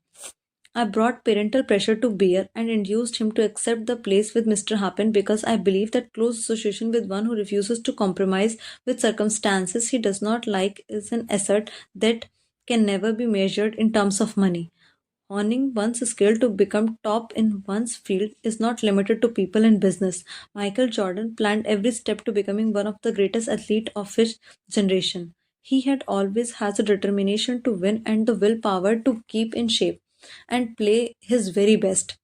He is committed to maintaining his high standards and improving his own records. Jordan learned this lesson early in sky in school. In high school, he was dropped from the team, but his determination to be reinstated led to him starting a heavy practice regime daily. When which he still follows. He takes each doubt as a challenge, and each year he has had a new incentive. When he returned to a basketball after a few years away from the game, his critics said he was past his prime, that he was a slower and could not win another championship. He took this as a challenge. It just on his determination to show them they are very young. They were very wrong. He worked harder than ever. He designed a year round training program with his personal trainer and his own gym and weight room. He recognized that as one grows older, the body starts giving signals you must listen to, and that it is essential to do things correctly to stay in best shape possible to consistently play at championship level. The results were astounding. Jordan led his team to championship in 1996 and 1997, and in both years was named the most valuable player. Michael Jordan's determination is a lesson to all of us that if we are determined to achieve our goals, neither our age nor the skepticism of others can deter us. But determination is the only first step. It must be followed by the hard work and regime of physical and mental exercise, whatever it takes to bring us to peak performance. The bottom is monotonous, dreary, unprofitable place for any person. That is why I have taken the time to describe how proper planning may circumvent lowly beginnings. Also, that is why so much space has been devoted to description of this new profession created by a woman who is inspired to do a fine job of planning because she wanted her son to have some favorable break. When the economy slows down and jobs become scarce, a means of creating newer or better ways of marketing services is needed. It is hard to determine why someone had not previously discovered that stupendous need in view of the fact that more money changes hand in turn for services than for any other purposes. The sum paid out monthly to people who work for wages and salaries is so huge that it runs into hundreds of millions and another distribution of amount to billions. Perhaps some will find in the idea here briefly described the nucleus of the riches they desire. Idea with much less merit have been the seedling from which great fortunes have grown. Woolworth's 5 and 10 cent store idea, for example, had far less merit, but it piled up a fortune for its creator. Those seeing opportunity lurking in this suggestion will find valuable aid in this chapter on organized planning. Incidentally, an efficient marketer of services would find a growing demand for his services wherever there are men and women who seek better markets for the services. By applying the mastermind principle, a few people with suitable talent could form an alliance and have a paying business very quickly. One would need to be fair writer with a flair for advertising and selling, one handy at graphic design, and one should be at first class business getter who would let the world know about the service. If one person possessed all these abilities, he or she might carry on this business alone until it became too big for one person to handle. The woman who prepared the sales plan for her son received requests from all parts of the country for her corporation in preparing similar plans for others who desired to market their services for more money. She eventually supervised a staff of expert typists, artists, and writers who had the ability of dramatize the case history so effectively that one's services could be marketed for much more money than prevailing wages for similar device services. She was so confident of her ability that she accepted as major portion of her fee a percentage of the increased pay she helped her clients earn. It must not be supposed that her plan merely consisted of clever salesmanship by which she helped men and women to demand and receive more money for the same services they formerly sold for less pay. She looked after the interests of the purchaser as well as the sales of the services, and so prepared her plans that the employer would receive full value for the additional money paid. The method by which she accomplished this astonishing result is professional secret that she disclosed to no one except her own clients. If you have the imagination and seek a profitable outlet for your services, the suggestion may be the stimulus for which you have been searching. The idea is capable of yielding an income far greater than that of an average doctor, lawyer, or engineer engineer whose education required several years in college. The idea is saleable to those seeking new positions in practically all positions calling for managerial or executive ability, and those desiring rearrangement of incomes in their present position. There is no fixed price for sound ideas. Underpinning all ideas is specialized knowledge. For those who do not find riches in abundance, specialized knowledge is more abundant and more easily acquired than ideas. Because of this very truth, there is a universal demand and an ever increasing opportunity for the person capable of helping man and woman sell their services advantageously. Capability means imagination, the one quality needed to combine specialized knowledge with the ideas in the form of organized plans designed to yield riches. If you have the imagination, this chapter may present you with an idea sufficient to serve as the beginning of the riches you desire. Remember, the idea is the main thing. Specialized knowledge may be found just around the corner, any corner. 6. Imagination, the workshop of the mind, the fifth step to riches. The imagination is literally the workshop where, in an art fashioned, all plans are created by people. The impulse, the desire is given shape, form, and action through the aid of imaginative faculty of the mind. It has been said that when we create anything we can imagine. Of all the ages of civilization, this is most favorable for the development of imagination because it is an age of rapid change.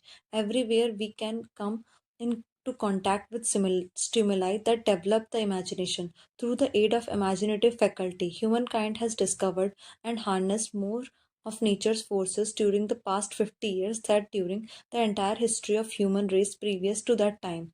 We have conquered the air so completely that the birds are poor match for us in flying.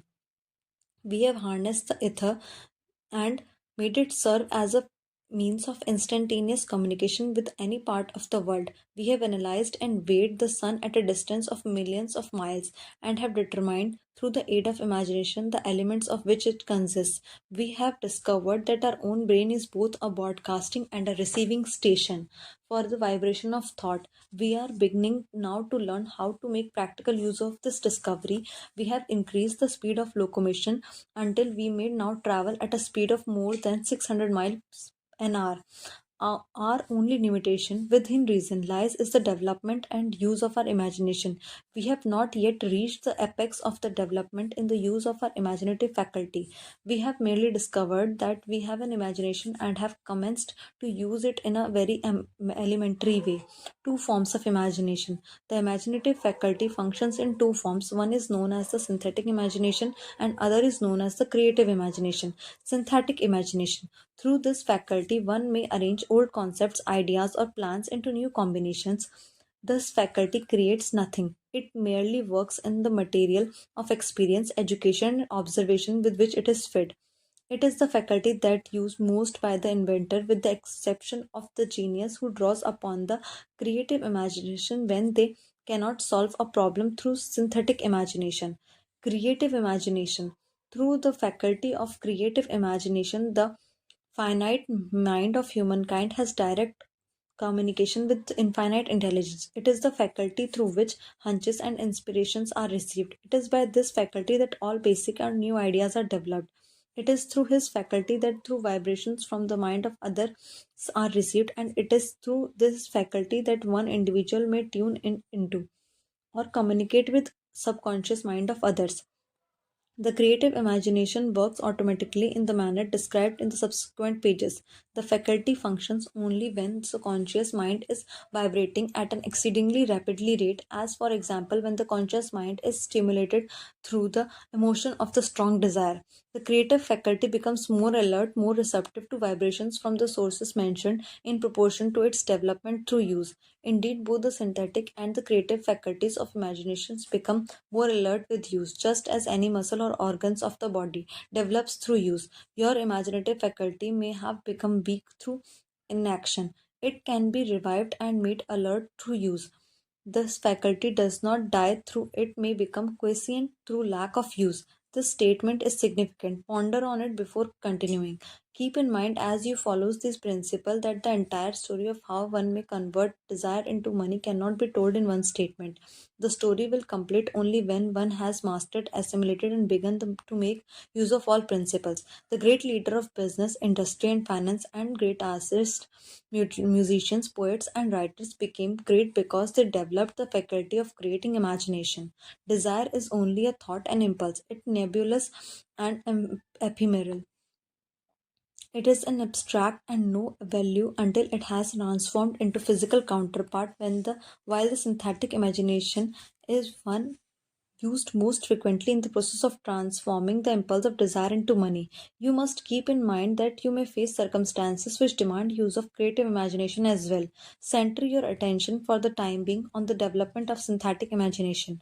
Transformation of the intangible impulse of desire into intangible reality of money calls for the use of plan or plans. These plans must be formed with the aid of imagination and mainly with the synthetic faculty. Read the entire book through, then come back to this chapter and read it. Begin it once to put your imagination to work on building plan or plans for the transmission of a desire into money. Detailed instruction for building plans have been given in almost every chapter. Carry out the instruction best suited to your needs. Put your plan in writing if you have not already done so. The moment you complete this, you will have a definitely given concrete form of to the intangible desire. Read the preceding sentence once more. Read it aloud very slowly as you do so. Remember that the moment you put in writing the statement of your desire and plan for its realization, you have actually taken the first series of steps that will enable you to convert the thought into its practical physical counterpart. The earth on which you live, you yourself, and every other material thing are the result of evolutionary change through which microscope bits of matter have been organized and arranged in an ordinary fashion. Moreover, and this statement is stupendous important, this earth, every one of the billions of individual cells of your body, and every atom of matter begin as an intangible form of energy. Desire is a thought impulse. Thought impulses are the form of energy. When you begin with the thought impulse desire to accumulate money, you are drafting into your services the same stuff that nature used in creating this earth and every material form in the universe, including the body and the brain in which the thought impulses function. As far as science has been able to determine, this entire universe consists of but two elements, matter and energy. Through the combination of energy and matter has been created everything perceptible from the largest star that floats in the heavens down to and including humankind. You are now engaged in the task of trying to profit by nature's method. You are sincerely and earnestly, we hope, trying to adapt yourself to nature's laws by endeavoring to convert desire into its physical and monetary equivalent. You can do it. It has been done before. You can build a fortune through the aid of immutable laws. But first, you must become familiar with these laws and learn to use them through repetition and by approaching the description of these principles from every conceivable angle. The author hopes to reveal you the secret through which great fortunes have been accumulated. Strange and paradoxical as it may seem, the secret is not a secret anymore. Nature herself advertises it on the earth on which we live, the stars, the planets suspended within our view, in the elements above and around us, in every blade of grass and every form of life within our vision. Nature advertises the secret in terms of biology in the conversion of tiny cells so small that it may be lost on the point of a pin into human being now reading this line. The conversion of this desire into its physical equivalent is certainly no more miraculous. Do not become discouraged if you do not fully comprehend all that has been stated, unless you have been a student of the mind. It is not to be expected that you will assimilate all that is in this chapter upon a first reading, but you will in time make good progress. The progress that follow will open the way for an understanding of imagination. Assimilate that which you understand as you read this philosophy for the first time. Then when you reread and study it, you will discover that something has happened to clarify it and give you a broader understanding of the whole. Above all, do not step nor hesitate in your study of these principles until you have read the book at least 3 times, for then you will not want to stop. How to make practical use of imagination. Ideas are the beginning points of all fortunes. Ideas are products of the imagination. Let us examine few well-known ideas that have yielded huge fortunes with the hope that these illustrations will convey definite information concerning the method by which imagination may be used in accumulating riches. The enchanted kettle. Many years ago, an old country doctor drove to town, hitched horses, quietly slashed into a drug store by back door, and began dickering. Much the young drug clerk. His mission was destined to yield great wealth to many people. It was destined to bring to the South the most far flung benefit since the Civil War. For more than an hour behind the prescription counter, the old doctor and the clerk talked in low tones. Then the doctor left. He went out to the buggy and brought back a large old fashioned kettle and big wooden paddle used for stirring the contents of the kettle and deposited them in the back of the store. The clerk inspected the kettle and reached into his inside pocket, took out a roll of his bills, and handed it over to the doctor. The roll contained exactly $500, the clerk's entire savings. The doctor handed over a small strip of paper on which was written the secret formula. The words on that small slip of paper were worth a king ransom. But not the doctor. Those magic words were needed to start the kettle boiling. But neither the doctor nor the young clerk knew what fabulous fortunes were destined to flow from that kettle. The old doctor was glad to sell out the outfit for $500. The money would pay off his debts and give him freedom of mind. The clerk was taking big chance to staking his entire life saving on a mere scrap of paper and an old kettle. He never dreamed that his investment would start a kettle overflowing with the gold that would surpass the miraculous performance of Aladdin's lamp. What the clerk really purchased was an idea. The old cattle and wooden pedal and the secret message on a slip of the paper was incidental. The strange performance of that kettle began to take place after new owner mixed with the secret instructions and ingredient of which the doctor knew nothing.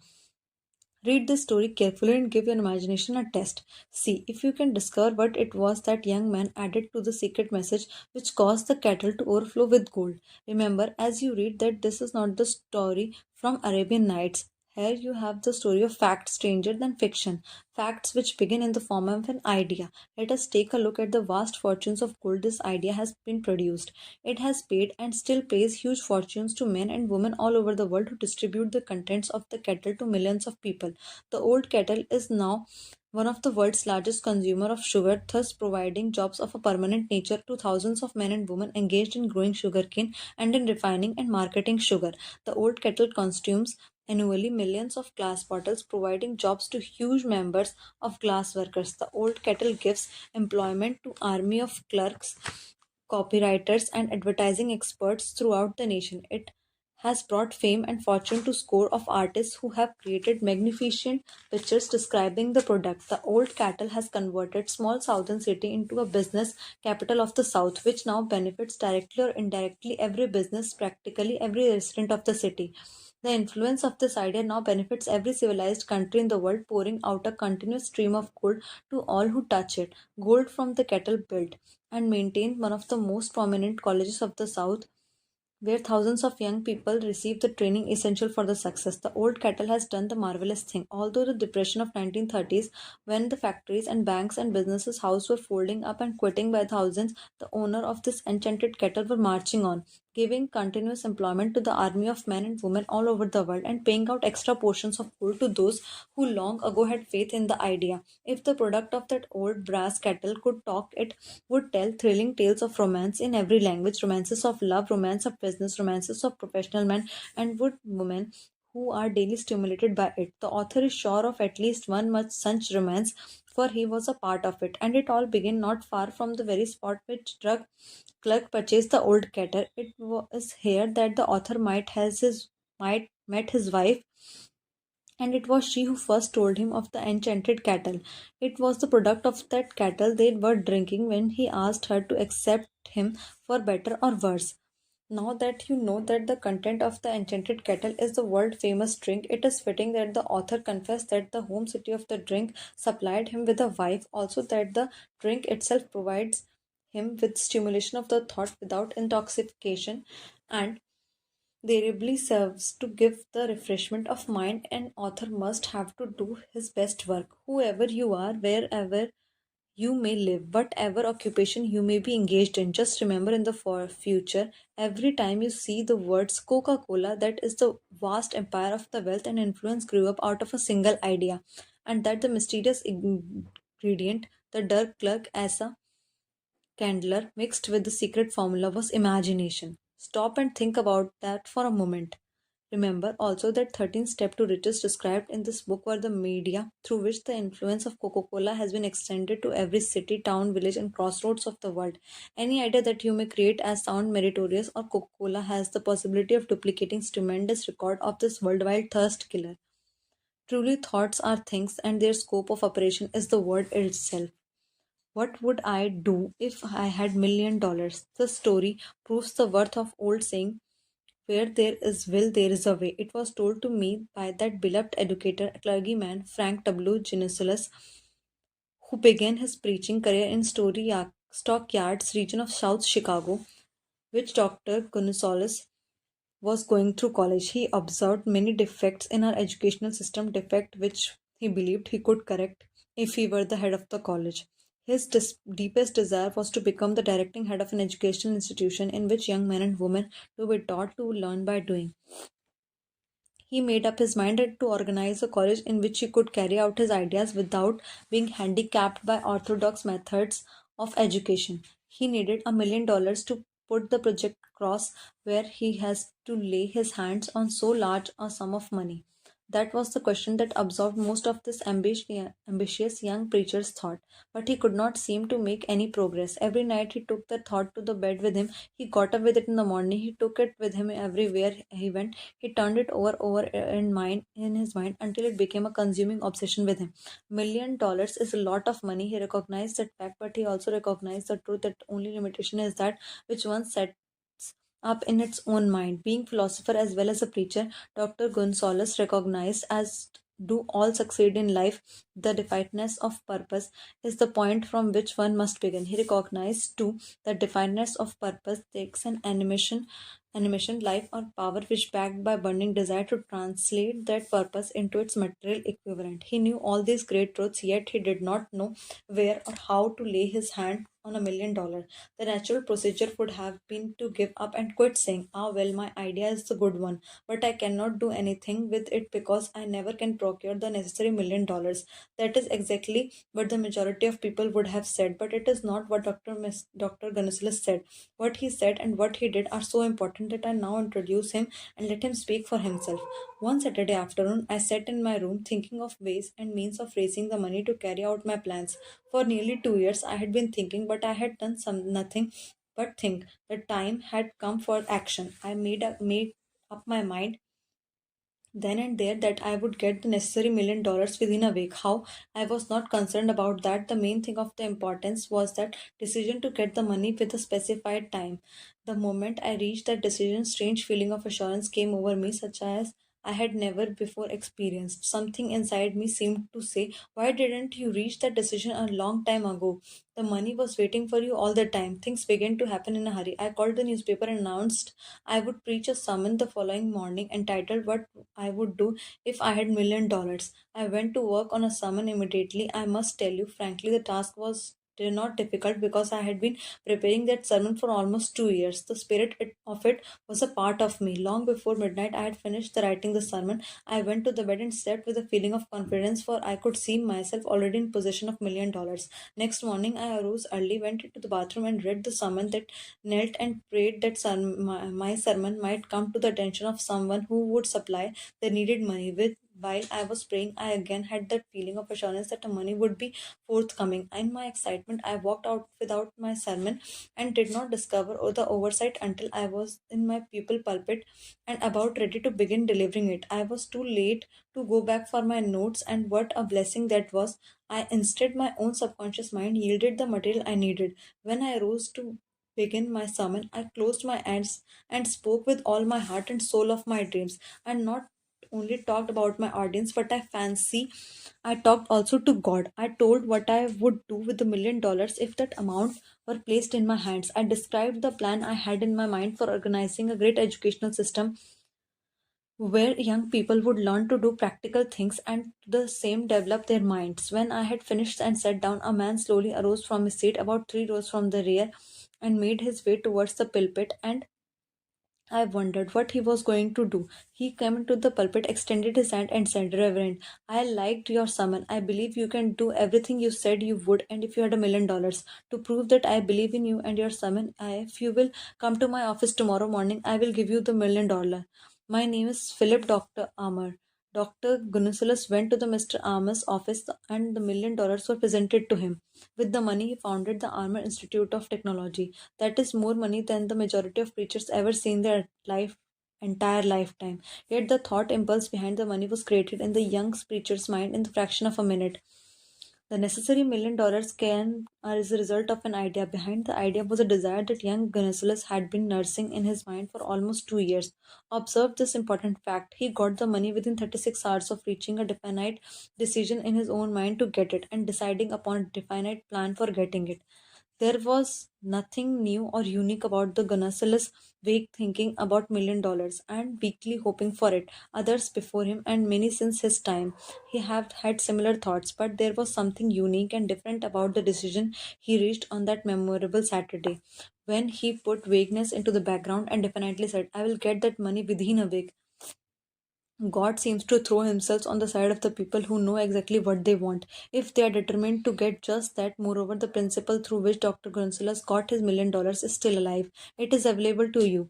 This universal law is workable today as it was when young preacher made use of it successfully. This book describes step by step the 13 elements of great law and suggests how they may be put to use. Observe that Asa Candler and Dr. Frank Gonzalez had one characteristic in common. Both knew the astounding truth that ideas can be transmuted into cash through the power of definite purpose plus definite plans.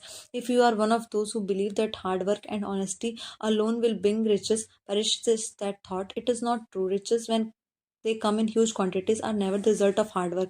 Riches come, if they come at all, in response to definite demands based upon the application of the definite principles and not by chance or luck. Generally speaking, an idea, an impulse of thought that impels action by an appeal to the imagination. All master sales reps knows that the idea can be sold where merchandise cannot.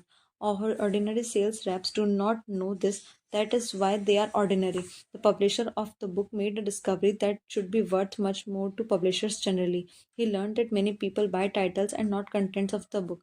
By merely changing the name of that one book that was not moving, his sales on that book jumped upward more than 1 million copies. The inside of the book was not changed in any way. He merely ripped off the cover bearing the title he did not sell and put a new cover with a title that had box office value. That is simple as it seems was an idea. It was imagination. There is no standard price on ideas. Creators of ideas make their own price, and if they are smart, they get it. The moving picture industry created a whole flock of millionaires. Most of them were men who could not create ideas, but they had imagination to recognize ideas when they saw them. Andrew Carnegie knew very little about making steel. I have Carnegie's own word for this, but he made practical use of the two principles described in his book and made the steel business yield him a fortune. The story of practically every great fortune starts with the day when a creator of ideas and seller of ideas got together and worked in harmony. Carnegie surrounded himself with experts who could do all that he could not do, people who created ideas and men who put ideas into operation and made themselves mind and the fabulously rich. Millions of people go through life hoping for favorable breaks. Perhaps a favorable break can get one an opportunity, but the safest plan is not to depend upon luck. It was a favorable break that gave me the biggest opportunity of my life. But 25 years of determined effort have to be devoted to the opportunity before it became an asset. The break consisted of my good fortune in meeting and gaining the cooperation of Andrew Carnegie. On that occasion, Carnegie planted in my mind the idea of organizing the principles of achievement into a philosophy of success. Thousands of people have profited by the discoveries made in the 25 years of research, and several fortunes have been accumulated through the application of philosophy. The beginning was simple, it was an idea that anyone might have developed. The favorably break came through Carnegie, but what about the determination, definiteness of purpose, the desire to attain the goal, and the persistent efforts of 25 years? It was no ordinary desire that survived disappointment, disencouragement, temporary defeat, criticism, and constant accusation of waste of time. It was a burning desire and obsession. When Mr. Carnegie first planted the idea in my mind, it was coaxed and nursed and enticed to remain alive. Gradually, the idea became a giant under its own power, and it coaxed and nursed and drove me. Ideas are like that. First, you give life, action, and guidance to ideas, then they take on a power of their own and sweep aside all opposition. Like Andrew Carnegie, Herb Kelleher, one of the founders of Southwest Airlines, is a good example of seller ideas. He was a lawyer in Antonio, Texas, where Roland King is the creator of an idea, asked for his help in founding a new airline. Roland King was an investment advisor. As a side business, he ran an unprofitable air charter services between small Texas cities. At that time, most Americans who traveled by air were business executives or wealthy pleasure seekers. King first stated when he wanted to fly from one city in Texas to another, he could never get a seat in the airlines that currently flew those routes, and besides, prices were too high. He recognized the need to create an airline that would fly in just between the three biggest cities in the state. King knew his little airline was not up to the task and decided to start one. He put together feasibility study and business plan. He raised $1 million and then went to Kelleher, his lawyer, to arrange for the necessary paperwork to create Airline Southwest Co., later Southwest Airlines Company.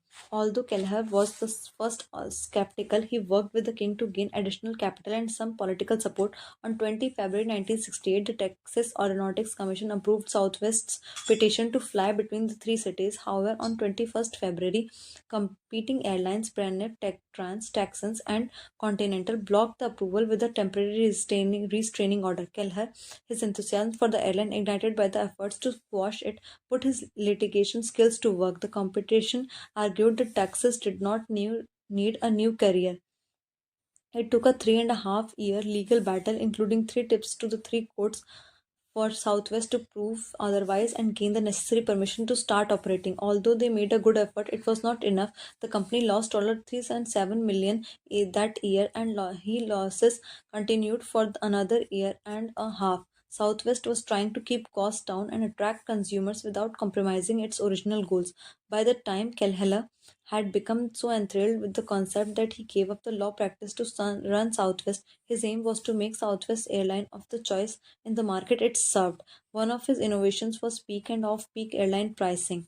Another was the 10-minute turnaround. After landing, each plane would pull into the gate and get checked by the maintenance and unload passengers and reload and leave the gate within 10 minutes instead of 45 minutes other airlines took. The 10-minute round allowed the three plane airline to maintain a busy schedule and improve its on time performance. Because of their very limited budget, they could not advertise in the usual media, so they chose to promote the airline by words of mouth. To, dis- to, the, to do this line, the company decided to cultivate a sensational off the wall image. Customer service became their top priority. Flight attendants were trained to give tender, loving care to the passengers. The company's slogan was, "Now there is somebody else up there who loves you." In addition to Kelhala, eliminated the annoying time-consuming methods of major airlines used in issuing boarding passes by creating open seating on all flights. No seat reservations were needed, and passengers were given numbered boarding cards, which were issued and collected at the gate. With the passenger satisfaction their main objective, Kelhala and his team built up a loyal following and reputation for a passenger consideration. Southwest began to climb its way up. By 1978, it was one of the country's most profitable airlines. In the early 2000s, when many airlines suffered major setbacks, some going into the bankruptcy and even out of business, Southwest not only survived but led the industry in profitability. Herb Kelleher gives the advice to success minded people: stick to your ideas, despite the threats of its giant competitors to keep Southwest from entering the business. A positive attitude to kept them going during the 3 years of court fights and no operating income.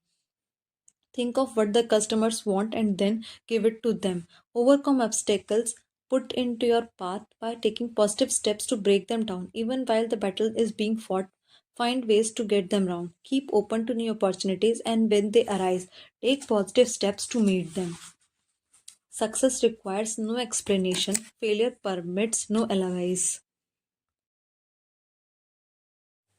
Chapter 7, Organized Planning, the Crystallization of Desire into Action. The sixth step to riches. You have learned that everything that is created or acquired begins in the form of desire.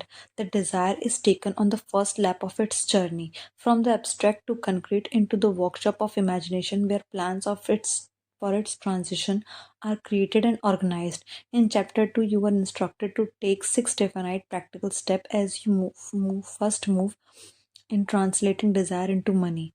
One of these steps is the formation of definite and practical plan or plans through which transformation may be made. You will be instructed on how to build practical plans. First, ally yourself with a group of as many people as you may need for the creation and carrying out of your plan or plans for the accumulation of money, making use of the mastermind principle described in chapter number 9. Compliance with the instruction of absolutely essential. Do not neglect it. Before forming your mastermind alliance, decide what advantages and benefits you may offer the individual members of your group in return for their cooperation. No one will look indefinitely without some form of compensation. No intelligent person will either request or expect another to work without educate compensation, although this may not always be in the form of money. Arrange to meet with the members of your mastermind group at least twice a week and more often if possible until you have collectively perfected the necessary plan or plans for the accumulation of money. Maintain perfect harmony between yourself and your member of your mastermind group. If you fail to carry out the instruction to the letter, you may expect to meet with failure. The mastermind principle cannot operate where perfect harmony does not prevail. Keep in mind these facts. You are engaged in undertaking of major importance to you. To be sure of success, you must have plans that are faultless. You must have advantages of experience, education, natural ability, and imagination of other minds. This is in the harmony with the methods followed by every person who has accumulated a great fortune. No individual has sufficient experience, education, natural ability of knowledge to ensure the accumulation of great fortune without the cooperation of other people.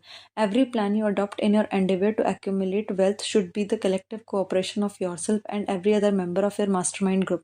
You may originate your plans either in the whole or in a part, but see that those plans are checked and approved by the members of your mastermind alliance. If the first plan you adopt does not work successfully, replace it with a new plan. If this new plans fail to work, replace it in turn with still another, and so on until you find the plan which does work. Right here is the point at which majority of people meet with failure because of their lack of persistence in creating new plans to make the place of those which fail. The most intelligent person living cannot succeed in accumulating money nor in any other undertaking without plans that are practical and workable. Just keep the fact in mind and remember when your plans fail that temporary defeat is not permanent failure. It may only mean that your plan have not been sound but build other plans. Start all over again. Thomas A. Edison had failed 10,000 times before he perfected the incandescent lamp electric bulb. That is, he met with temporary defeat 10,000 times before his efforts were crowned with success. Temporary defeat should mean only one thing, the certain knowledge that there is something wrong with your plan. Millions of people go through life in misery and poverty because they lack a sound plan through which to accumulate fortune. Henry Ford accumulated a fortune not to because of his superior mind, but because he adopted and followed a plan which proved to be sound. 1,000 people could be pointed out with the better education than Ford, yet they live in poverty because they do not possess the right plan for the accumulation of money. James J. Hill met with a temporary defeat when he first endeavored to raise necessary capital to build a railroad from east to west, but he turned defeat into victory through new plans. Henry Ford met with a temporary defeat not only at the beginning of his career but after he had gone far towards the top. He created new plans and went marching into the financial victory.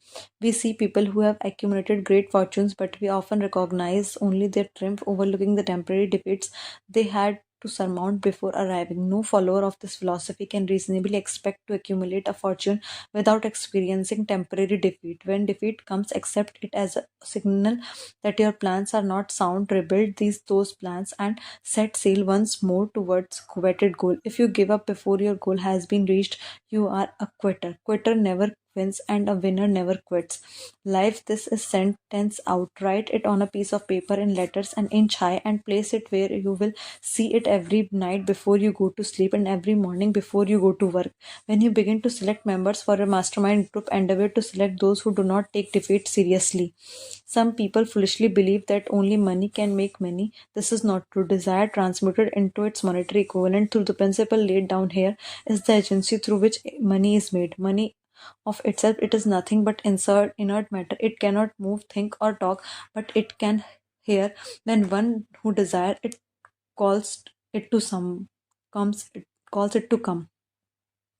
Planning the sale of services. The remainder of this chapter has been given over to description of ways and means of marketing services. The information here conveyed will be of practical help to any person having a form of service to market, but it will be of priceless benefit to those who aspire to leadership in their chosen occupation. Intelligent planning is essential for success in any undertaking designed to accumulate riches. Hill will be found detailed instructions to those who must begin the accumulation of riches by selling their services. It should be encouraging to know that practically all the great fortunes begin in the form of compensation for services or from the sale of ideas. What else except ideas and services would one not possessed of property have to give in return for riches? Broadly speaking, there are two types of people in the world, leaders and followers. Decide at the outset whether you intend to become a leader in your chosen calling or remain a follower. The difference in compensation is vast. The follower cannot reasonably accept the compensation to which a leader is entitled. Although many followers make the mistake of expecting such pay, it is no disgrace to be a follower. On the other hand, it is no credit to remain a follower. Most great leaders begin in the capacity of followers. They became great leaders because they were intelligent followers. With few exceptions, people who cannot follow a leader intelligently cannot become efficient leaders. People who can follow a leader most efficiently are usually the leaders, those who develop into leadership most rapidly. An intelligent follower has many advantages, more among them the opportunity to acquire knowledge from the leader. The major attributes of leadership. The following are important factors of leadership: unwavering courage based upon knowledge of self, of one's occupation. No follower wishes to be dominated by a leader who lacks self confidence and courage. No intelligent follower will be dominated by such a leader for very long. Second, self control. People who cannot control themselves can never control others. Self control sets a mighty example for one's follower, which the more intelligent will emulate. A keen sense of justice. Without a sense of fairness and justice, no leader can command and retain the respect of his or her followers. Fourth, definiteness of decision. People who waver in their decisions shows that they are not sure of themselves, they cannot lead others successfully. Fifth, definiteness of plans. The successful leader must plan the work and work the plan. And leader who moves by the guesswork without practical definite plans is comparable to ship without rudder. Sooner or later it will land on rocks. Sixth, the habit of doing more than paid for. One of the penalties of leadership is the necessity of willingness upon the part of the leaders to do more than they require of their followers. Seventh, pleasing personality. No solely careless person can become successful leader. Leadership calls for respect. Followers will not respect leaders who do not score highly on all factors of pleasing personality. 8. Sympathy and understanding. Successfully, leaders must be in sympathy with their followers. Moreover, they must understand them and their problems. Ninth, mastery of detail. Successful leadership calls for mastery of details of the leader's position. 10th, willingness to assume full responsibility. Successful leaders must be willing to assume responsibility for the mistakes and the shortcomings of their followers. If they try to shift this responsibility, They will not remain leaders. If followers make mistakes and become incompetent, it is the leader who has failed. 11. Cooperation. Successful leaders must understand and apply the principle of cooperative effort and be able to induce followers to do same. Leadership calls for power and power calls for cooperation. There are two forms of leadership. The first and by far the most effective is leadership by content of and with the sympathy of the followers. The second is leadership by force without the consent and sympathy of the followers. History is filled with evidence that leadership by force cannot endure. The downfall and disappearance of dictators and kings is significant. It means that people will not follow forced leadership indefinitely. The world has entered a new era of relationship between leaders and followers, which very clearly calls for new leaders and new brand of leadership in business and industry. Those who belong to old school of leadership by force must acquire an understanding of the new brand of the leadership cooperation or to be relegated to rank and the file of the leaders or followers. There is no other way out for them. The relationship of employer and employee or of leader and follower in the future will be one of the mutual cooperation based upon the equitable division of the profits of business. In the future, the relationship of employer and employee will be more like a partnership that it has been reached in the past. Hitler and Stalin are examples of leaders who ruled by the force. Their leadership passed. People may follow the forced leadership temporarily, but they will do not so willingly. Leadership by constant of followers is the only brand that can endure. The new brand of leadership will embrace at the 11 attributes described earlier in this chapter, as well as some the other factors. People who make these attributes the basis of their leadership will find abundant opportunity to lead in any walk of life. The 10 major causes of failure in leadership. We come to know the major faults of leaders who fail because it's just as essential to know what not to do as it is to know what to do. First, inability to organize detail. Efficient leadership calls for ability to organize and to master details. No genuine leader is ever too busy to do anything which may be required as a leader. When a leader or a follower is too busy to change plans or give attention to any emergency, it is an indication of inefficiency. The successful leader must be the master of all details connected with the position. That means, of course, that the habit of delegating details to capable and lieutenants must be acquired. Second, unwillingness to render humble service. Truly great leaders are willing when occasion demands to perform any sort of labor that they would ask another to perform. The greatest among you shall be the servant of all is a truth that all able leaders observe and respect. Third, expectation of pay for what they know instead of what they do with what they know. The world does not pay for what people know, it pays for them for what they do or induce others to do. Fourth, fear of competition from followers. The leader who fears that one of his followers may take his position is practically sure to realize that fear sooner or later. Able leaders train understudies to whom they may delegate at will. Only in this way may leaders multiply themselves and prepare to be many places and give attention to many things at one time. It is an eternal truth that people receive more pay for their ability to get others to perform than they could possibly earn by their own effort. Efficient leaders may, through knowledge of their jobs and magnetism of their personalities, greatly increase the efficiency of others and induce them to render more service and better service that they could by themselves. Lack of imagination. Without imagination, leaders are incapable of meeting emergencies and of creating plans by which to guide followers efficiently. Selfishness. Leaders who claim all honor for the work of their followers and sure to be met by resentment. Really great leaders claim none of the honors. They are content to see the honors to go their followers because they know that most people will work harder for commendation and recognition than they for money alone. Seventh, interference. Followers do not respect an intemperate leader. Moreover, the intemperance in any of its various forms destroys the endurance and the vitality of all who indulge in it. 8. Disloyalty. Perhaps this should have come at the head of the list. Leaders who are not loyal to their trust and to their associates, those above and below them, cannot long maintain their leadership. Disloyalty marks people as being less than the dust of the earth and brings down on their head the competent contempt they deserve. Lack of loyalty is one of the major causes of failure in every walk of life. Ninth, emphasis of the authority of the leadership. Efficient leaders led by encouraging, not be trying to instill fears in the hearts of their followers. Leaders who try to impress followers with their authority come within the category of leadership through force. Real leaders have no need to advertise the fact that except by their conduct, sympathy, understanding, fairness, and demonstration of knowledge of the job.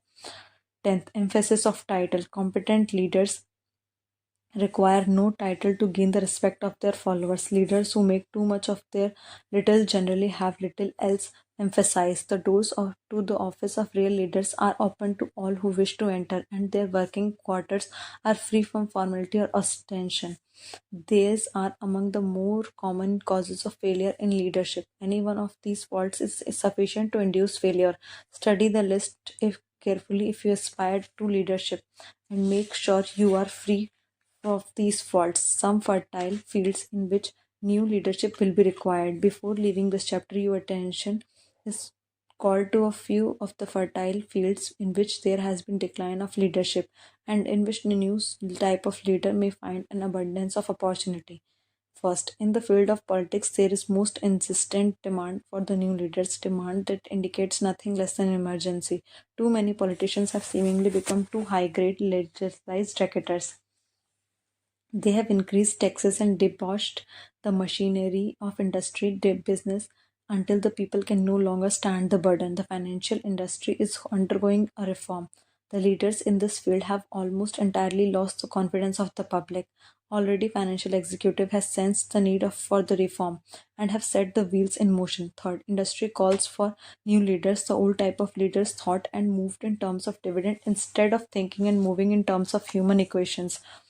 The future leaders in industry to endure must regard themselves as quasi-public officials whose duty is to manage their trust in such a way that it will bring hardship in no individual or group. Exploitation of workers is a thing of the past. Let those who aspire in leadership in the field of business, industry, and labor remember this. Religious leaders of the future will be forced to give more attention to the temporal needs of their followers in the solution of their economic and personal problems of the present, and less attention to the dead past and yet unborn future. Fifth, in the professions of law, medicine, and education, a new brand of leadership and to some extent new leaders will become a necessity. This is especially true in the line form of field of education. Leaders in that field must in the future find ways and means of teaching people how to apply the knowledge and they receive in the school. They must deal with more practice and less with the theory. New leaders will be required in the field of journalism, media of the future to be conducted successfully, must be divorced from special privilege and relieved from the subsidy of advertising. These are but a few of the fields in which opportunities for new leaders and new brand of leadership are now available. The world is undergoing a rapid change. This means that the media through which the changes in human habits are promoted must be adapted to the changes. The media here described are the ones that are more than any others to determine the trend of civilization. When and how to apply for a position. The information described here is the net result of many years of experiencing during the which thousands of men and women helped to market their services effectively. It can therefore be relied upon as sound and practical media through which services may be marketed. Experience has proved that following media offer the most direct and effective methods of bringing the buyer and sellers of services together. Employment agencies. Care must be taken to select only reputable agencies, the management which can show adequate records of achievement of satisfactory results. Second, advertising. In newspaper, trade journals, magazines, and on the internet.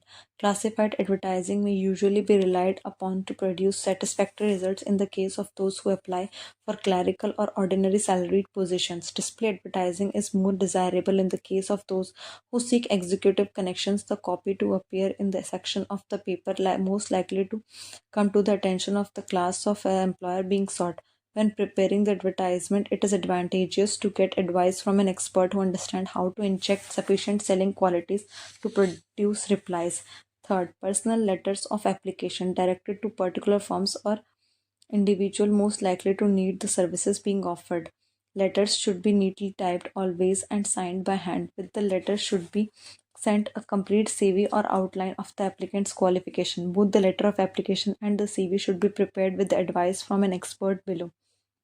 Fourth, application through personal acquaintances. When possible, the applicant should endeavor to approach prospective employers through some mutual acquaintance. This method of approach is particularly advantageous in case of those who seek executive connections and do not wish to appear to be peddling themselves. Fifth, application in person.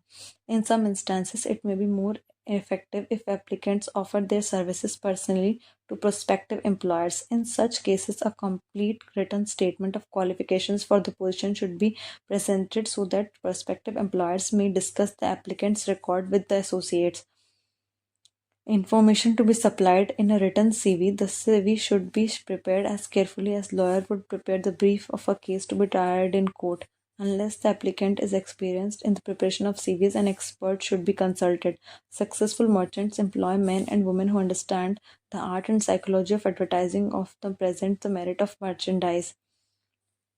One who has services for sale should do the same. The following information should appear in the CV. Education. State briefly but definitely what schooling you have had and in what subjects you specialized, giving the reasons for the specialization. Second, experience. You have had been experienced in connection with the position similar to one you seek. Describe it fully in stating names and addresses of the former employers. Be sure to bring out clearly any specialized experience you have had which would equip you fill position you seek. References. Practically every business firm desires to know all about the previous records of the prospective employees who seek positions of responsibility. Be prepared to present to the employer, if asked, the names of the employer who can provide information about your experience and capabilities, such as former employers, teachers under whom you studied, prominent people whose judgment may be relied upon. Apply for specific position. Avoid application for position without describing exactly what position you seek. Never apply for just a position that indicates you lack specialized qualification. Fifth, state your qualification for the particular position which you are applying for. Give full details as to the reason you believe you are qualified for particular position you seek. This is the most important detail of your application. It will determine more than anything else what consideration you receive. Offer to go to work on probation. In the majority of instances, if you are determined to have the position for which you apply, it will be most cost effective if you offer to work for a week or a month or for sufficient length of time to enable your prospective employer to judge your value without pay. This may appear to be radical suggestion, but experience has proved that it seldom fails to win at least a trial. If you are sure of qualifications, a trial is all you need. Incidentally, such an offer indicates that you have confidence in your ability to fill the position you seek. It is most convincing if your offer is accepted and you make good, more than likely you will be paid for your probation period.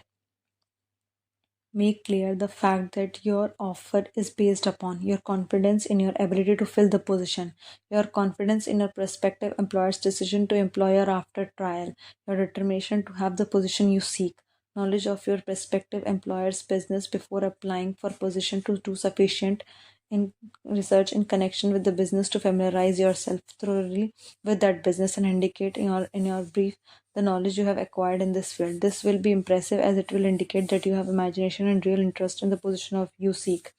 Remember that it is not the lawyer who knows the most law, but the one who best prepares the case who wins. If your case is properly prepared and presented, your victory will have been more than half won at the outset. Do not be afraid for making CV too long. Employers are just too interested in purchasing the services of self qualified applicants as you are securing employment in the fact the success of most successful employers is due in main to their ability to select well qualified lieutenants. They want all information available. Remember another thing, neatness in the preparation of your CV will indicate that you are painstaking person. You have helped to prepare CVs for clients that were so striking and out of the ordinary that resulted in the employment of the applicant without a personal interview. Once the CV is completed, have it printed in the finest paper you can obtain. Carefully check the spelling and grammar. Follow these instructions to letter and improving upon them whenever your imagination suggests. Successful salespeople groom themselves with care. They understand that first impressions are lasting. Your CV is your sales representative. Give it a good suit of clothes so it will stand out in bold contrast to anything your prospective employer ever saw in your way. of application for a position. If the position you seek is worth having, it is worth going after with care. Moreover, if you sell yourself to an employer in a manner that impresses them with your individuality, you will probably receive more money for your services from the very start than you would if you applied for the employment in the usual conventional way. If you seek employment through an advertising agency or an employment agency, get the agent to use copies of your CV in marketing of your services. This will help to gain preference for you both with the agent and the prospective employers. How to get exact position you desire. Everyone enjoys doing the kind of work for which they are best suited. An artist loves to work with the paints mechanics with their hands, and writers loves to write. Those who with less definite talents have their preferences for certain fields of business and industry. There is full range of occupations to choose from: a manual, manufacturing, marketing, and the professions. First, decide exactly what kind of job you want. If the job does not already accept, perhaps you can create it. Second, choose the company or individual for whom you wish to work. Third, study your prospective employer as to policies, personnel, and chances of advancement. Fourth, by analysis of yourself, your talents, and your capabilities, work out what can offer and plan ways and means of giving advantages, services, developments, and ideas that you believe you can successfully deliver. Fifth, forget about a job. Forget whether or not there is an opening. Forget the usual routine of you have a gut of a job for me. Concentrate on what you can give. Sixth, once you have a plan in mind, arrange with an experienced writer to help you out it put on paper in neat form and full in detail. Seventh, present it to the proper person with the authority to make the decision. Every company is looking for the people who can give something of value. Whether it is ideas, services, or connections, every company has room for the person who has definite plan of action to the advantage of that company. This line of procedure may take a few days or weeks of extra time, but the difference in income, in advancement, and in gaining recognition will save years of hard work at low pay. It has many advantages that main one being that it will often save from 1 to 5 years of time in reaching your chosen goal. Every person who starts or gets in the halfway up the ladder so does by deliberate and careful planning, expecting, of course, the boss's son. The new of marketing services. Jobs are now partnerships. Men and women who want to market their services to best advantage in future must recognize the stupendous change that has taken place in the relationship between employer and employee. The time will come when the golden rule or not the rule of gold will be dominating factor in the marketing of merchandise as well as services. The future relationship between the employers and their employees will be more in the nature of partnership consisting of the employer, employee, and the public they serve. This new way of marketing services is called the new for many reasons. First, both the employer and the employee of future will be considered as fellow employees whose business it will be to serve the public efficiently. In past times, employers and employees have bettered among themselves, driving the best bargains they could do with one another, not considering that the financial analysis they were in reality bargaining at the expense of the third party, the public they served. In future, both employers and employees will recognize that they are no longer privileged to drive bargains at the expense of those whom they serve. The real employer of the future will be the public. This should be kept uppermost in mind by every person seeking to market their services effectively. Courtesy and services are the watchwords of merchandising today. They apply to the person who is marketing their services even more directly than man to employer they serve, because in the financial analysis, both employer and employee are employed by the public they serve. If they are failed to serve well, they pay the loss of their privilege of serving. What is your QUQS rating? This cause of success in marketing services effectively and permanently have been clearly described. Unless those causes are studied, analyzed, understood, and applied, no one can market their services effectively and permanently. It is up to you to sell your own services. The quality and quality of service rendered and the spirit in which it is rendered determine to a large extent the price and the duration of employment. To market services effectively, which means a permanent market at the satisfactory price under pleasant conditions, one must adopt and follow QQS formula, which means the quality plus quantity plus and the proper spirit of cooperation equals to perfect marketing of service. Remember QQS formula, but do not apply it as a habit. Let us analyze the formula to make sure we understand exactly what it means. First, quality of service means the performance of every detail in connection with your position in the most efficient manner possible with the object of greater efficient always in mind. Second, quantity of service means the habit of giving all the services of which you are capable at all times with the purpose of increasing the amount of services as develop greater skill through practice and experience. Emphasis is again placed on the word habit. Spirit of service means that habit of agreeable, harmonious conduct that will induce cooperation from associate and fellow employees. Adequacy of quality and quantity of service is not sufficient to maintain a permanent market for your services. The conduct or the spirit in which you deliver your service is strongly determining factor in the connection with both the price you receive and the duration of employment. Andrew Carnegie stressed this point more than others in his description of factors that lead to success in marketing of services. He emphasized again and again that the necessity of harmonious conduct. He stressed that he would not retain any person, no matter how great a quantity or how efficient the quality of their work, unless the person who worked in the spirit of harmony. Mr. Carnegie insisted upon everybody being agreeable. To prove that he placed a high value upon this quality, he permitted many people who conformed to his standards to become very wealthy. Those who did not conform had to make room for others. The importance of a pleasing personality has been stressed because it enables one to provide services in the proper spirit. If one has a personality which pleases and serves in a spirit of harmony, these assets often make up for deficiencies in both the quality and the quantity of the services one gives. Nothing, however, can be successfully substituted for pleasing conduct. The capital value of your services.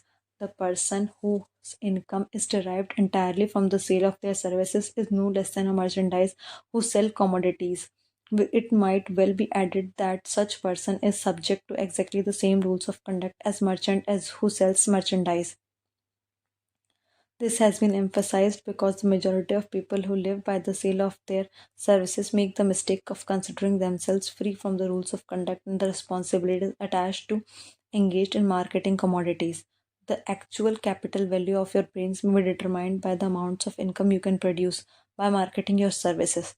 A pair of estimate of capital value of your services may be made by multiplying your annual income by 16 and two-thirds. It is reasonable to estimate that your annual income represents 6% of your value, capital value.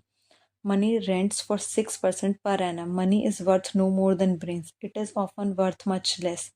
Competent brains, if effectively marketed, represent a much more desirable form of capital that required to conduct a business dealing in commodities. This is because brains are a form of capital that cannot be permanently depreciated through depressions, nor can this form of capital be stolen or spent. Moreover, the money essential for the conduct of business is as worthless as a sand dune until it has been mixed with the efficient brains. The 30 major causes of failure. How many of these are holding you back? Life's greatest tragedy consists of man and woman who earnestly try and fail. The tragedy lies in the overwhelming large majority of people who fail as compared to the few who succeed. I have had the privilege of analyzing several thousand men and women, 98% of whom were classed as failures. There is something radically wrong with the civilization and the system of education which permits so many people to go through life as failures. But I did not write this book for the purpose of moralizing on the rights and wrongs of the world. That would require a book 100 times the size of this one. My analyzing work proved that there are 30 major reasons for failure. As you go over the list, check yourself by point to discover how many of these causes of failure stand between you and success. Unfavorable hereditary background. Second, little or if anything can be done for people who are born with deficiency in brain power. This philosophy offers but one method of bridging this weakness through the aid of mastermind.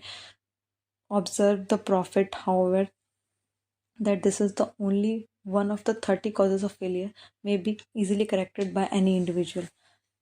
Second, lack of well defined purpose in life. There is no hope of success for the person who does not have central purpose, definite goal at which to aim. 98 out of 100 of those whom I have analyzed had no such aim. Perhaps this was the major cause of their failure. Third, lack of ambition to aim above mediocrity. We offer no hope for the person who is so indifferent as not want to get ahead in life and who is not willing to pay the price.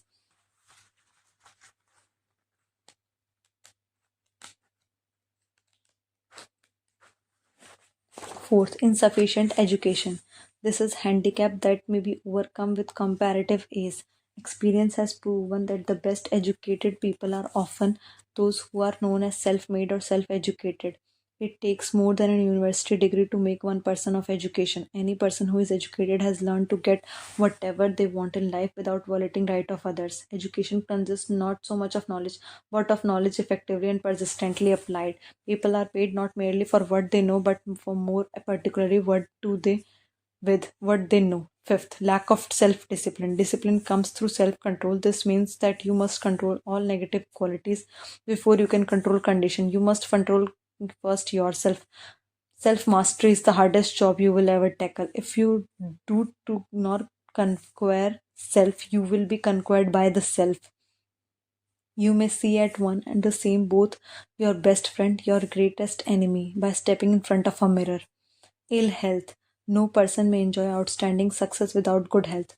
Many of the causes of ill health are subject to mastery and control. These, in the main, are overtreating of food not conducive to health, wrong habits of thought give expression to negatives, wrong use of overindulgence in sex, and lack of proper physical exercise, and an inadequate supply of fresh air due to improper breathing. Seventh, unfavorable and unenvironmental influences during childhood. As the twig is bent, so shall the tree grow. Most people have the criminal tendencies acquired them as the result of bad environment and the improper associates during the childhood. Procrastination. This is one of the most common causes of failure. Old man procrastination.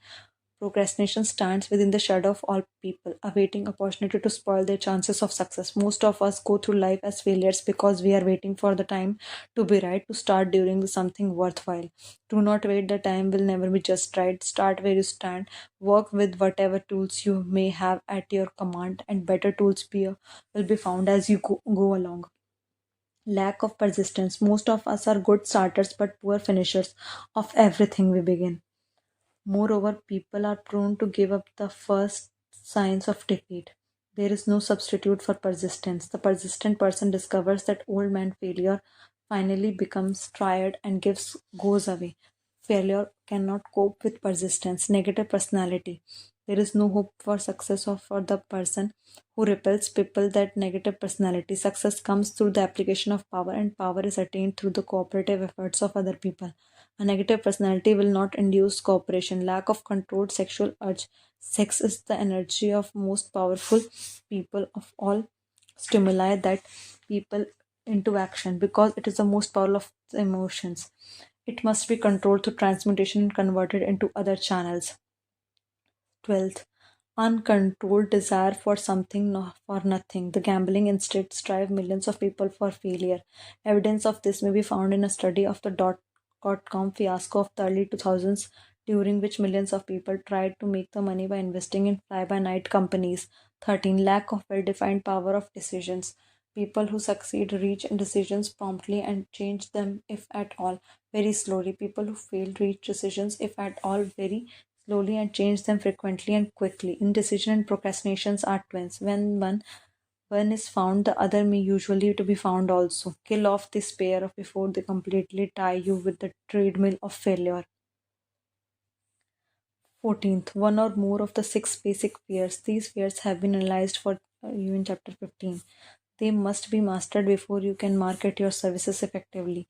15th, wrong selection of a mate in marriage. This is the most common cause of failure. The relationship of marriage brings people intimately into contact. Unless the relationship is harmonious, failures is likely to follow. Moreover, it will be of the form of failure marked by misery and unhappiness and destroying all signs of ambition. 16th, over caution. The person who takes no chances generally has to take whatever is left and what others have finished choosing. Over caution is bad as under caution. Both are extremes to be guarded against. Life is itself is filled with elements of chance. 17th, wrong selection of associates in business. This is one of the most common causes of failures in business. In marketing your services, you should take care to select an employer who will be an inspiration and who is intelligent and successful. We emulate those with whom we associate most closely. Pick up an employer who is worth emulating. 18th, superposition and prejudice. Superposition is a form of fear. It is also a sign of ignorance. People who succeed keep in open minds and are afraid of nothing. 19th, wrong selection of vocation. No one can succeed in a line of endeavor to they do not like. The most essential step in marketing your services is selecting an occupation into which you can throw yourself wholeheartedly. 20. Lack of concentration of effort. The jack of all trades is seldom good at any. Concentrate all your efforts on definite chief aim. 21. The habit of indiscriminate spending. Spendthrifts cannot succeed mainly because they stand and eternally in the fear of poverty. Form of the habit of systematic saving by putting aside a definite percentage of your income. Money in the bank gives you very safe foundation of courage when bargaining for the sale of your services. Without money, you must make take what you are offered and be glad to get it. 22. Lack of enthusiasm. Without enthusiasm, one cannot be convincing. Moreover, enthusiasm contagious, and the person who has it under control is generally welcome in the group of people. Intolerance. The person with a chief closed mind on any subject seldom gets ahead. Intolerance means that one has stopped acquiring knowledge. The most damaging forms of intolerance are those connected with religious, racial, and political differences of opinion. Intemperance. The most damaging forms of intemperance are connected with eating, strong drinking, and sexual activities. Overindulge in any of these is fatal to success. Inability to cooperate with others. More people lose their position and their big opportunities in life because of this fault than all other reasons combined. It is a fault which no well informed business executive or leader will tolerate. Possession of power not acquired through self effort. Sons and daughters of wealthy families and others who inherit money they did not earn. Power in the hands of one who did not acquire it gradually is often fatal to success. Quick riches are more dangerous than poverty. Intentional dishonesty. There is no substitute for honesty. One may be temporarily dishonest by force of circumstances over which one has no control without permanent damage. But there is no hope for people who are dishonest by choice. Sooner or later, their deeds will catch up with them and they will pay by the loss of reputation and perhaps even loss of liberty. 28th, egotism and vanity. These qualities serve as red lights that warn others to keep away. They are fatal to success. 29th, guessing instead of thinking. Most people are too indifferent and too lazy to acquire facts with which to think accurately. They prefer to act on opinions created by guesswork or snap judgments. 30. Lack of capital. This is a common cause of failure among those who start out in business for the first time without sufficient reserve of capital to absorb the shock of their mistakes and to carry them over until they have established a reputation. 31. Under this, name any particular cause of failure from which you have suffered that has not been included in the foregoing list. In these 30 major causes of failure is found a description of the tragedy of life, which is relevant for practically every person who tries and fails. It will be helpful if you can induce someone who knows you well to go over this list with you and help you analyze you by 30 causes of failure. It may be more beneficial than if you try this alone. Most people cannot see themselves as others see them. You may be one who cannot. The oldest of admonitions is know yourself, know thyself. If you market merchandise successfully, you must know the merchandise. The same is true with marketing your services. You should know all of your weaknesses so that you may either bridge them or eliminate them entirely. You should know that your strengths so that you may call attention to them when selling your services. You can know yourself only through accurate analysis. The folly of ignorance in connection with self was displayed by a young man who applied to the manager of well-known business for a position. He made a very good impression until the manager asked him what salary he expected. He replied that he had no fixed sum in mind, lack of definite aim. The manager said then, we will pay you all you are worth after we try you out for a week. I will not accept it, the applicant replied, because I am getting more than where I am now employed. Before you even start to negotiate for the adjustment of your salary in your present position or to seek employment elsewhere to be sure that you are worth more than you receive now. It is one thing to want money, everyone wants more, but it is something entirely different to be worth more. Many people mistake their wants for their just dues. Your financial requirements or wants have nothing whatever to do with your worth. Your values established entirely by your ability to provide useful service or your capacity to induce others to provide such service. Take an investment of yourself. 28 questions you should answer. Annual self analysis is essential if the effective marketing of services as an annual inventory in merchandising. Moreover, yearly analysis should be disclose a decrease in fault and increase in your virtues. One goes ahead, stands still, or goes backward in life. One's object should be, of course, to get ahead. Annual self analysis will disclose whether advancement has been made and if how much. It will disclose any backward steps one many have made. The effective marketing of services require one to move forward even if the progress is slow. Your annual self analysis should be made at the end of each year so you can include in the New Year's resolutions any improvements that the analysis indicates you should be made. Take this inventory by asking yourself the following questions and by checking your answers with the aid of someone who will not permit you to deceive for yourself as to their accuracy. Self analysis questionnaire for personal inventory. First, have I attained the goal that I established as my objective for this year? You should work with a definite yearly objective to attain as a part of your major life objective. Second, have I delivered the service of best possible quality of which I was capable, or could I have improved any part of this service? Third, have I delivered service in the greatest possible quantity of which I was capable? Fourth, has I the spirit of conduct been harmonious and cooperative at all times? Fifth, have I permitted the habit of procrastination to decrease my efficiency, and if so, to what extent? Sixth, have I improved my personality, and if so, in what ways? Seventh, have I been persistent in any following my plans through the completion? Eighth, have I reached decision promptly and definitely in all occasions? Ninth, have I permitted any one or more of the six basic fears to decrease my efficiency? Have I been Tenth, have I been overcautious, undercautious? 11th, has my relationship with my colleagues in work been pleasant or unpleasant? If it has been unpleasant, has the fault been partly or wholly mine? 12th, have I dissipated any of my energy through lack of concentration or effort? 13th, have I been open minded and tolerant in connection with all subjects? 14th, in what way I have improved my ability to provide service? 15th, have I been intemperate in any of my habits? 16th, have I expressed either openly or secret any form of egotism? 17th, has my conduct towards my colleagues been such that it has induced them to respect me? 18th, have my opinions and decisions been based upon guesswork or accuracy of analysis and thought? Have I followed the habit of budgeting my time, my expense, and my income? Have I been conservative in these budgets? 20th, how much time have I devoted to unprofitable effort which I might have used to better advantage?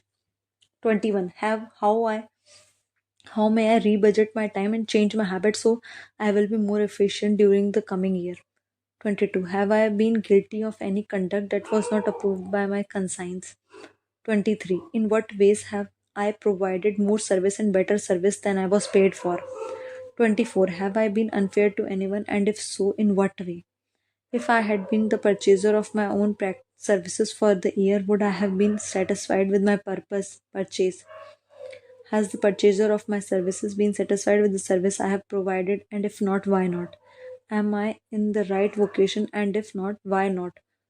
What is my present rating on the fundamental principles of success? Make this rating fairly and frankly and have it checked by someone who is courageous and enough to do it accurately.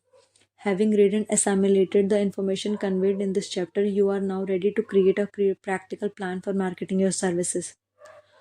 Those who have lost their fortunes and those who are just beginning to earn money have nothing but their services to offer in return for riches. It is therefore essential that they have available the practical information needed or market their services for the best advantage. The information contained in this chapter will be of great value to all who aspire to attain leadership in any calling. It will be particularly helpful to those who aiming to market their services and business industrial executives. Complete assimilation and understanding of the information here conveyed will be helpful in marketing one's own services, and it will also helpful one who to become a more analytical and capable of judging people. The information will be priceless to personal directors, employments, managers, and other executives charged with the selection of employees and maintenance of efficient organizations. If you doubt this statement, test its soundness by answering it, writing the 28 self analysis question.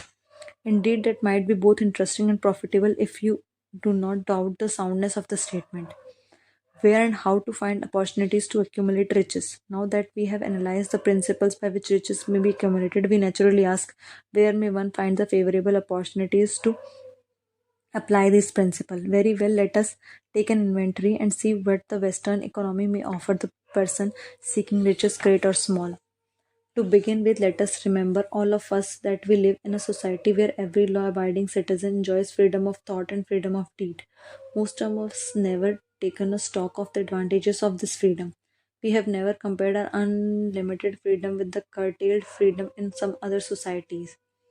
Here we have freedom of thought, freedom in the choice and enjoyment of education, freedom in religions, freedom in politics, freedom in the choice of a business, profession or occupation, freedom to accumulate and own without molestation all the property we can accumulate, freedom to choose our place of residence, freedom in marriage, freedom through equal opportunity to all races, freedom of travel, freedom in our choices of foods, and freedom to aim for any station in life for which we have prepared ourselves.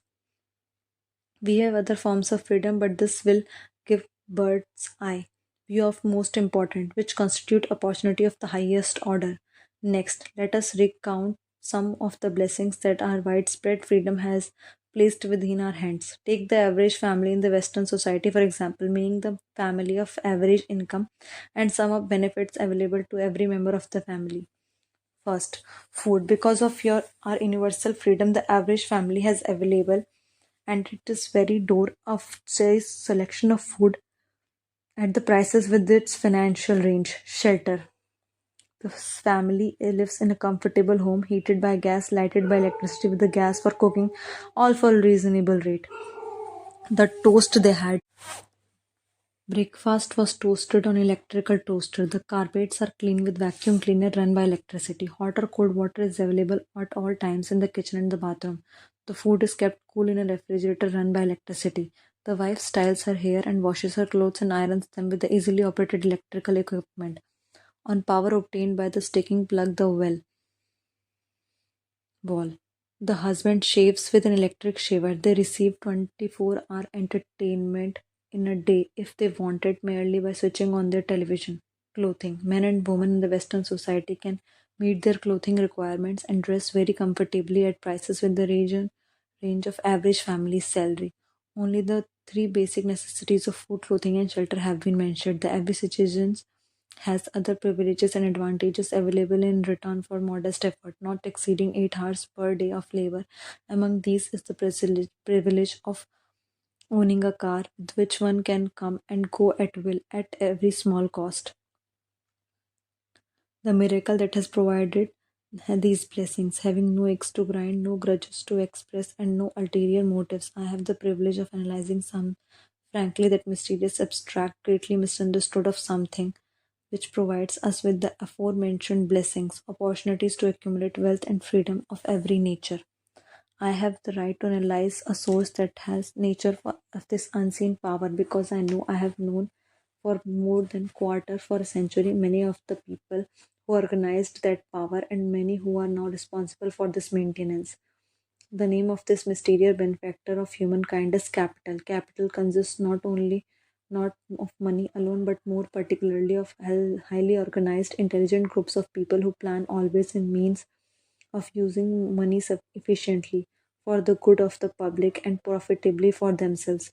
These groups consist of scientists, educators, and chemists, inventors, business analysts, public relations experts, transportation experts, accountants, lawyers, doctors, and both men and women who have highly specialized knowledge in all fields of industry and business. They pioneer, experiment, and blaze in these trials in new fields of endeavor. They support colleges and hospitals, schools, build good roads, publish newspapers, pay most of the cost of government, and take care of multitudinous detail essential to human progress. Stated briefly, the capitalists are the brains of civilization because they supply the entire fabric of which all education, enlightenment, and human progress consist. Money without brains is always dangerous.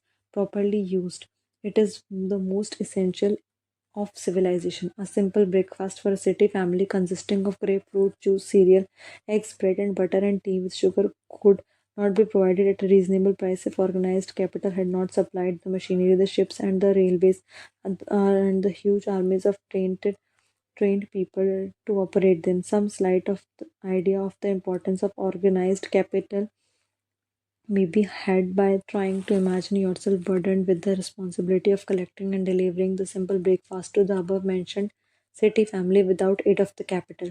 To supply the tea, you would have to make a trip to China or India. Unless you are excellent swimmer, you would become rather tired before making up the round trip. Then another problem would confront you. What would you use for the money even if you had the capital physical endurance to swim the ocean? To supply the sugar, you would have to take another long swim to Caribbean island or long walk to sugar feed farm. But even then, you might come back without sugar because organized effort and money you are necessary to produce sugar, to say nothing of what is required to refine and transport and deliver it to the breakfast table. The eggs you could deliver easily enough, but you would have a very long journey before you could serve 2 glasses of grapefruit juice. You would have another long walk to wheat growing era when you went. After the 4 slices of wheat bread, the cereal would have been optimated from the menu because it would not be available except through the labor of trained organization of people and suitable machinery of all of which call for the capital. While resting, you could take off for another little swim down to South America, where you would pick up a couple of bananas, and on your return, you could take a short walk to the nearest dairy farm and pick up some butter and cream. Then, nearest dairy, then your city family would be ready to sit down and enjoy breakfast. Seems absurd, does not at all? Well, the procedure described would be the only possible way these simple items of food could be delivered to the heart of the city if we had no capitalistic system. The sum of the money required for building maintenance of the railways and ships used in the delivery of that simple breakfast is so huge that it staggers one's imagination. It runs at hundreds of millions of dollars, not to mention the armies of the trained employees required to man the ships and trains. But the transportation is the only part of the requirements of modern civilization. Before there can be anything to haul, something must be grown from the ground or manufactured and prepared for the market. This calls for more millions of dollars for equipment, machinery, boxing, marketing, and for the wages of millions of men and women. Ships and railways do not spring up from the earth and function automatically. They come in the response to the call of civilization through the labor and ingenuity, organizing ability of who have imagination, faith, and enthusiasm, decision, and persistence. These people are known as capitalists. They are motivated by the desire to build, construct, achieve, provide useful service, earn profits, and accumulate riches, and because they provide service without which there would be no civilization. They put themselves in the way of great riches. Just to keep the record simple and understandable, I will add that these capitalists are self same people of whom most of us have heard soapbox orators speak. They are the same people to whom radicals, cricketers, and dishonest and politicians and union leaders refer as the predatory interest. I am not attempting to present a brief for the against any group of people or any system of economics.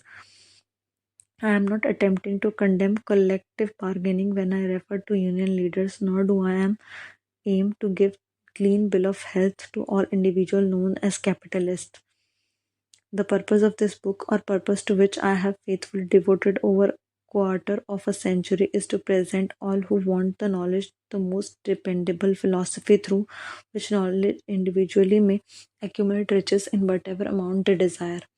I have here analyzed the economic advantages of the capitalistic system for twofold purpose of showing that all who seek riches must recognize and adapt themselves to the system that controls or approaches to the fortunes and large or small, and they must present the side of the picture to opposite that being shown by the politicians and demagogues who refer to organized capital as if it were something poisonous.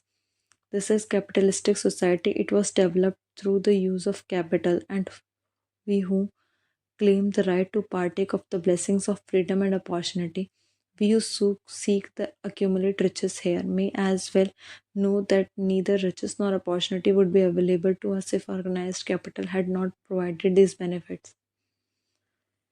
If you are one of those who believe that riches can be accumulated by mere act of or people who organize themselves into groups and demand more pay for less service, if you are one of them who demand government relief without early morning disturbance when the money is delivered to you, if you are one of those who believe in trading their vote to politicians in return for passing of laws which permit the raiding of public treasury, you may rest securely on your belief with certain knowledge that no one will disturb you, because this is a free country where everyone may think as they please, which nearly everybody can live with but little effort, where many people live well without doing any work whatsoever. However, you should know the full truth concerning this freedom of which so many people boast and so few understand, as if it is far is as it reaches, as many privileges as it provides, it does not and cannot bring riches without effort. There is but one dependable method of accumulating and legally holding riches, that is by providing useful services.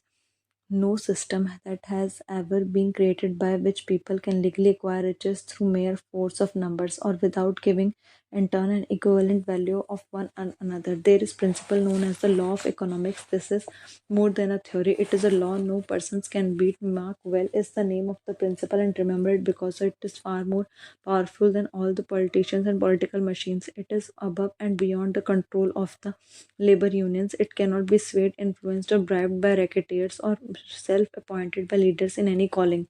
Moreover, it has an all self seeing eye and perfect system of bookkeeping in which the keep an accurate account of the transaction of every human engaged in the business of trying to get without saving. Sooner or later, auditors are come around, look over the records of individuals, both great and small, and demands on accounting. Big business, capital, predatory interests, or whatever the name you choose to give the system, which has gives us the freedom to represent a group of people and understand, respect, and adapt themselves to the powerful law of economics. Their financial continuation depends upon their respecting the law. Remember also that this is the beginning of the available sources of the accumulation of the wealth. Only a few of the luxuries and non-essentials have been mentioned.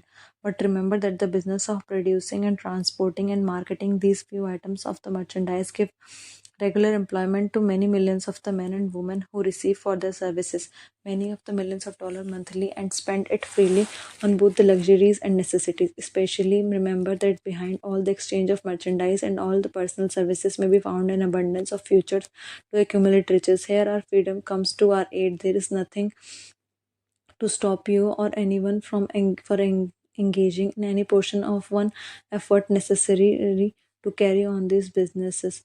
If one has superior talent, training, or experience, one may accumulate riches in large amounts. Those not so fortunate may accumulate smaller amounts. Anyone may learn to live in return for very nominal amount of labor. So there you are. Opportunity has spread its wares before you. Step up to the front, select what you want, create your plan, put the plan into action, and follow through the persistence. Capitalistic society will do the rest. You can depend upon this much. Capitalistic society guarantees every person the opportunity to provide useful service and to collect riches in the proportion to the value of the service. The system denies no one to this right, but this is not it does not cannot promise something for nothing. The law of economics, the life itself irrevocably controls the system that neither recognizes nor tolerates for long getting without giving. The law of economics was passed by nature. There is no court which violations of this law may appeal. The law of hands are both penalties for its violation and appropriate rewards for its observance without interference or the possibility of interference by any human being. Well, this law cannot be repealed. It is as fixed as the stars in the heavens and subject to a part of the same system that controls the stars. May one refuse to adapt oneself to the law of economics? Certainly, this is a free society. We're all born with equal rights, including the privilege of ignoring law of economics. What happens then? Well, nothing happens until large number of people join the forces for avowed purpose of ignoring the law and taking what they want by force. Then comes the dictator with well organized firing squads and machine gun guns. We have not yet reached that stage, but we have learned all we want to know about how the system works. Perhaps we shall be fortunate enough not to demand personal knowledge of so gruesome a reality. Doubtless, we shall prefer to continue with our freedom of speech, freedom of deed, and freedom to provide useful service in return of freedom of riches. These observations are not founded upon short-time experience. They are result of 25 years of careful analysis of the methods of both the most successful and most unsuccessful men in America has known.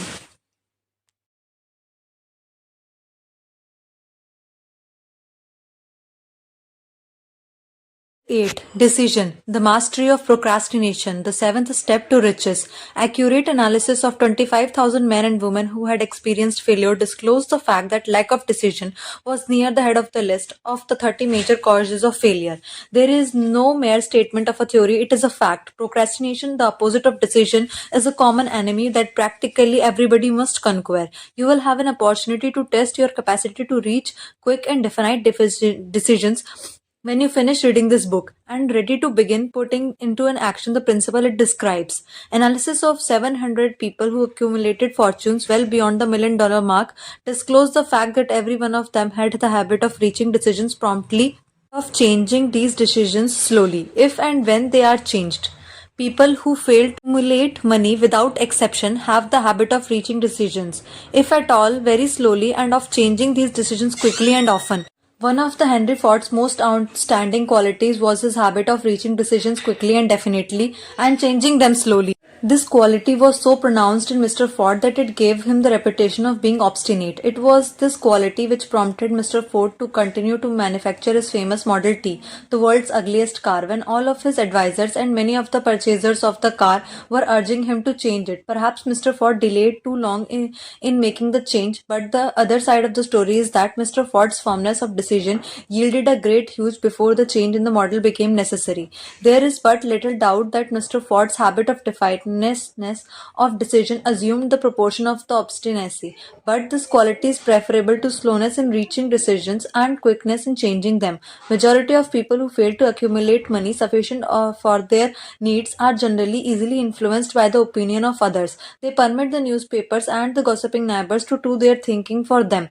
Opinions are the cheapest commodities on the earth. Everyone has a flock of opinions ready to be wished upon anyone who will accept them. If you are influenced by opinions when you reach decisions, you will not succeed in an undertaking, much less in that of transmuting your own desire into money. If you are influenced by the opinions of others, you will have no desire of your own. Keep your own counsel when you begin to put into practice the principle described here. By reaching your own decisions and following them, take no one into your confidence except the members of your mastermind group, and be sure in your selection of this group that you choose only those who will be in complete sympathy and harmony with your purpose. Close friends and relatives, while not meaning to do so, often handicap one through opinions and sometimes through ridicule, which is meant to be humorous. Those of men and women carry inferiority complex with them all through life because some well-meaning but ignorant person destroyed their confidence through opinions or ridicule. You have a brain and mind of your own. Use it and reach your own decision. If you need facts or information from other people to enable you to reach decisions, as you probably will in many instances, acquire these facts or secure the information you need quietly, without disclosing your purpose.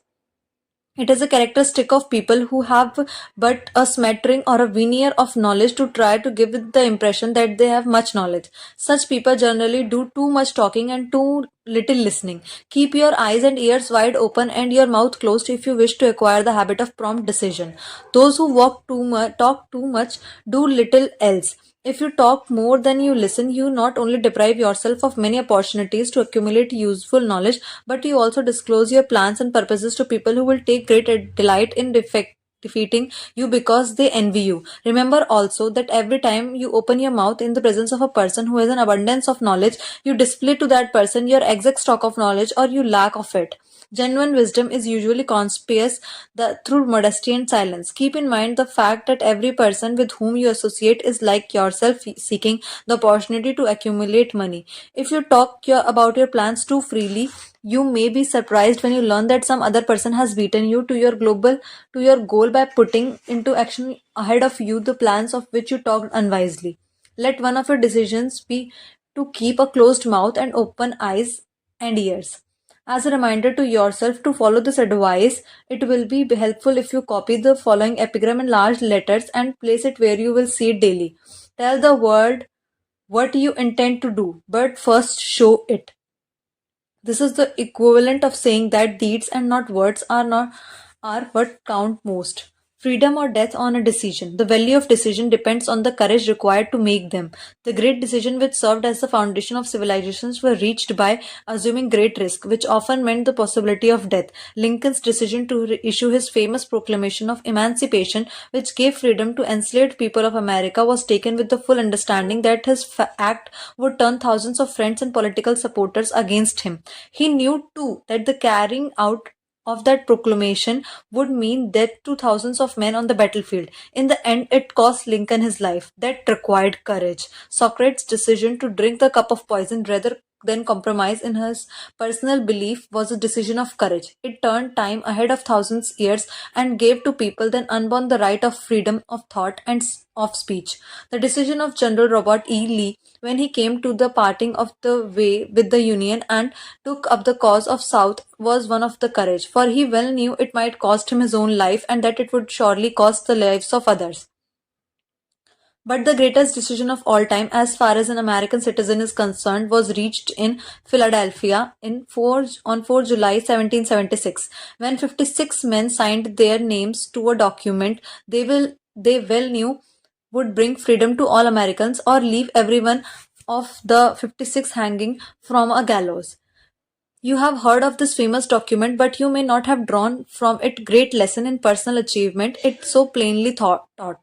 We all remember the date of this momentous decision, but few of us realize what courage that decision required. We remember history as it was taught. We remember dates and the names of the men who fought. We remember Valley Forge and Yorktown. We remember George Washington and Lord Cornwallis. But we know little of the real forces behind these names, dates, and places. We know still less of the intangible power which guaranteed freedom for Americans long before Washington's armies reached Yorktown. We read the history of the Revolution and falsely imagine that George Washington was the father of America, that it was he won Americans their freedom. This truth is that Washington was only an accessory after the fact because his victory for his armies had been ensured long before Lord Cornwallis surrendered. This is not intended to rob Washington of any of the glory he so richly merited. Its purpose, rather, is to give greater attention to the astounding power that was real cause of his victory. It is nothing short of tragedy that the writers of history have entirely missed even the slightest reference to the irresistible power that gave birth and freedom to the nation destined to set up new standards of independence for all the people of the earth. I say it is a tragedy because it is the same self-power that must be used by every individual which surmounts the difficulties of life and forces life to pay the price asked. Let us briefly review the events that gave birth to this power. The story begins with an accident in Boston on 5 March 1770. British soldiers were patrolling the streets, openly threatening the citizens by their presence. The colonists resented armed men and marching in their midst. They began to express their resentment openly, hurling stones and as well as epithets at the marching soldiers until the commanding officer gave orders, fix bayonets, and charge. The battle was on. It resulted in the death and injury of many. The incident aroused such resentment that the provincial assembly, made up of prominent colonists, called a meeting for the purpose of taking definite action.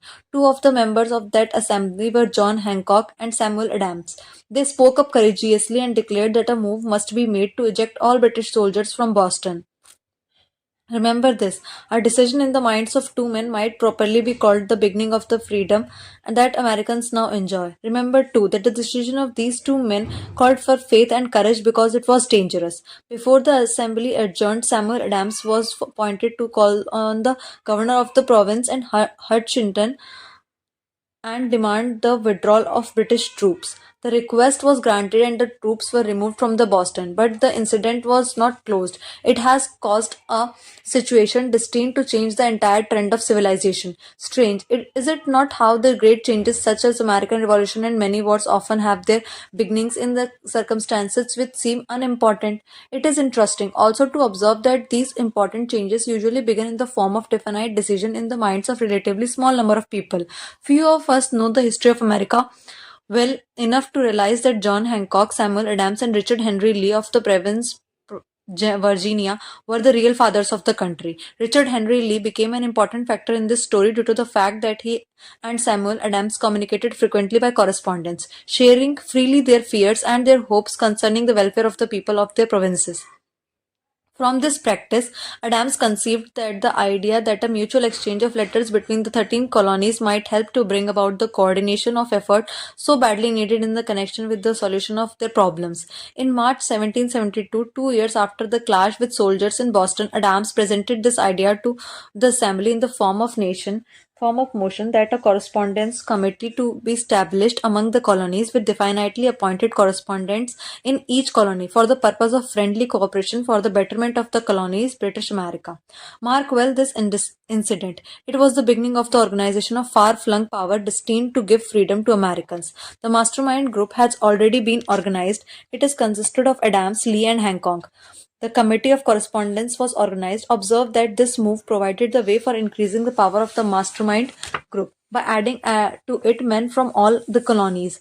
Take notice that this procedure constituted the first organized planning of disgruntled colonists. In Union, there is a strength. The citizens of the colonies had been waging disorganized warfare against the British soldiers through incidents similar to the Boston Riot, but nothing of the benefit had been accomplished. Their individual grievances had not been consolidated under one mastermind. No group of individuals had put their hearts, minds, and souls and body together in one definite decision to settle their difficulty with the British once and for all until Adams, Hancock, and Lee got together. Meanwhile, the British were not idle. They too were doing some planning and masterminding on their account with the advantage of having money and organized soldiery behind them. The Crown appointed Gage to supplant Hutchinson as the governor of the Massachusetts. One of the new governors of First Act was to send the messenger to call Samuel Adams for the purpose of endeavoring to stop his opposition by fear.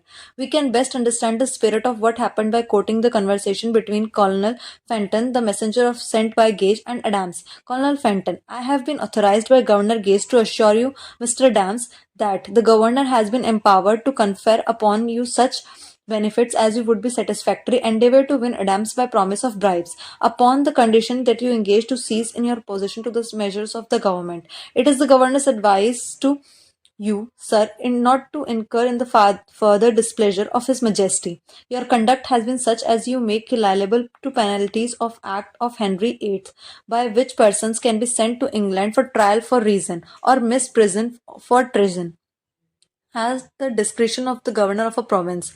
But by changing your political course, you will not receive great personal advantages, but you will make your peace with the king. Samuel Adams had the choice of two decisions. He could seize his position and receive personal bribes, or he could continue and run the risk of being hanged. Clearly, the time had come when Adams forced to reach instantly a decision that could have cost his life. The majority of people would have found it difficult to reach such decision. The majority would have sent back an evasive reply, but not Adams. He insisted Colonel Fenton to give his word of honor to deliver the governor the answer exactly as Adams gave it to him. Adams' answer was, "Then you may tell Governor Gage that I trust I have long since made my peace with the King of Kings. No personal consideration shall induce me to abandon the righteous cause of my country." And tell Governor Gage, it is the advice of Samuel Adams to him, no longer to insult the feelings of exasperated people. Comment as to of this man seems unnecessary. It must obvious to all who read this astounding message that its sender possessed the loyalty of the highest order. This is important. Racketeers and dishonest politicians have prostituted the honor for which such a man as Adams died. When Governor Gage received Adams' caustic reply, he flew into a rage and issued proclamation which read, I do hereby in His Majesty's name offer and promise His most gracious pardon to all who shall forthwith lay down their arms and reduce to the duties peaceful subjects, expecting only from the benefit of such pardon. Samuel Adams and John Hancock, whose offences are too flagitious in nature to admit any of the other consideration but that of courting punishment. As one might say in modern slang, Adams and Hancock were on the spot. The threat of irate governor forced the two men to reach their another decision, equally as dangerous. They hurriedly called a secret meeting of their staunchest followers. Here the mastermind group began to take on momentum. After the meeting had called to order, Adams locked the door, places the key in his pocket, and informed all the present that it was imperative that a congress of the colonists be organized, and that no man should leave the room until the decision for such a congress had been reached. Great excitement followed. Some weighed the possible consequences of such radicalism, fear. Some expressed grave doubts as to wisdom of a so definite decision in defiance of the crown. Locked in that room were two men immune to fear, blind to possibility of failure. Hancock and Adams, through the influence of their minds, the others were induced to agree that through the Correspondence Committee, arrangements should be made for meeting of the First Continental Congress to be held in Philadelphia on 5th of September 1774. Remember this date, it is more important than 4 July 1776. If there had been no decision to hold a Continental Congress, there could have been no signing of the Declaration of Independence. Before the first meeting of the new Congress, another leader in a different section of the country was deep in throes of publishing a summary view of the rights of British America. He was Thomas Jefferson of the province of Virginia, whose relationship to Lord Dunmore, representative of the Crown in Virginia, was strained as that of Hancock and Adams with their governor. Shortly after his famous Summary of Rights was published, Jefferson was informed that he was subject to prosecution for high treason against His Majesty's government. Inspired by a threat of one of the Jefferson's colleagues, Patrick Henry, boldly spoke his mind, concluding his remarks with a sentence that shall remain. Shortly after his famous Summary of Rights was published, Jefferson was informed that he was subject to prosecution for high treason against His Majesty's government. Inspired by the threat, one of the Jefferson's colleagues, Patrick Henry, boldly spoke his mind, concluding his remarks with a sentence that shall remain forever as a classic. If this be treason, then make it the cost of it. It was such a man as these who, without power, without authority, without military strength, without money, sat in the solemn consideration of the destiny of the colonies, beginning at the opening of the First Continental Congress and continuing at intervals of 2 years until on 7 June 1776 Richard Henry led arose, addressed the chair, and to startled assembly made this motion. Gentlemen, I make the motion that these united colonies are and of right out to be free and independent state, that they be absolved from all allegiance to British Crown, and that all political connection between them and the state of the Great Britain is and ought to be totally dissolved. Lee's astounding motion was discussed fervently and at such length that he began took the floor and declared in a clear, firm voice, Mr. President, we have discussed this issue for days. It is why then, sir, do we longer delay? Why still deliberate? Let this happy day give birth to an American republic. Let her arise not to devastate and to conquer, but to re-establish the reign of peace and of law. The eyes of Europe are fixed upon us. She demands us of living a freedom that may exhibit a contrast in the felicity of the citizen to every increasing tyranny. Before his motion was finally voted upon, Lee was called back to Virginia because of serious family illness. But before leaving, he placed his cause in the hands of his friend, Thomas Jefferson, who promised to fight until favorable action was taken. Shortly thereafter, the President of Congress, Hancock, appointed Jefferson as a chairman of a committee to draw up a Declaration of Independence. Long and hard the committee labored on a document which would mean, when accepted by the Congress, that every man who signed it would be signing his own death warrant. Should the colonize lose in the fight with Great Britain, which was sure to follow. The document was drawn, and on 28th June, the original draft was read before the Congress. For several days, it was discussed already and made ready. On July 4, 1776, Thomas Jefferson stood before the assembly and fearlessly read the most momentous decision ever placed upon paper.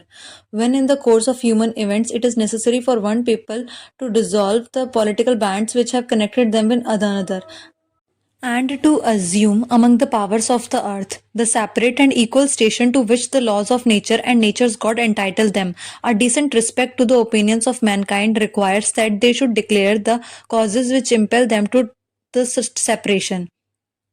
When Jefferson finished, the document was voted upon, accepted, and signed by the 56 men, everyone staking his own life upon his decision to write his name. By that decision came into existence a nation destined to bring to humankind forever the privilege of making decisions. By decisions made in a similar spirit of faith, and only by such decisions can people solve their personal problem and win for themselves high states of material and spiritual wealth. Let us not forget this. Analyze the event that led to the Declaration of Independence and be convinced that American nation was born of a decision created by a mastermind consisting of 56 men.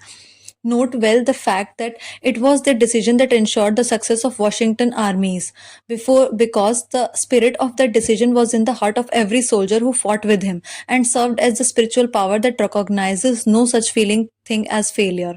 Note also, with great personal benefit, that the power that gave America its freedom is the self same power that must be used by every individual who becomes self determining. The power is made up of principles who described in this book. In the story of the Declaration of Independence, it will not be difficult to detect at least six of these principles: desire, decision, faith, persistence, the mastermind, and organized planning.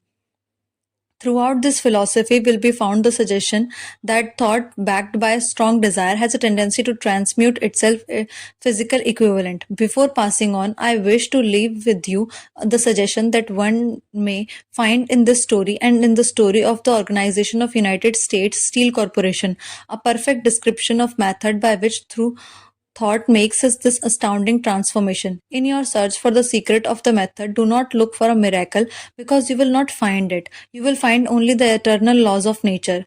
These laws are available to every person who has faith and courage to use them. They may be used to bring freedom to a nation or to accumulate riches. There is no charge save the time necessary to understand and appropriate them. Those who reach decisions promptly and definitely know what they want and generally get it. The leaders in every walk of life decide quickly and firmly. That is the major reason why they are leaders. The world has been the habit of making room for people whose words and actions show they know where they are going. Indecision is a habit that usually begins in youth. The habit takes on permanency as the youth goes through the school and even through university or college without definiteness of purpose. The major weakness of all education system is that they neither teach nor encourage the habit of definite decision. It would be beneficial if no university or college would permit the enrollment of any student unless until the student declared their major purpose in graduating. It would be of still greater benefit if every student starting school were compelled to accept training in the habit of decision and forced to pass a satisfactory examination on this subject before being permitted to advance. The habit of indecision acquired because of the deficiencies of our school systems goes with the students into occupations they choose. If in fact they choose their occupations, generally young people just out of the school seek any job that can be found. They take pass the first place they find because they have fallen into the habit of indecision. 98 out of every 100 people working for wages today are in the position they hold because they lack the definiteness of decision to plan a definite position and the knowledge of how to choose an employer. Definiteness of decision always requires courage, sometimes very great courage. The 56 men who signed the Declaration of Independence stake their lives on the decision to affix their signatures to that document. People who reach a definite decision to procure particular job and make life pay the price they ask to do not stake their life on that decision. They stake their economic freedom, financial independence, riches, and desirable business and professional positions are not within the reach of person who neglects or refuses To expect, plan, and demand these things, the person who desires riches in the same spirit that Samuel Adams desired freedom for the colonies is sure to accumulate wealth. A modern example of a person who displayed courage in making decisions is Fred Smith, the founder of Federal Express, FEDEX. When Smith was a student in an economics class at Yale University, his professor stated that the air freight was the wave of the future and would be the primary source of revenue for the airlines. Smith wrote a paper disagreeing. His argument was that the passenger route patterns that were the primary airline routes were wrong for freight. He noted that because cost would not come down with the volume, the only way airweight could be profitable was through a new whole system that would reach out smaller cities as well as big ones and be designed for packages, not people. The professor considered this entirely unfeasible and gave Smith's paper a low grade. Smith's concept was to start an all freight airline that would fly primarily at night when the airports were not congested. It would carry small, high priority packages when speed of delivery was more than the important than cost. It would bring all packages to a central point. He chose his hometown, Memphis, where through a specially designed computer program, the packages would be sorted, dispersed, and loaded on planes that were flown to ultimate destination. By consolidating all shipments to smaller cities, it would enable the company to fly full plane loads to cities all over the country and eventually the world. Smith believed that venture capitalists would be interested and excited about this innovation idea, but to his shock, little interest was developed in the financial community. This did not stop Smith because his enthusiasm for the project and the courage of his convictions, he raised $91 million to finance his untested idea. At this point, the competing carriers realized that Smith's concept was potential threat to their industry. The major airlines tried to forestall this new competition by lobbying the Civil Aeronautics Board to refuse Smith and the necessary permission. Smith's team found a loophole in the law. Planes with the payload under 7,500 pounds did not need CAB permission to operate. Smith went ahead and assembled a fleet of all small jets. He began to construction of his main facility in Memphis and started servicing 75 airports. FedEx would pick up packages at airports all over the country and fly them to Memphis, where they were sorted out and processed for immediate reshipment to other cities. Once unloaded, FedEx trucks delivered them to their destinations. Smith set a goal to get all packages to their destinations within 24 hours of pickup, and this goal was almost always met. Despite the hard work and effort of the company, the first few years were financial disasters. Losses amounted to millions of dollars. The investors were seriously concerned. Federal was falling far short of Smith's projections.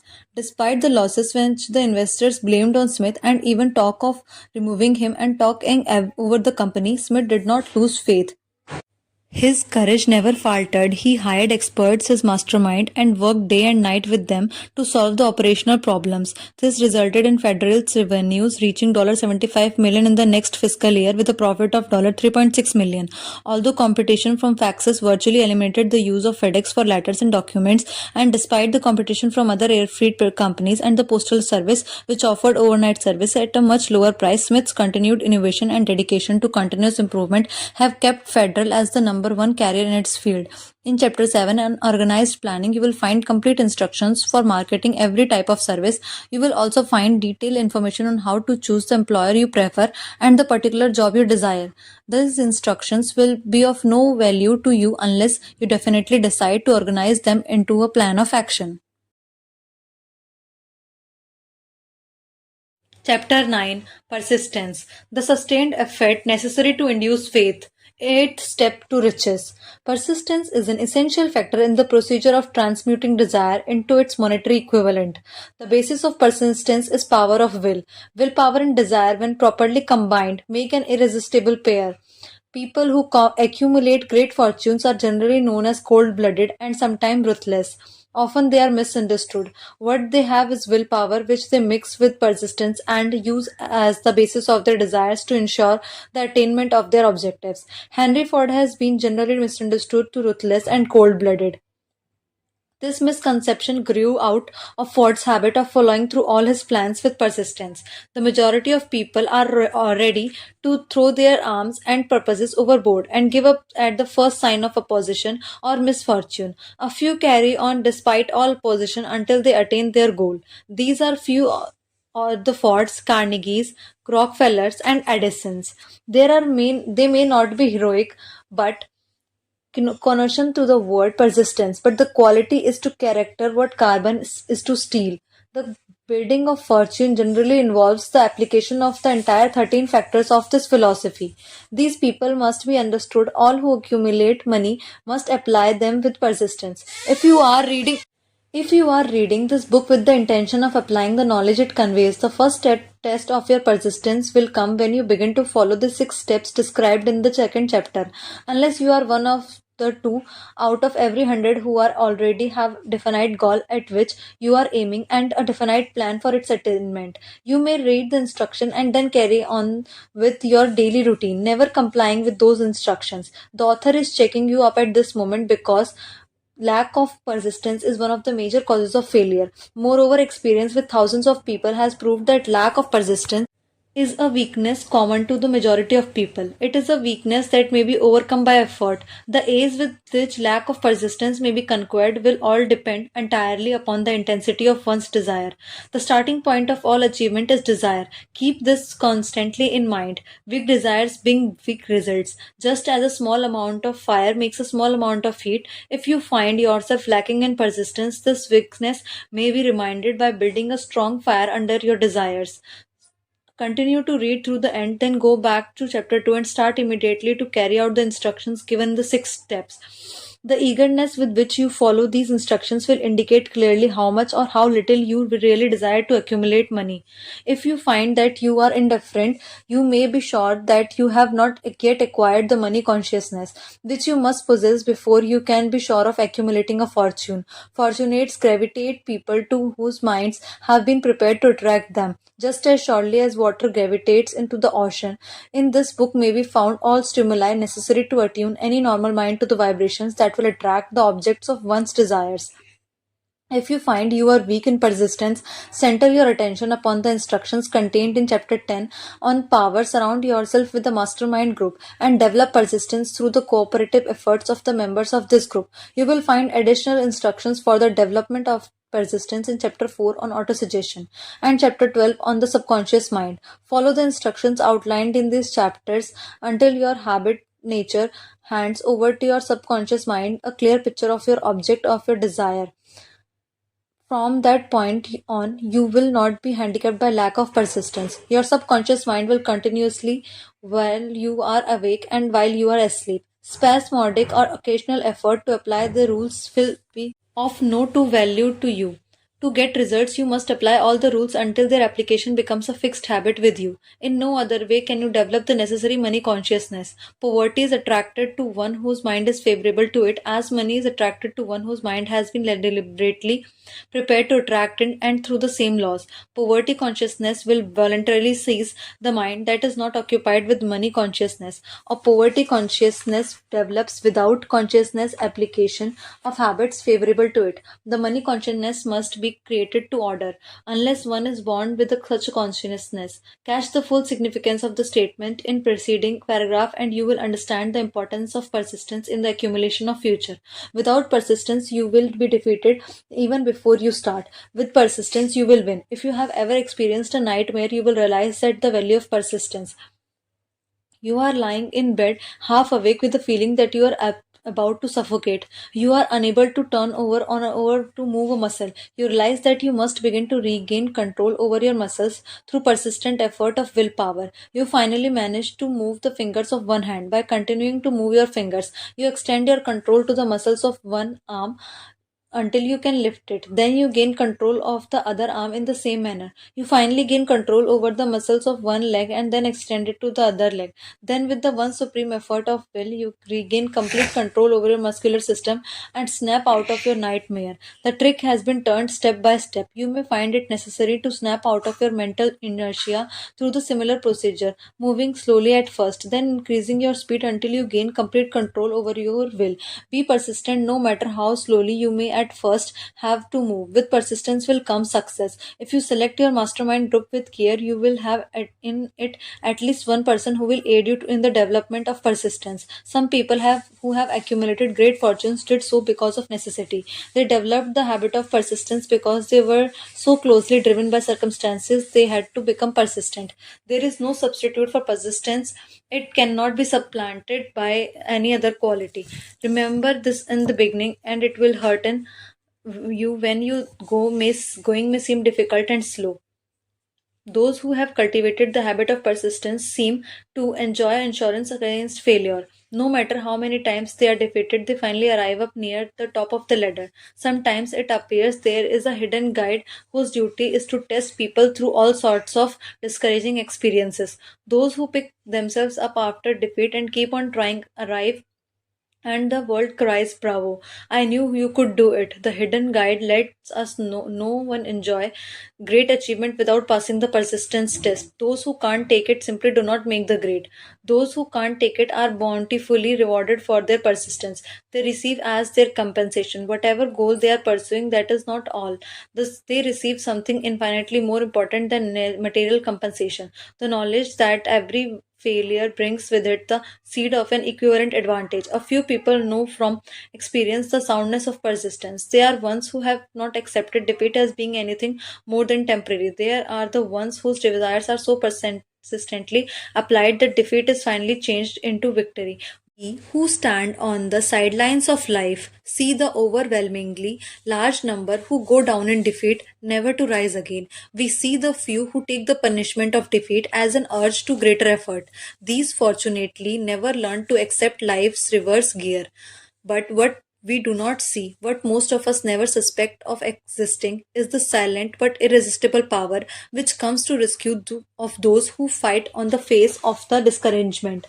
If we speak of this power at all, we call it persistence, and let it go at that. One thing we all know: if one does not possess persistence, one does not achieve noteworthy success in any calling.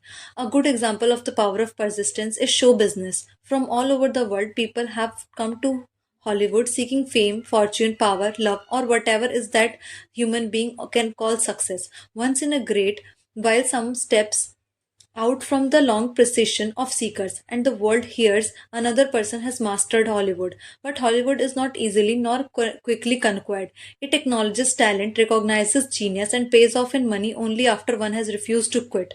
The secret is always inseparably attached attached to one word: persistence. Bruce Lee, the actor who made conscious of Asian martial arts, might have been forgotten long ago were it not for his persistence in reaching for the movie stardom. Lee arrived in America from China with nothing but a dream and the capacity for the hard work. During his youth, he studied and mastered kung fu and later became a teacher of this art. However, his real goal was to be an actor. He obtained minor roles in some films and TV programs, but he felt his great break came when he learned the producers of new television series called Kung Fu were looking for an actor who knew the martial arts for the starting role. His screen test was successful and he looked forward to being given the role, but to his great disappointment, another actor, David Carradine, was chosen. Disillusioned, he was ready to give up acting and go back to teaching. When members of the Asian community heard of this, he was deluged with letters asking him not to give up. Soon the word spread to movie fans of all races, and Lee made up his mind to keep seeking new roles. He never gave up. He took roles in several films, and his reputation as an actor and proponent of the martial arts made him a household name throughout the world. He took the study of martial arts from being limited to Asian countries to becoming universally respected. Although he died of a cerebral hemorrhage at the age of 32, his fame has lived after him. Bruce Lee is not only still remembered and admired by fans, and many of whom were not even born when he made his movies, but TV series and early films have been made into videos and are still highly popular all over the world. Persistence is state of mind, so it can be cultivated like all states of mind. Persistence is based upon definite causes, including: first, definiteness of purpose. Knowing what is the first step, perhaps the most important step towards the development of persistence. A strong motive forces you to surmount many difficulties. Second, desire. It is comparatively easy to acquire and maintain persistence in pursuing the object of intense desire. Third, self reliance. Belief in your ability to carry out a plan encourages you to follow the plan through with the persistence. Self reliance can be developed through the principle described in chapter number 4 on autosuggestion. Fourth, definiteness of plans. Organized plans, even though they may be weak or and entirely impractical, encourage persistence. Fifth, accurate knowledge. Knowing that your plans are sound and based upon experience or observation encourages persistence. Guessing instead of knowing destroys persistence. Sixth, sympathy, understanding, and harmonious cooperation with others tend to develop persistence. Seventh, willpower. The habit of concentrating your thoughts upon the building of plans for the attainment of definite purpose leads to persistence. Eighth, habit. Persistence is the direct result of habit. The mind absorbs and becomes a part of the daily experiences upon which it feeds. Fear, the worst of all enemies, can be effectively cured by forced repetition of acts of courage. Everyone who has been active service in war knows this. Before leaving the subject of persistence, Before leaving the subject of persistence, take an inventory of yourself. Determine in what particular, if any, you are lacking in the essential quality.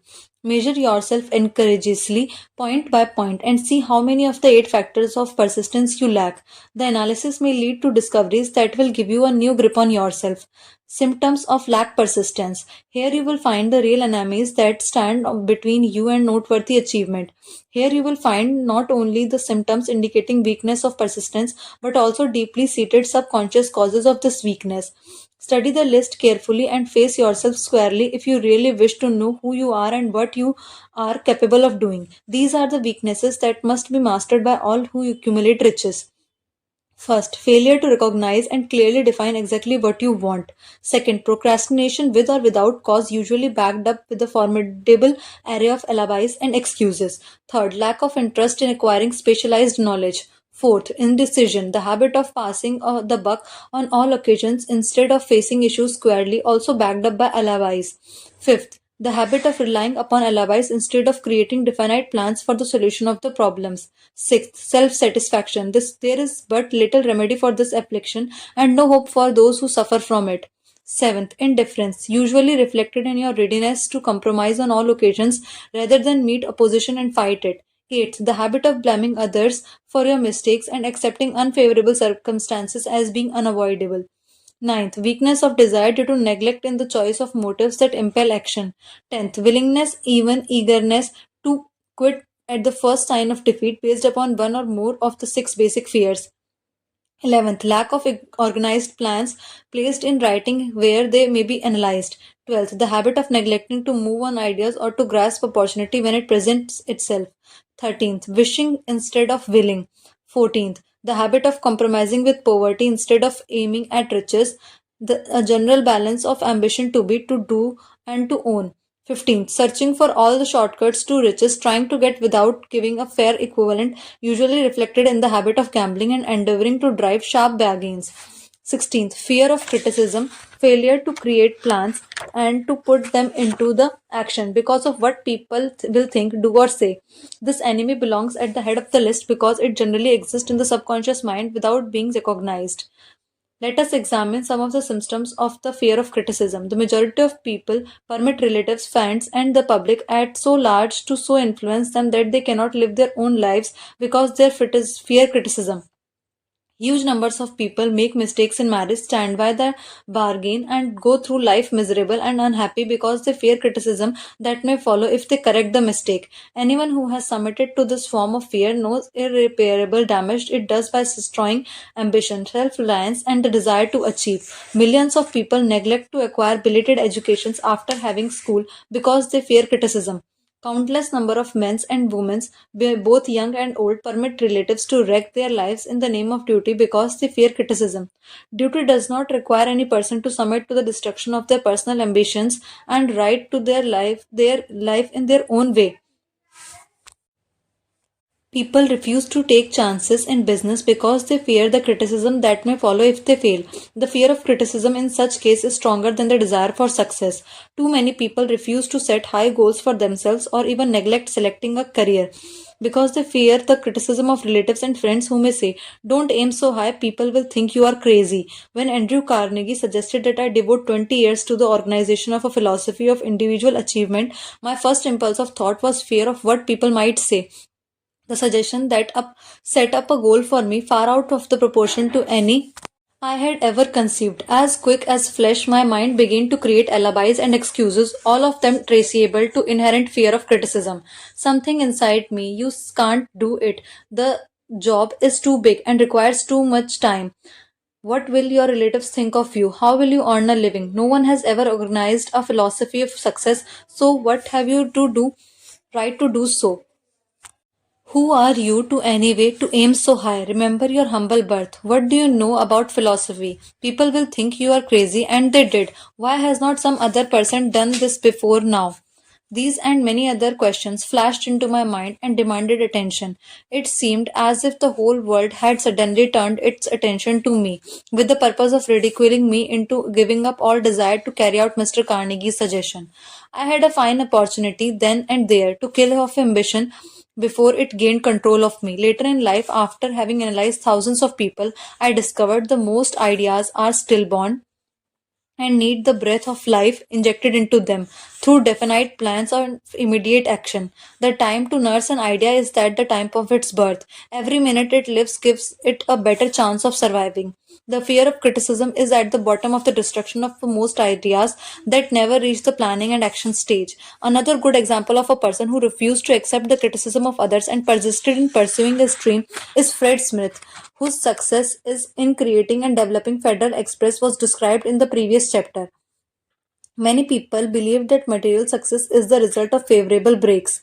There is an element of ground for the belief, but those depending entirely upon luck are nearly always disappointed because they overlook another important factor that must be present before one can be sure of success. It is the knowledge with which favorable breaks can be made to order.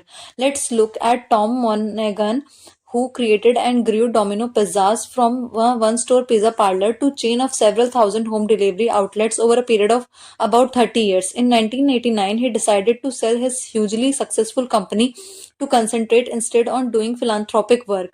However, his plan did not work out. After 2.5 years, the company that purchased the chain almost drove it into bankruptcy, so Monaghan came back. It took much hard work and persistence to first rebuild and then expand the organization. Monaghan had developed the necessary determination early in his life. He had overcome a childhood deprivation, poverty, and abuse to become a great entrepreneur. Now, once again, he mobilized all his efforts not only to return Domino to its original prominence but to expand it to 6,000 stores, of which 1,100 are in countries other than United States. Once the chain was back on its feet, Monaghan faced a new and serious challenge. Domino built its major promotion on its guarantee of fast delivery. It guaranteed the customer would get the pizza within 30 minutes. This led to a series of lawsuits from people who claimed injury from the accident caused by Domino delivery drivers who were speeding to make the 30-minute deadline. The family of women allegedly killed by a Domino driver was awarded $3 million. The final blow came when another woman was awarded $78 million. After that, Domino dropped the 30-minute guarantee. Despite this financial catastrophe, Monaghan refused to give up. He poured more money, time, and energy into the company and brought it back once again. By his persistence and positive attitude, he forgot ahead and inspired his team with a winning spirit that has made Domino number one in its industry. Examine the next 100 people of you meet, ask them what they want most in life, and 98 of them will not be able to tell you. If you press them for an answer, someone will say security, many will say money, and few will say happiness. Others will say fame and power, and still others will say social recognition, ease in living, ability to sing, dance, or write. But none of them will be able to define these terms or give the slightest indication of a plan by which they hope to attain these vaguely expressed wishes. Riches do not respond to wishes. They respond only to definite plans backed by definite desires and through consistent persistence.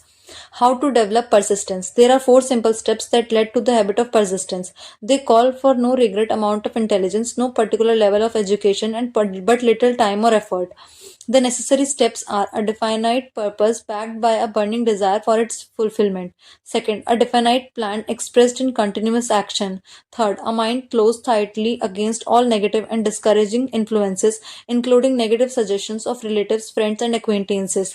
A friendly alliance with one or more persons who will encourage you to follow through with the both plan and the purpose. These four steps are essential for success in all walks of life. The entire purpose of 13 principles of this philosophy is to enable you to take these four steps as a matter of habit. There are the steps by which you may control your economic destiny. They are the steps that lead to the freedom and independence of thought. They are the steps that lead to riches in small or great quantities. They are the steps that lead to way of power, fame, and worldly recognition. They are the steps that guarantee favorable breaks. They are the steps that convert dreams into physical realities. They are the steps that lead to also to the mastery of fear, discouragement, and indifference. There is a magnificent reward for all who learn to take these four steps. It is a privilege of writing your own ticket and of making life yield whatever price is asked. What mystical power gives you? People of persistence, the capacity to master difficulties. Does the quality of persistence set up in your mind some form of spiritual, mental, or chemical activity that gives you access to supernatural forces? Does infinite intelligence throw itself on the side of the person who still fights on after the battle has been lost, with the whole world on the opposing side? These and many other similar questions have arisen in my mind, and as I have observed men like Henry Ford, who started from scratch and built an industrial empire of huge proportion with little else in the way of beginning but persistence, or Thomas A. Edison, who with less than 3 months of schooling became the world's leading inventor and converted persistence into talking machine, the moving picture machine, and the incandescent light, to say nothing of half a hundred other useful inventions. I had happy privilege of analyzing both Mr. Edison and Mr. Ford year by year over a long period, and the opportunity to study them at close range. I therefore speak from actual knowledge when I say that I found no quality save persistence in either of them that evenly remotely suggested the major source of their stupendous achievements. As one makes impartial study of successful people, one is drawn to the inevitable conclusion that persistence, concentration of effort, and definiteness of purpose are the major sources of their achievements. A good example of determination and persistence is Howard Schultz, the Starbucks man. It takes a person with vision, fortitude, and unswerving confidence to make a new concept succeed. Schultz was hired to manage retail sales and marketing for a small coffee distributor who had a few retail outlets in Seattle. He was 29 and just married. He and his wife left their home in New York City to accept this new job. After a year later, Schultz visited Italy on a buying trip. As he wandered around Milan, he noticed how important coffee was to Italian culture. Typically, the workday starts with a cup of rich coffee at the rich coffee bar. After work, friend and colleagues once again meet at the coffee bar for a leisure stop before heading home. It is a center of Italian social life. Schulz visualized this transfer to America. It had never been done, but he felt it could work because of high quality of Starbucks coffee. It became Schultz's obsession. He was determined to build a national chain of cafes based on the Italian coffee bar. But the Starbucks owner was reluctant. They were in the wholesale coffee bean business. The restaurants they owned were only a small part of their operation. To implement his goal, Schultz left Starbucks and planned a new company. In 1986, Schultz opened his first coffee bar in Seattle. It was an immediate success. Schultz opened another in Seattle and third in Vancouver. The following year, he bought the Starbucks company and adopted its name for his enterprise. Schultz believes that the quality of Starbucks will one day alter how everyday Americans conduct their lives. If Schultz has his way, a cup of coffee of Starbucks will become a basic part of American culture. His concept has paid off. Starbucks sales have increased ninefold for every year since 1988. Schultz envisioned hundreds of Starbucks coffee shops across America where business people would stop on their way to work and come to after work to relax. Shoppers would stop for a pick-me-up. Young people would meet their dates over coffee rather than cocktails. Families would come for refreshment before or after cinema. Starbucks incurred losses for 3 straight years, more than $1 million in 1989 alone. But Schultz never gave up. He had a firm conviction that this was the way to build a company and that his losses would soon turn into profits. Once his Seattle stores were profitable, Starbucks spread slowly into other cities, Vancouver, Portland, Los Angeles, Denver, and Chicago, and later into eastern cities and overseas. Starbucks has become a household name all over the world and an exemplar of American marketing ingenuity, and it has made Howard Schultz one of the world's richest people. Chapter 10, Power of the Mastermind, the Driving Force, the ninth step to riches. Power is essential for success in the accumulation of money. Plans are inert and useless without sufficient power to translate them into action. This chapter will describe the method by which an individual may attain and apply power. Power may be defined as organized and intelligently directed knowledge. Power, as the term is here used, refers to the organized effort sufficient to enable an individual to transmute desire into its monetary equivalent. Organized effort is produced through the coordination of the effort of two or more people who work towards a definite and in a spirit of money. Power is required for accumulation of money. Power is necessary for the retention of money after it has been accumulated. Let us ascertain how power may be acquired. If power is organized knowledge, let us examine the sources of knowledge. First, infinite intelligence. This source of knowledge may be contacted through the procedure described in chapter number 6 with the aid of creative imagination. Second, accumulated experience. The accumulated experience of humankind or that portion of which has been organized and recorded may be found in any well-equipped public library. An important part of this accumulated experience is taught in schools and colleges where it has been classified and organized. Third, experiment and research. In the field of science and in practically every walk of other life, people are gathering and classifying organized new facts daily. This is the source to which one must turn when knowledge not available through the accumulated experience. Here too, the creative imagination must often be used. Knowledge may be acquired from any of the foregoing sources. It may be converted into power by organizing it into definite plans and by expressing those plans into terms of action. Examination of three major sources of knowledge will readily disclose the difficulty people would have if they depend upon their efforts alone in assembling knowledge and expressing it through definite plans in terms of action. If their plans are comprehensive, if they contemplate large proportion, and they must generally induce others to cooperate with them before they can inject into their plans the necessary element of power. Gaining power through mastermind. The mastermind may be defined as the coordination of knowledge and effort and in a spirit of harmony between two or more people for the attainment of a definite purpose. No individual may have great power without availing him or himself or herself for the mastermind group. In chapter 7, instructions were given for the creation of plans for the purpose of translating desire into its monetary equivalent. If you carry out of these instructions with persistence and intelligence, and use discrimination in the selection of your mastermind group, your objective will have been halfway reached before you even begin to recognize it. So you may better understand the intangible potentialities of power available to you through the properly chosen mastermind group. We will here explain the two characteristics of mastermind principle, one of which is economic in nature and the other is psych. The economic feature is obvious. Economic advantages may be created by people who surround themselves with achieve counsel and personal cooperation of a group of a people who are willing to lend them and wholehearted aid in spirit of perfect harmony. This form of cooperative alliance has been the basis of nearly every great fortune. Your understanding of this great truth may be definitely determine your financial status. The psych phase of the mastermind principle is much more abstract, much more difficult to comprehend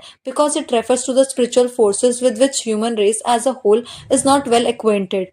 You may catch a significant suggestion from this statement.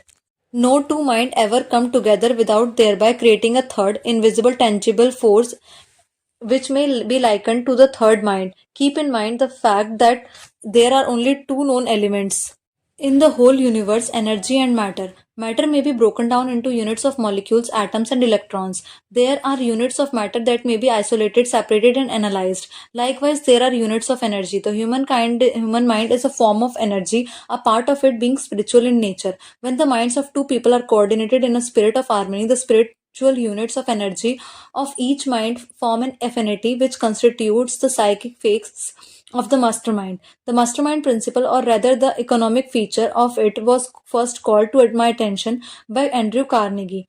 Discovery of this principle was responsible for the choice of my life's work. Mr. Carnegie's mastermind group consisted of a staff of approximately 50 men with whom he surrounded himself for the definite purpose of manufacturing and marketing steel. He attributed his entire fortune to the power he accumulated through this mastermind. Analyze the record of any person who has accumulated a great fortune and many of those who have accumulated more modest fortunes, and you will find that they have either consciously or unconsciously employed the mastermind principle. Great power can be accumulated through no other principle. Energy is nature's set of building blocks out of which she constructs every material things in universe, including humankind and every form of animal and vegetable life. Through a process that only nature completely understands, she translates energy into matter. Nature's building blocks are available to us in the energy involved in thinking. The brain may be compared to an electric battery. It absorbs energy from the ether, which permeates every atom of matter and fills the entire universe. A group of electric batteries will provide you more energy than a single battery. An individual battery will provide energy in a proportion to the number and the capacity of cells it contains. The brain functions in a similar fashion. This accounts for the fact that some brains are more efficient than others and leads to significant statement. A group of brains coordinated or connected in a spirit of harmony will provide more thoughtful energy than a single brain, just as a group of electric batteries will provide more energy than a single battery. Through this metaphor, it becomes immediately obvious that mastermind principle holds the secret of the power wielded by people who surround themselves with other people of brains. There follows now another statement which will lead still nearer to an understanding of the psychic phase of the mastermind principle. When a group of individual brains is coordinated and functions in harmony, the increased energy created through that alliance becomes available to every individual brain in the group. Henry Ford began his business career under the handicap of poverty, illiteracy, and ignorance. Within the inconceivably short period of 10 years, Mr. Ford mastered these three handicaps and within 25 years made himself one of the richest men in America. Connect with the fact the additional knowledge that Mr. Ford's most rapid strides become noticeable from the time he became a personal friend of Thomas A. Edison, and you will begin to understand that what the influence of one mind upon another can accomplish. Go to step further and consider the fact that Mr. Ford's most outstanding achievements begin from the time he formed the acquaintances of Harvey Firestone, John Burroughs, and Luther Burbank, each man of great brain capacity. And you will have further evidence that power may be produced through friendly alliance of minds. There is little, if any, doubt that Henry Ford was one of the best informed men in the business and industrial art world. The question of his wealth needs no discussion. Analyze Mr. Ford's intimate personal friends, and some of who have already been mentioned, and you will be prepared to understand the following statement. People take on the nature and the habits and powers of thought of with those with whom they associate in a spirit of sympathy and harmony. Henry Ford whipped poverty, illiteracy, and ignorance by allying himself with great minds whose vibrations of thought he absorbed into his own mind. Through his association with Edison, Burbank, Burroughs, and Firestone, Mr. Ford added to his own brain power the sum and the substance of intelligence, experience, knowledge, and spiritual forces of these four men. Moreover, he appropriated and made use of mastermind principle through the methods described in this book. This principle is available to you. President Franklin Roosevelt brought the best minds of the country to Washington to form a mastermind group he called the Brain Trust. During and after the World War II, mastermind group called the think tanks were frequently called upon by leaders of government and industry to help deal with the critical problems. We have already mentioned Mahatma Gandhi.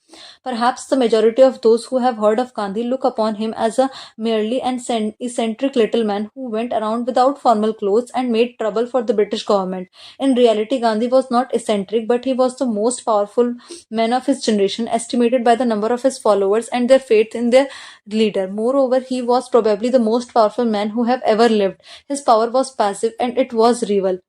Let us study the method by which he attained his stupendous power. It may be explained into few words. He came by power through inducing over 200 million people to coordinate with the mind and body in the spirit of harmony for a definite purpose. In brief, Gandhi accomplished a miracle, for it is a miracle when 200 million people can be induced, not forced, to cooperate in a spirit of harmony for a limitless time. If you doubt that this is a miracle, try to induce any two people to cooperate in spirit of harmony for any length of time. Every person who manages a business knows that what a difficult matter it is to get employees to work together in a spirit even remotely resembling harmony. The list of the chief sources from which power may be attained is, as you have seen, headed by the infinite intelligence. When two or more people coordinate in a spirit of harmony and work towards a definite objective, they place themselves in a position through that alliance to absorb power directly from the great universal storehouse of infinite intelligence. This is the greatest of all sources of power. It is the source to which genuine genius turns. It is the source to which every great leader turns, whether conscious of the fact or not. The other two major sources from which the knowledge necessary for the accumulation of power may be obtained are more reliable than our five senses. The senses are not always reliable. Infinite intelligence does not err. In subsequent chapters, the method by which infinite intelligence may be mostly readily contacted will be adequately described. This is not a course on a religion. No fundamental principle described in this book should be interpreted as being intended to interfere either directly or indirectly with anyone's religious habit. This book has been confined exclusively to instructing the reader how to transmute the definite purpose of desire for money into its monetary equivalent. Read, think, and meditate as you read. Soon the entire subject will unfold and you will see it in its perspective. You are now seeing the detail of the individual chapters. Money is shy and elusive. It must be wooed and won by methods not unlike those used by a determined lover in pursuit of a mate. And coincidental as it is, the power used in the wooing of money is not greatly different from that used in wooing a lover. That power, when successfully used in the pursuit of money, may be mixed with the faith. It must be mixed with desire. It must be mixed with persistent. It must be applied through a plan, and that plan must be set into action. Some of the best sources for creating your own mastermind group are your employees. Andrew Groove, the extremely successful CEO of Intel Corporation, did this. Groove works with a team of technical and marketing, financial, and administrative men and women in an informal environment. There are no private offices, special packings, or spaces or other privileges for executives. Employees have generous stock option plans so they can share in the gains if the company makes money and stock rises. Although the team may appear casual, they follow Groove's lead of being very demanding on themselves. When Intel faced a crisis in 1976, the team willingly put in extra effort, more work hours, and did everything was necessary to solve the problems. On another occasion, it was discovered that the Intel Pentium chip had a minor defect that would affect only an insignificant number of operations. Groove's decision to replace the chips at a cost of $475 million rather than deliver a product that was not perfect was fully endorsed by his colleagues. Groove encourages his people to work in small, autonomous work units in which everyone understands the system and their role in it. Each person contributes their knowledge and expertise and creativity. Team members are trained and motivated to produce the best of their capacity. When a crisis arises, the team willingly plus puts into the extra time, energy, and brain power to meet and beat their problems faced. When money comes in quantities known as the big money, it flows to one who accumulates as it easily as water flows downhill. There exists a great unseen stream of power which may be compared to a river, except that it flows in two directions. One side carries all who get into that side of the stream onwards and upwards to wealth, and the other side flows in the opposite direction, that carrying all who are unfortunate enough to get into the end and not able to extricate themselves from it, downwards to misery and poverty. Every person who has accumulated a great fortune has recognized the existence of this stream of life. It consists of one's thinking process. The positive emotions of thought form the side of the stream that carries one to fortune. The negative emotions form the other side that carries one down to poverty. This carries a thought of stupendous importance to the person who is following this book with the object of accumulating a fortune.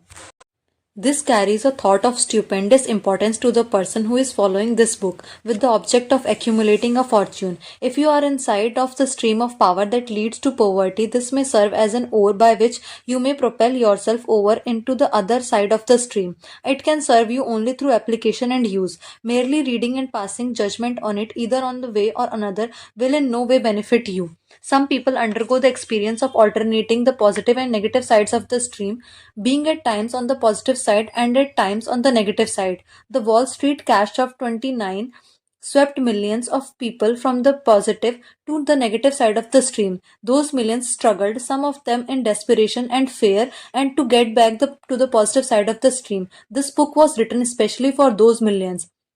Poverty and riches often exchange places. Poverty may and generally does voluntarily takes the places of riches. When riches take the place of poverty, the change is usually brought about through well conceived and careful executed plans. Poverty needs no plan, it needs no one to aid it because it's bold and ruthless. Riches are shy and timid, they have to be attracted. Anybody can wish for riches, and most people do, but only for few. They had a definite plan, plus a burning desire for wealth are the only dependable means of accumulating it.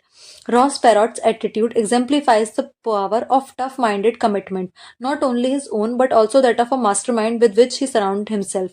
He had a burning desire for wealth and achieved it. Before he started Electronic Data System (EDS), he had been the top salesperson at IBM. He was cautioned that leaving IBM to start a company from scratch was a mistake. This did not faze Perot. He was inspired by a vision of what could it be. His success clearly demonstrated that by sticking to your dream and transmitting that dream to a team of experts, a mastermind who would have the know how to help make it a realization lead to success and wealth. Perrot's firmly believes that commitment can accomplish miracles. This was exemplified when EDs committed for one of the largest contracts in the computer industry. Two companies, IBM and EDS, were the contestants. IBM was far richer and had in their staff a more experienced and knowledge group of specialists. EDs had a small but dedicated team. Parrot recalls about 30 days into the competition. I walked into the room and our 15 guys were saying, Gee, we probably can't win, but it will be a great experience. I didn't jump up and down and chew people out. I just walked to the blackboard and wrote down the 7 criteria by which we would be judged. And in a nice, how low voice said, We are going to beat them 7-0. That's the day we won. Parrot commented that the raises, the bonuses, the stock options, and the thousands of new jobs created by winning this project were, of course, the tangible rewards of achieving this cup. However, he believes that more important was the immense satisfaction of knowing that their hard work and creativity they beat best in the world. That's what makes a company great, a team working together as a mastermind to beat the opposition. 11. The Mystery of Sex Transmutation. The 10th chapter to Riches. The meaning of what transmutase is in simple language, the changing or transferring of one element or form of energy into another. The emotion of sex brings into being a state of mind. Because of ignorance on the subject, the state of mind is generally associated with physical. Because of improper influences to which most people have been subjected in acquiring knowledge of sex, things essentially physical have highly biased the mind. The emotion of sex has behind it the possibility of three constructive potentialities: the perpetuation of humankind, the maintenance of health as a therapeutic agency. It has no equal. The transformation of mediocrity into genius through transmutation. Sex transmutation is simply and easily explained. It means the switching of the mind from thoughts of physical expression on thoughts of some other nature. Sex desire is most powerful of human desires. When driven by this desire, people develop keenness of imagination, courage, willpower, persistence, and creative ability unknown them at other times. Some strong and impelling desire for sexual contact that people freely run the risk of life and reputation to indulge it. When harnessed and redirected along the other lines, the positive attributes of this motivating force may be used as powerful creative forces in literature, art, or in any other profession or calling, including, of course, the accumulation of riches. The sex transmutation energy calls for the exercise of willpower to be sure, but the reward is the worth the effort.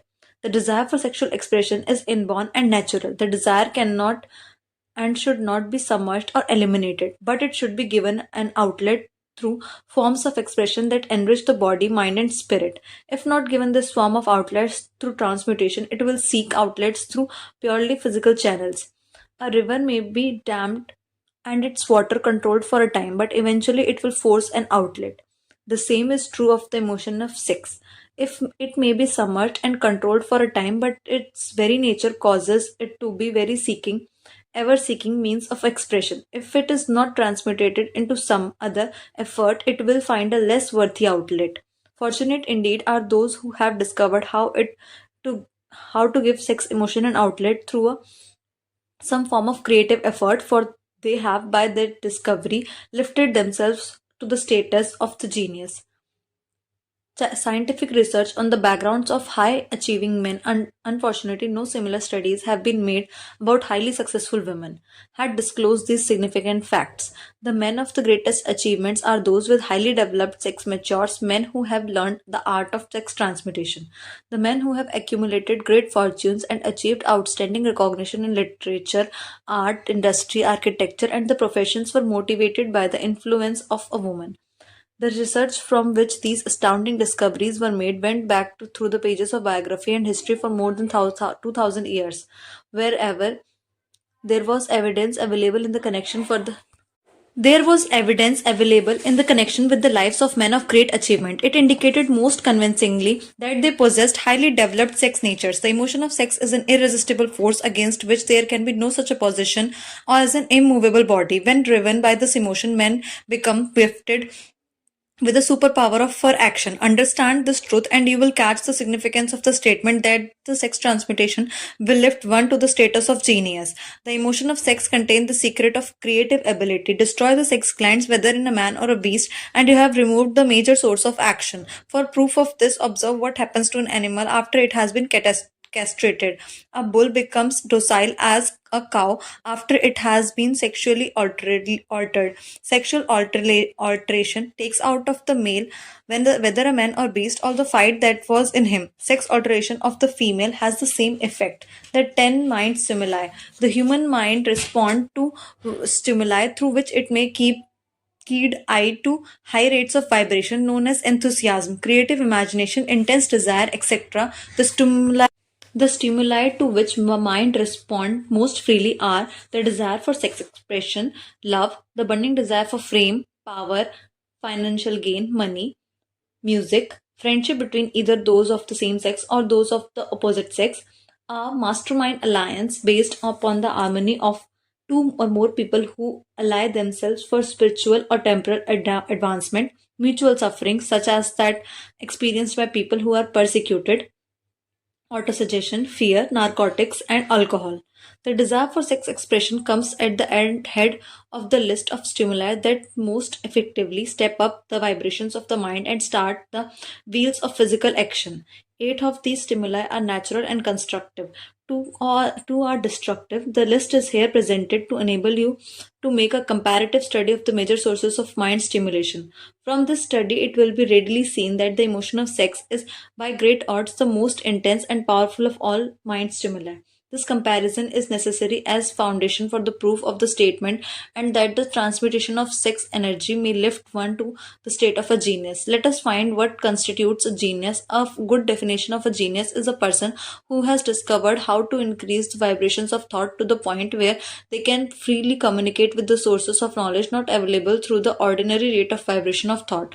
A person who thinks all will all want to ask some question concerning this definition of genius. The first question will be, how many one can communicate with the sources of knowledge which are not available through the ordinary rate of vibration or thought?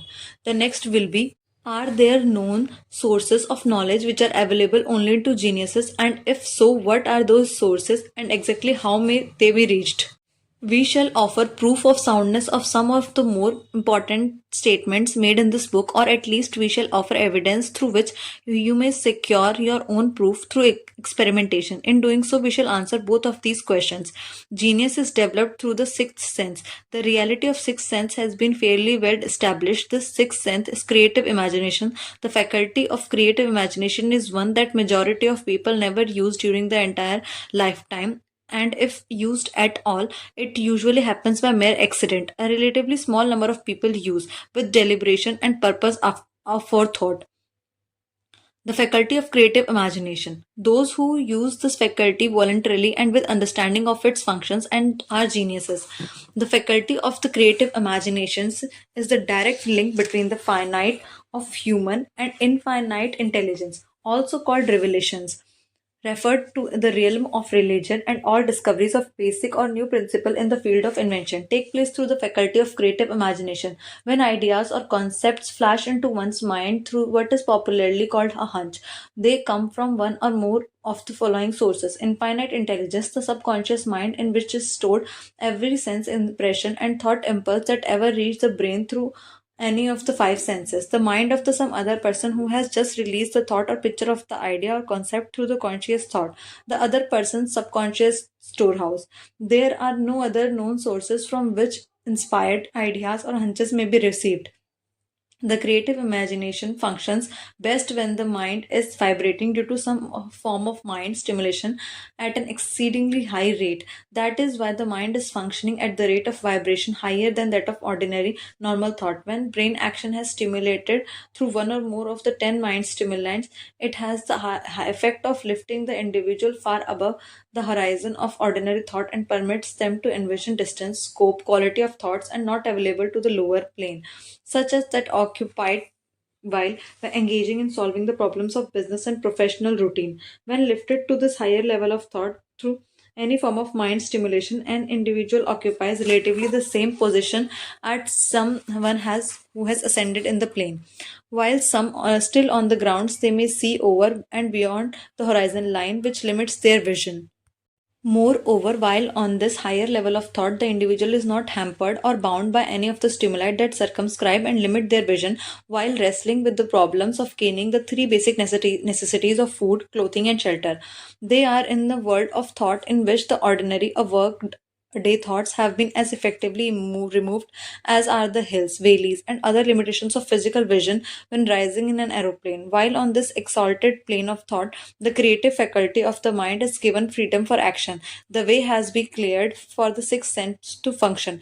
It becomes receptive to ideas that could not reach the individual under any circumstances. The sixth sense is the faculty that marks the difference between a genius and an ordinary individual. The more this faculty is used, the more alert and receptive the creative faculty becomes to vibration originating outside the individual's subconscious mind, and the more the individual relies upon it and makes demands upon it for thought impulses. This faculty can be cultivated and developed by only through use. That which is known as one conscience operates entirely through the faculty of the sixth sense. The great artists, writers, musicians, and poets became great because they acquired the habit of relying upon the still small voice which speaks from within through the reality faculty of creative imagination. It is a fact well known to people who have keen imagination that their best ideas come through so-called hunches. There is a great orator who does not attain greatness until he closes his eyes and begins to rely entirely upon the faculty of creative imagination. When asked why he closed his eyes just before the climaxes of for his oratory, he replied, "I do it because then I speak through ideas which come to me from within." One of the America's most successful and best known financiers followed the habit of closing his eyes for 2 or 3 minutes before making a decision. When asked why he did this, he replied, "With my closed eyes, I am able to draw upon a source of superior intelligence." Dr. Elmer R. Gates of Chevy Chase, Maryland, created more than 200 useful patents, many of them basic, through the process of cultivating and using the creative faculty. His method is significant to anyone interested in attaining the state of genius in which category Dr. Gate unquestionably belonged. Dr. Gates was one of the really great, though less publicized, scientists of the world. In his laboratory, he had what he called his personal communication room. It was practically soundproof and so arranged that all light could be shut out. It was equipped with a small table on which he kept a pad of writing paper. In front of the table on the wall was an electric push button which controlled the lights. When Dr. Gates desired to draw upon the forces available to him through his creative imagination, He would go into his room, seat himself at the table, shut off the lights, and concentrate upon the known factors of the invention on which he was working, remaining in that position until ideas began to flash into his mind in connection with the unknown factors of the invention. On one occasion, ideas came through so fast that he was forced to write for almost 3 hours. When the thoughts stopped flowing and he examined his notes, he found that they contained a minute description of the principle that had no parallel among the known data of the scientific world. Moreover, the answer to his problem was intelligently presented in these notes. In this manner, Dr. Gates completed over 200 patents which had been begun but not completed by half baked brains. Evidence of truth. This statement is in United States Patent Office. Dr. Gates earned his living by sitting for ideas for individuals and corporations. Some of the largest corporations in America paid him substantial fees by the hour for sitting for ideas. The reason faculty is often faulty because it is largely guided by our accumulated experience. Not all knowledge that we accumulate through experience is accurate. Ideas received through the creative faculty are much more reliable because they come from sources more reliable than any available to the reasoning faculty of the mind. The major difference between the genius and the ordinary crank inventor may be found in the fact that the genius works through his faculty of creative imagination while the crank knows nothing of this faculty. The scientific inventors such as Mr. Edison and Dr. Gates makes use of both the synthetic and the creative faculties of imagination. For example, the scientific inventor or geniuses begin an invention by organizing and combining the known ideas or the principles accumulated through experience. Through the synthetic faculty, the reasoning faculty, if the mind this find this accumulated knowledge to be insufficient for the completion of the invention, then they draw upon the sources of knowledge available to them through their creative faculty. The method by which this is done varies with the individual, but this is the sum and the substance of the procedure. First, they stimulate their minds so that they vibrate on a higher than average plane, using one or more of the 10 mind stimulants or the some other stimulant of their choice. Second, they concentrate upon the known factors, the finished part of the invention, and create in their minds a perfect picture of unknown factors, the unfinished part of the invention. They hold this picture in mind until it has been taken over by the subconscious mind and then relax by clearing their minds of all thought and wait for the answer to pop up. Sometimes the results are both definite and immediate, at the other times the results are negative, depending upon the state of the development of the sixth sense or the creative faculty. Mr. Edison tried out more than 10,000 different combinations of ideas through synthetic faculty of imagination before he tuned in through the creative faculty and got the answer that perfected the incandescent light. His experience was similar when he produced the talking machine. There is a plenty of reliable evidence that the faculty of creative imagination exists. This evidence is available through accurate analysis of people who have become the leaders in their respective callings without having had extensive education. Lincoln was a notable example of a leader who achieved greatness through the discovery and use of his faculty of creative imagination. He discovered and began to use this faculty as the result of stimulation of love, which he experienced after he met Anne Rutledge. The pages of history are filled with the records of great leaders whose achievements may be traced directly to the influence of women who aroused the creative faculties of their minds through the stimulation of sex desire. Napoleon Bonaparte was one of those. When inspired by his first wife, Josephine, he was irresistible and inconvincible. When his better judgment or reasoning faculty prompted him to put Josephine aside, he began to decline. His defeat and St. Helena were not far distant. If good taste would permit, we might easily mention scores of well-known women and men who climbed the great heights of achievements under the stimulating influence of their wives, only to drop back to the destruction after money and power went to their heads and they put aside the old wife for a new one. Napoleon was not the only man to discover the sex influence from the right source is more powerful than any substitute of expediency which may be created by mere reason. The human response to stimulation. Among the greatest and most powerful of these stimuli is the urge of sex. When harnessed and transmuted, this driving force is capable of lifting people into a higher sphere of thought that enables them to master the sources of worry and petty annoyance that beset their pathway on the lower plane. Unfortunately, only the geniuses have made the discovery. Others have accepted the experience of sex urge without discovering one of its major potentialities, a fact that accounts for the greater number of others as compared to limited number of geniuses. Sex energy is the creative energy of all geniuses. There never has been and never will be a great leader, builder, or artist lacking in this driving force of sex. Surely no one will misunderstand these statements to mean that all who are highly sexed are geniuses. One attains to the status of geniuses only when and if one's mind is stimulated so that it draws upon the forces available through the creative faculty of imagination. Chief among the stimuli with which the stepping up of the vibrations may be produced is sex energy. The mere possession of this energy is not sufficient to produce a genius. The energy must be transmitted from desire for physical contact into some other form of desire and action before it will be lift one status to another of a genius. Far from becoming geniuses because of great sex desire, all too many people lower themselves through misunderstanding and misuse of this great force to the status of the lower animals. Why people seldom succeed before 40. I discovered from the analysis of over 25,000 people that those who succeed in an outstanding way.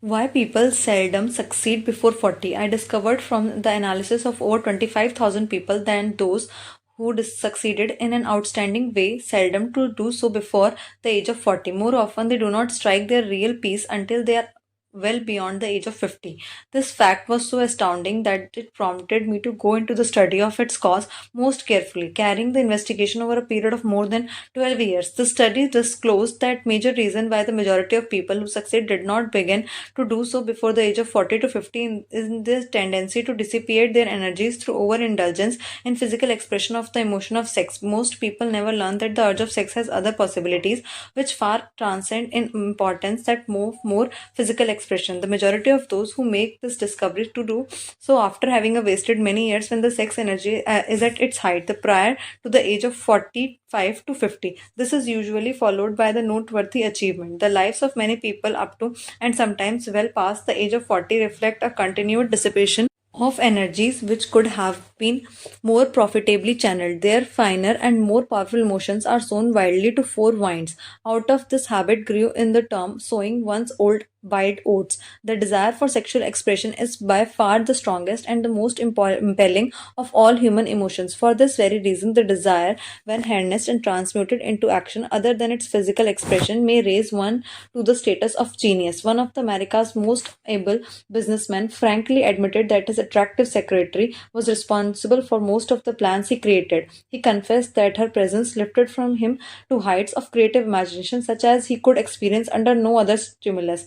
History is lacking History is not lacking in examples of people who attained the status of geniuses as the result of using artificial mind stimulants in the form of alcohol and narcotics. Edgar Allan Poe wrote The Raven while under the influence of alcohol, dreaming dreams that mortal never dared to dream before. James Whitcomb Riley did his best writing while under the influence of alcohol. Perhaps it was thus he saw the ordered intermingling of the real and the dream, the mill above the river and the mist above the stream. Robert Burns wrote best when intoxicated for auld lang syne. My dear, we will take a cup of kindness yet for auld lang syne. But let it be remembered that many such people have destroyed themselves in the end.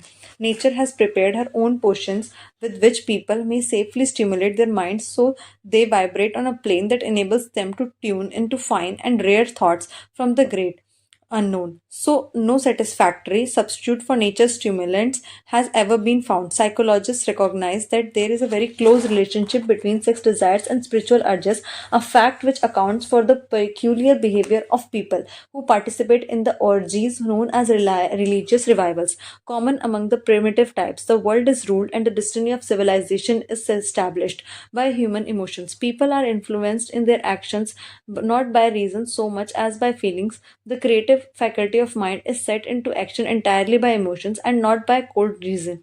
The most powerful of all human emotions is that of sex. There are other mind stimulants, some of which have been listed, but no one of them or not all of them combined can equally be driven power of sex.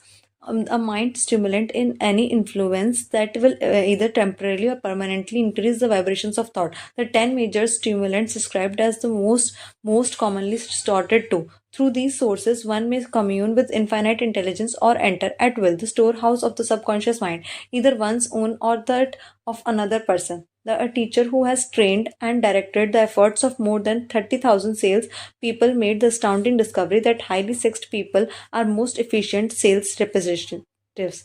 The explanation is that the factor of personality known as personal magnetism is nothing more or less than sex energy. Highly sexed people always have a plentiful supply of magnetism. Through the cultivation and understanding, this vital force may be drawn upon and used to great advantage in the relationship between people. This energy may be communicated to others through the following media: the handshake. The touch of the hand indicates instantly the presence of magnetism or lack of it. Second, the tone of voice, magnetism, or sex energy is the factor with which the voice may be colored or made musical or charming. Third, posture and carriage of the body. Highly sexed people move briskly with the face and ease.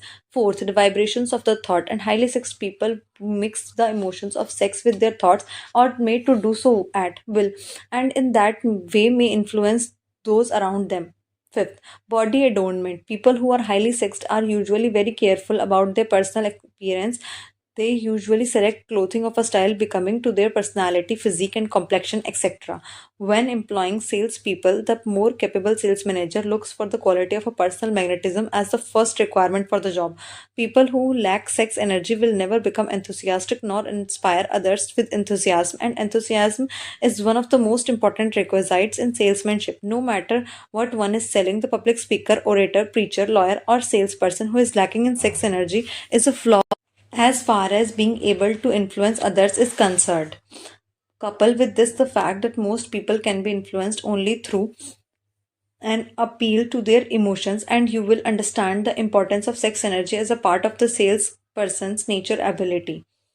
Master sales representatives attain the status of the mastery in selling because they either consciously or unconsciously transmute the energy of sex into sales enthusiasm. In the statement may be found a very practical suggestion as to the actual meaning of sex transmutation. Salespeople who know how to take their minds off subject of sex and direct it in sales effort with as much as enthusiasm and determination as they would apply to its original purpose have acquired the art of sex transmutation, whether they know it or not. The majority of salespeople who transmit their sex energy do so without being in the least aware of what they are doing or how they are doing it. Transmutation of sex energy calls for more willpower than the average person cares to use for this purpose. Those who find it difficult to summon willpower sufficient for transmutation may gradually acquire this ability. The reward for the practice is more than the worth effort. The entire subject of sex is one of which the majority of people appear to unpardonably ignorant. The urge of sex has been grossly misunderstood, slandered, and burlesqued by the ignorant and the evil minded for so long that the very word sex is seldom used in the polite society. Men and women who are known to be blessed, yes, blessed with highly sexed natures, are usually looked upon with suspicion. Instead of being called blessed, they are usually called cursed. Millions of people, even in the stage of enlightenment, have developed inferiority complexes because of this false belief that highly sexed nature is cursed. These statements of virtue of sex energy should not be construed as justification for the libertine. The emotion of sex is a virtue only when used intelligently with discrimination. It may often be misused to such an extent that it debases instead of enriches with both the body and mind. The better use of this is the burden of this chapter. It seemed quite significant to the author when he made the discovery that practically every great male leader whom he had the privilege of analyzing was a man whose achievements were largely inspired by a woman.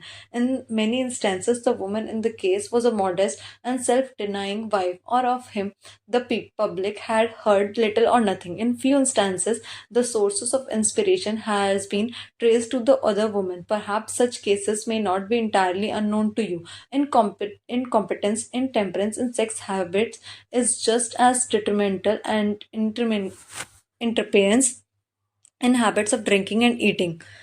In this age and in which we live, an age that began with the World War I, the intemperance in habits of sex is common. This orgy of indulgence may account for the shortage of great leaders. No one can avail forces of creative imagination while dissipating them.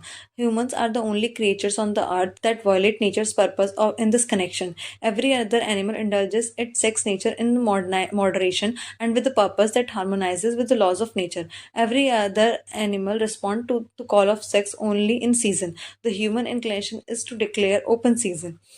Every intelligent people knows that stimulation in excess through alcoholic drink and narcotics is a form of intemperance that destroys the vital organs of the body, including the brain. Not every person knows, however, the overindulgence in sex expression may become a habit as destructive and as detrimental to creative effort as narcotics or alcohol. A sex made person is not essentially different to dope mad person. Both have lost control over their faculties of reason and willpower. Sexual overindulgence may not only destroy reason and willpower, but it may also lead to either temporary or permanent insanity. Many cases of hypochondria, imaginary illness, grow out of habits developed in ignorance of true function of sex. From these belief references to the subject, it may be readily seen that ignorance of the subject of sex transmutation forces stupendous penalties on the one hand and with the holds equally stupendous benefits on the other. Widespread ignorance about sex is due to the fact that the subject has been surrounded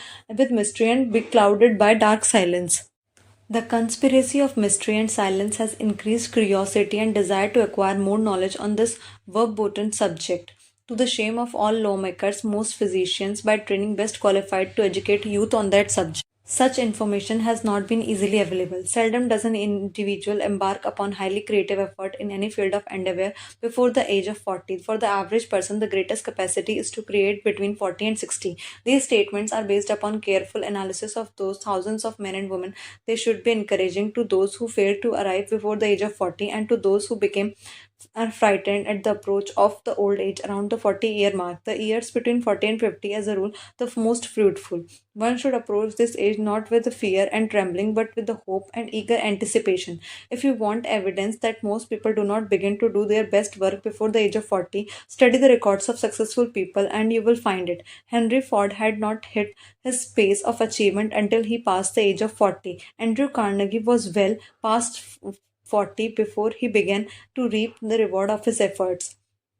James J. Hill was still running a telegraph key at the age of 40. His stupendous achievements took place after that age. Biographies of industrialists and financiers are filled with the evidence that the period from 40 to 60 is the most productive age. Between the ages of 30 and 40, one begins to learn, if one ever learns, the art of sex transmutation. This discovery is generally accidental.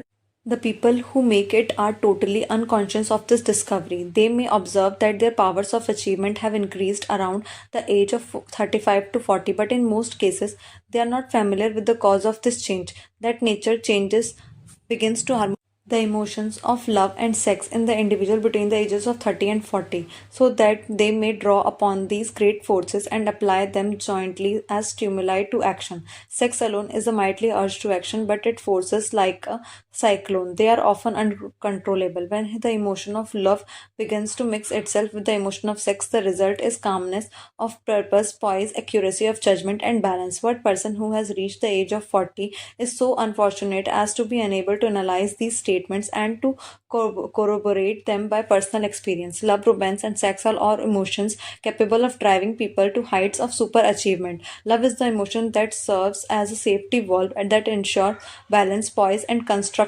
effort. When combined, these three emotions may live one to the attitude of a genius. These are geniuses, however, who know little of the emotion of love. Most of them may be found engaged in some form of action which is destructive or at least not based upon justice and fairness towards others. If good taste would permit, a dozen geniuses could be named in the field of industry and finance who ride ruthlessly over the right of others. They seem totally lacking in conscience. The emotions are states of mind. Nature has provided us with a chemistry of the mind which operates in a manner similar to the principles of chemistry of matter. A chemist may create a deadly poison by mixing certain elements, none of which are in themselves harmful in the right proportions. The emotions may likewise be combined to create a deadly poison. The emotions of sex and jealousy, when mixed, may turn a person into an insane beast. The presence of any one or more of the destructive emotions in the humankind through the chemistry of the mind sets up a poison that may destroy one's sense of justice and fairness. In extreme cases, the presence of any combination of these emotions in the mind may destroy one's reason.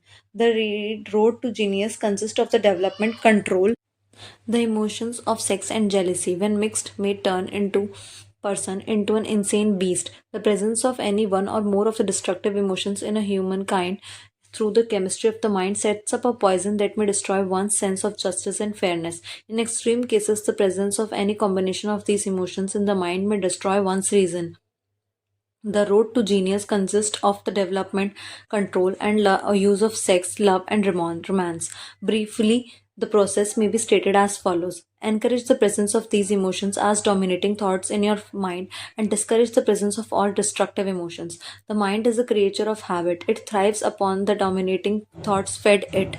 Through the faculty of willpower, you may discourage the presence of any emotion and encourage the presence of any other. Control of the mind through the power of will is not difficult. Control comes from the persistent and habit.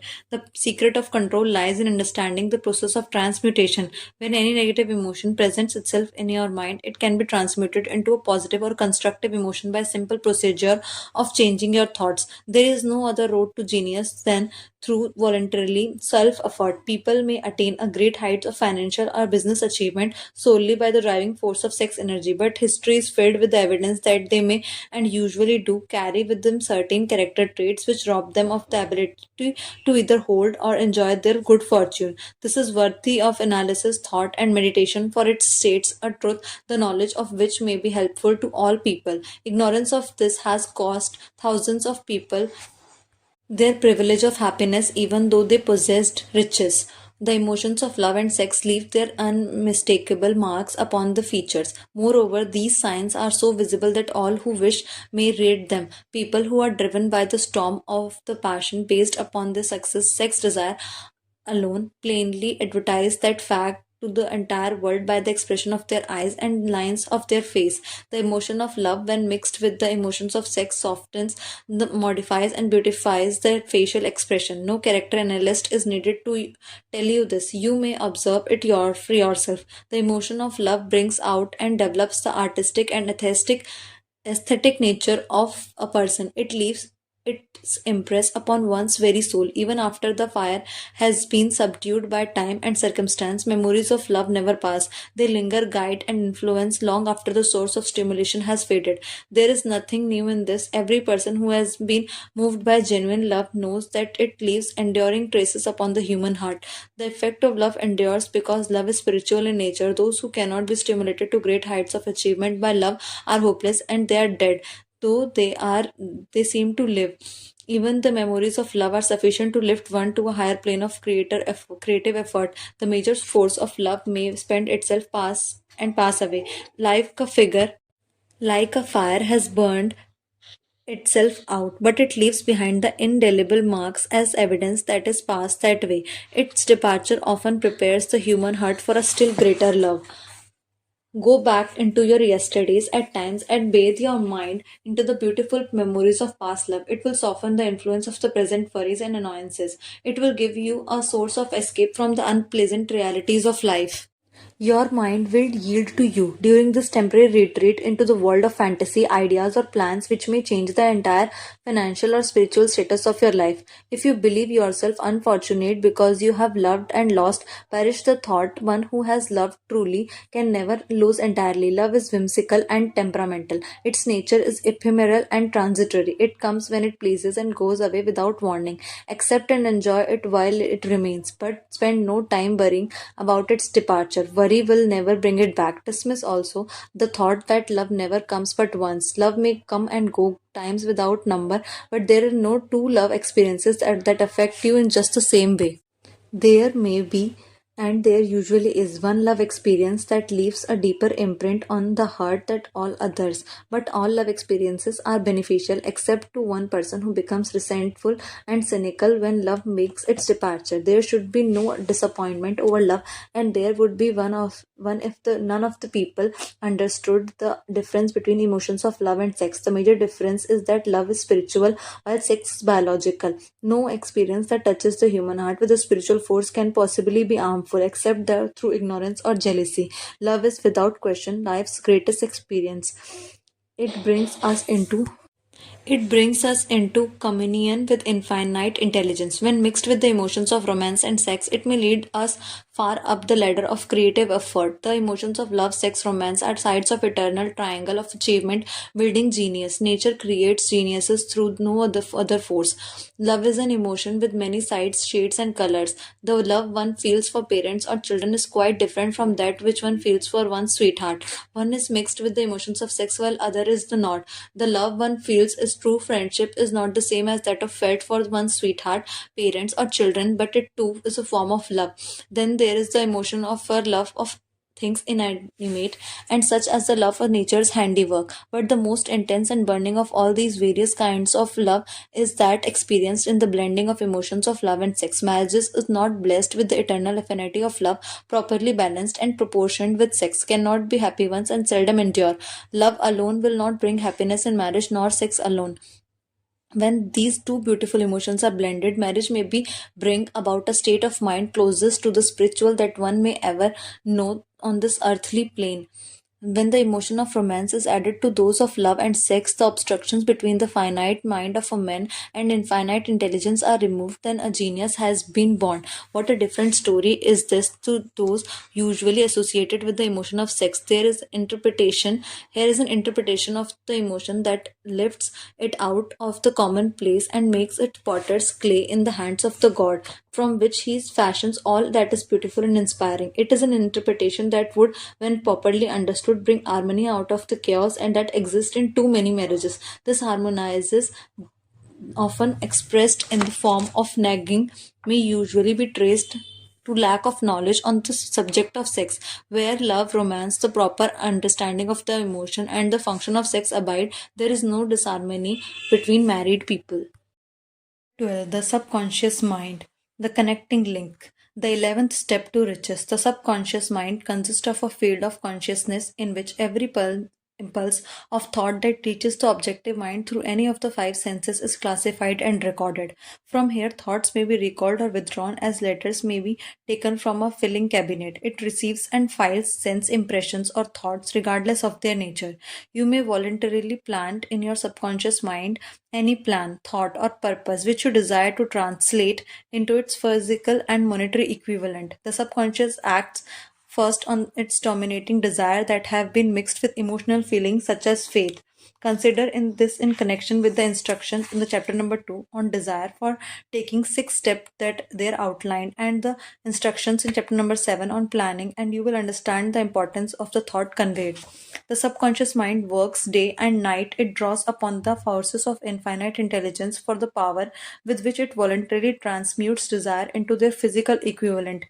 To accomplish this, it always makes use of the most practical media. You cannot entirely control your subconscious mind, but you can voluntarily hand over to it any plan, desire, or purpose you wish to be transformed into concrete form. Read again the instruction for using subconscious mind in chapter number 4. There is plenty of evidence to support the belief that the subconscious mind is the connecting link between the finite and infinite intelligence. It is the intermediary through which one may draw upon the forces of infinite intelligence at will. It alone contains the secret process by which mental impulses are modified and changed into their spiritual equivalent. It alone is the medium through which prayer may be transmitted to the source capable of answering prayer. The possibilities of creative effort connected with the subconscious mind are stupendous and imponderable. They inspire one with awe. I never approached the discussion of the subconscious mind without a feeling of littleness and inferiority perhaps due to the fact that the entire stock of knowledge on this subject is so pitifully limited. The very fact that the subconscious mind is the medium of communication between the link thinking mind, and the infinite intelligence is of itself a thought that almost paralyzes one's reason.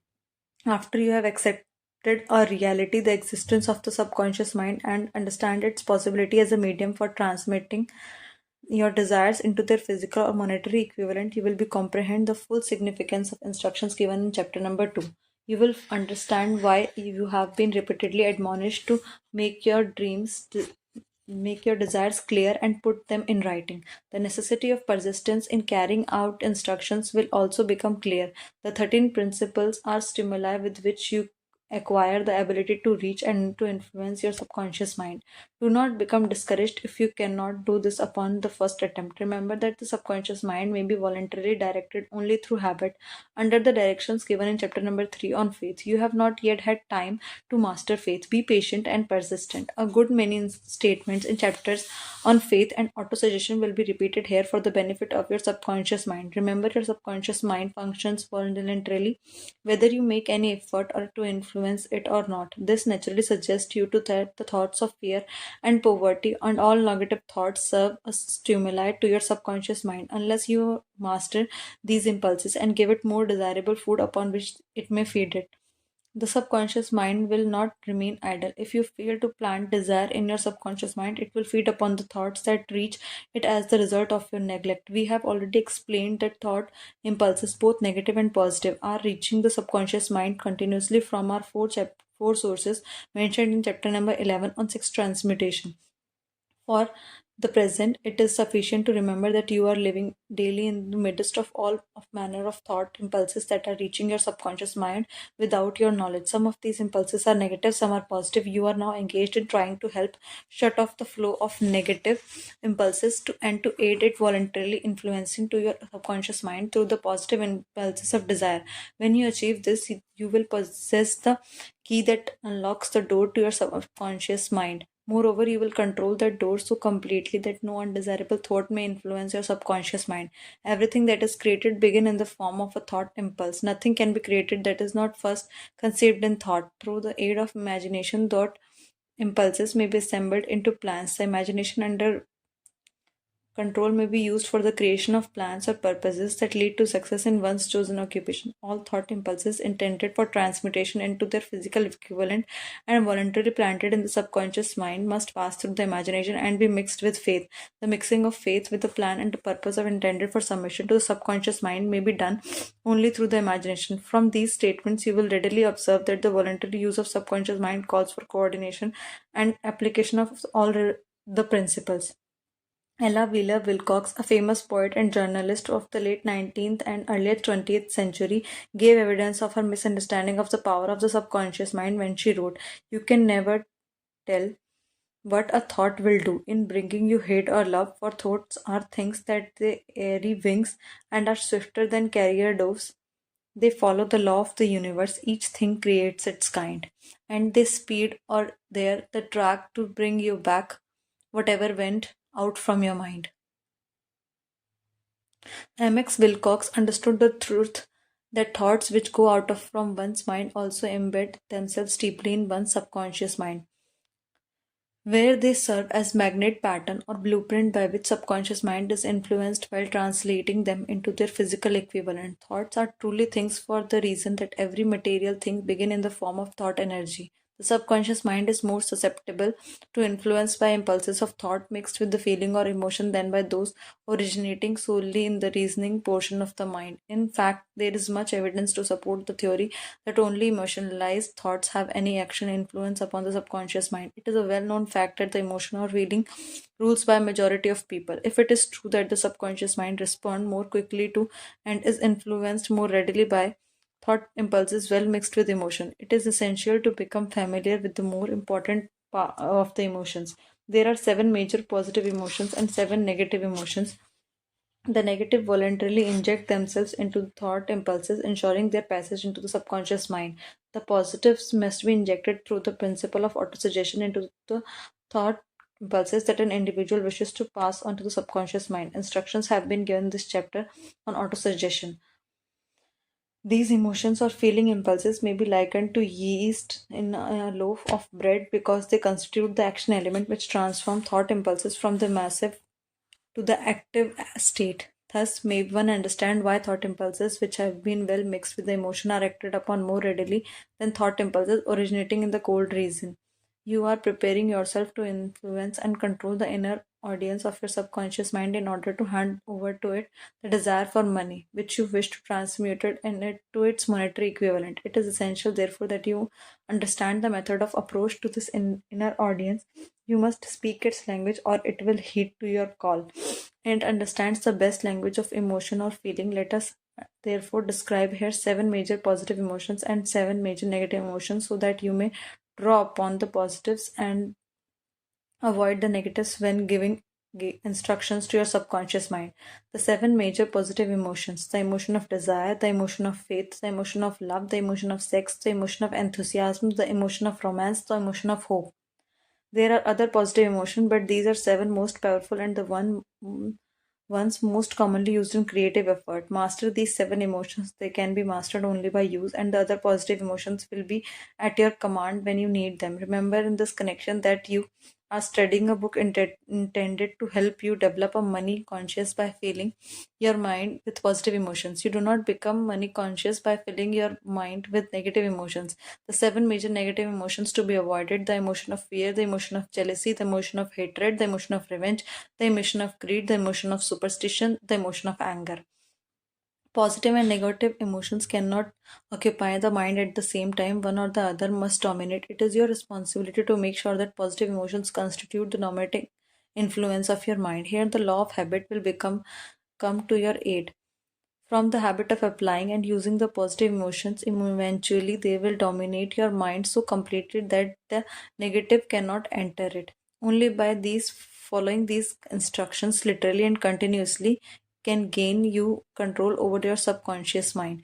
The presence of a single negative in your conscious mind is sufficient to destroy all chances of constructive aid from your subconscious mind. If you are an observant person, you must have noticed that most people resort to prayer only after everything else has failed, or else they pray by a ritual meaningless words. And because it is a fact that most people who pray do so only after everything has failed, they go to prayer with the minds filled with the fear and doubt, which are the emotions of subconscious mind acts upon and passes to infinite intelligence. Likewise, that is the emotion infinite intelligence receives and acts upon.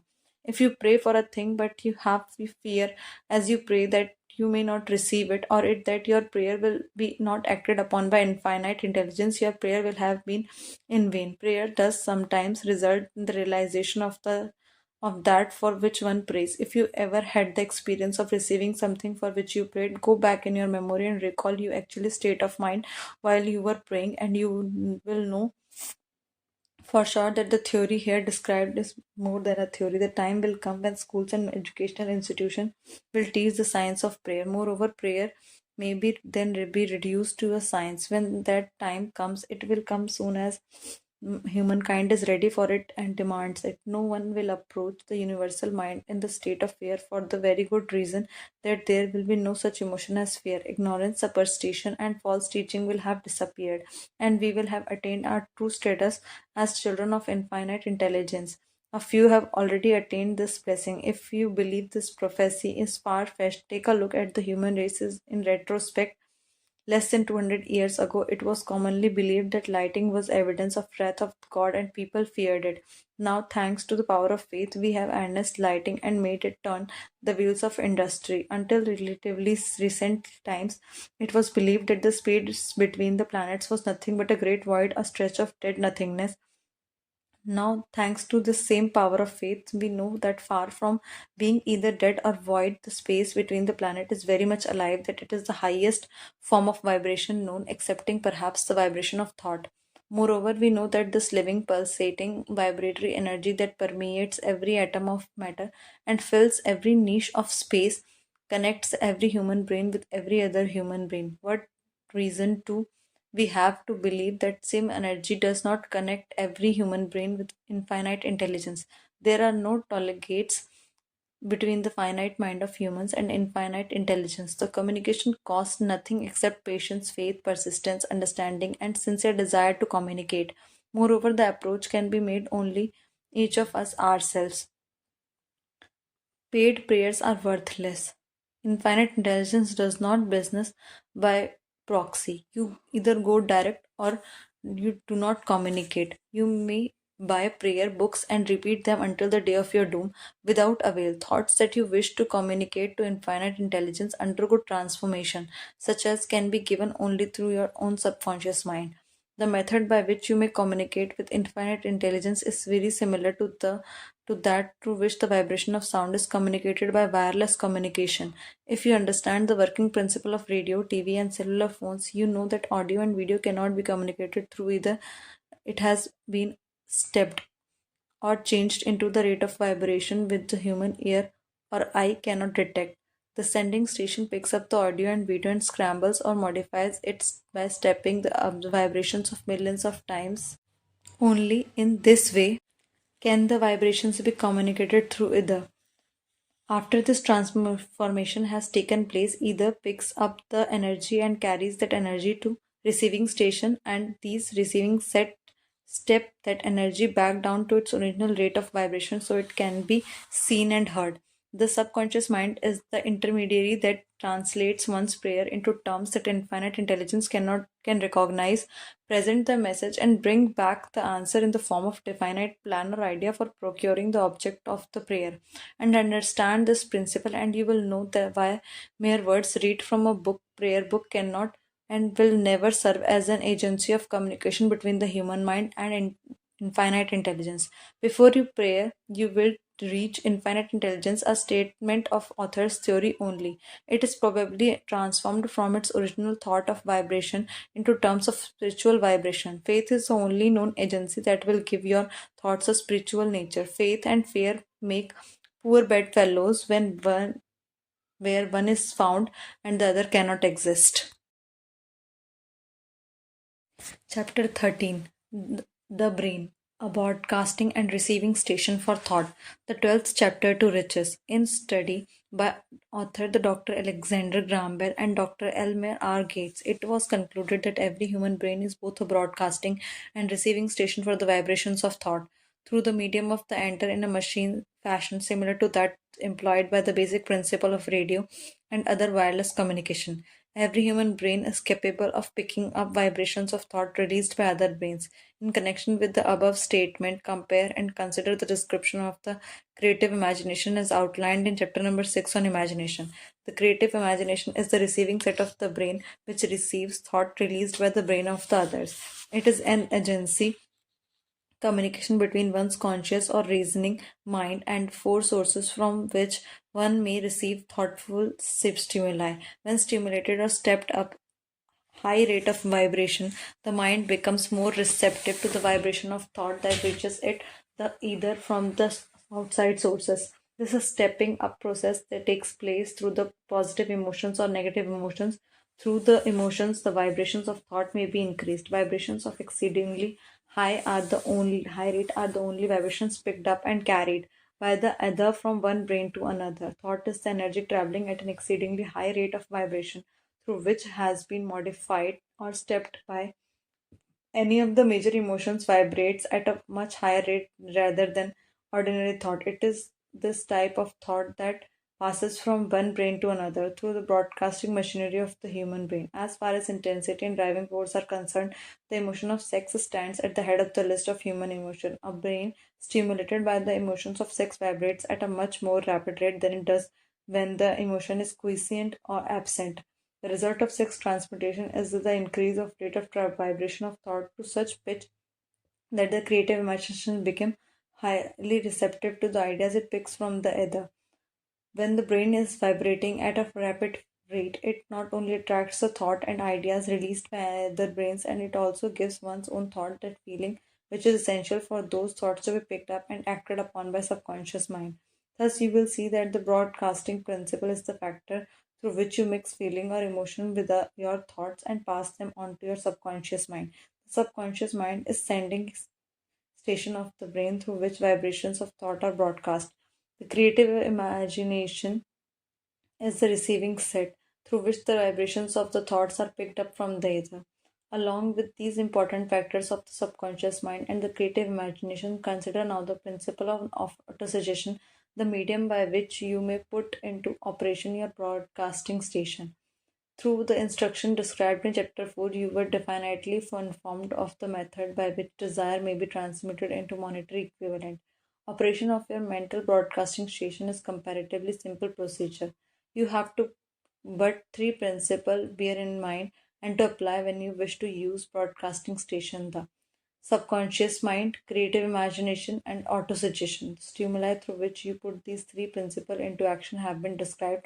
The procedure begins with desire. The greatest forces are intangible. The depression of 1930s brought the world to the very borderline of understanding the intangible and unseen forces. Through the ages that have passed, people have depended too much upon their physical senses and have limited their knowledge to physical things that could see, touch, weigh, and measure. We are now entering the most marvelous of all ages, an age that will teach us something of intangible forces of the world about us. Perhaps we shall learn as we pass through this age that the other self is more powerful than physical self we see when we look into the mirror.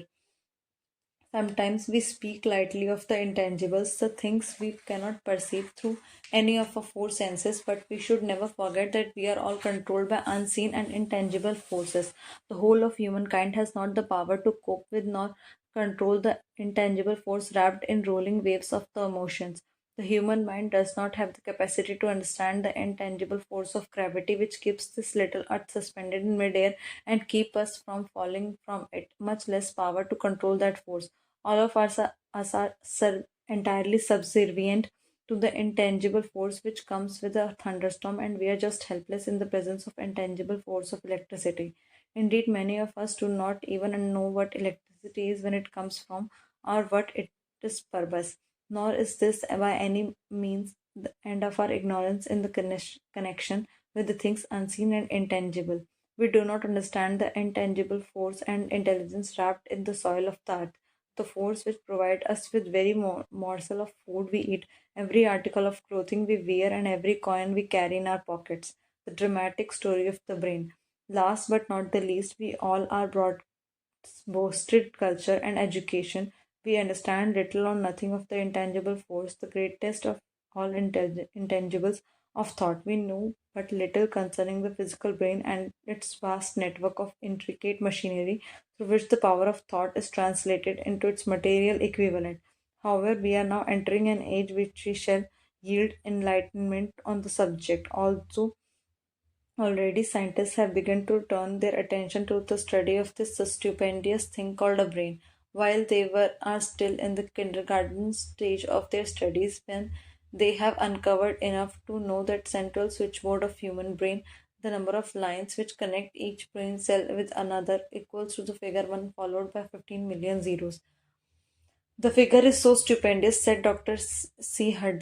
Judson Herrick of the University of Chicago, that astronomical figures dealing with the hundreds of millions of light years become insignificant by comparison. It has been determined that there are from 10 billion to 14 billion nerve cells in the human cerebral cortex, and we know that these are arranged in definite patterns. These arrangements are not haphazard, they are orderly. Recently developed method of electrophysiology draw off action currents from very precisely located cells or fibers with microelectrodes, amplify them, and record potential differences to a millionth of a volt. It is inconceivable that such a network of intricate machinery should be in existence for the sole purpose of carrying on the physical functions incidental to growth and maintenance of the physical body. Is it not likely that the same system which gives us billions of brain cells, the media for communication one with another, provides also means of communication with other intangible forces? In late 1930s, the New York Times published an editorial showing that at least one great university and one intelligent investigator in the field of mental phenomena were carrying out organized research through which conclusions had been reached that parallel of many of these described And the following chapter, the editorial briefly analyzed the work carried out by Dr. Ryan and his associates at Duke University as follows. What is telepathy? A month ago, we cited on this page some of remarkable results achieved by Professor Ryan and his associates in Duke University from more than 100,000 tests to determine the existence of telepathy and clairvoyance. Clairvoyance. These results were summarized in first two articles of Harper's Magazine. In the second, the magazine that has now appeared, the author E.H. Wright attempts to summarize what has been learned or what it seems to be reasonable to infer regarding the exact nature of these extrasensory modes of perception.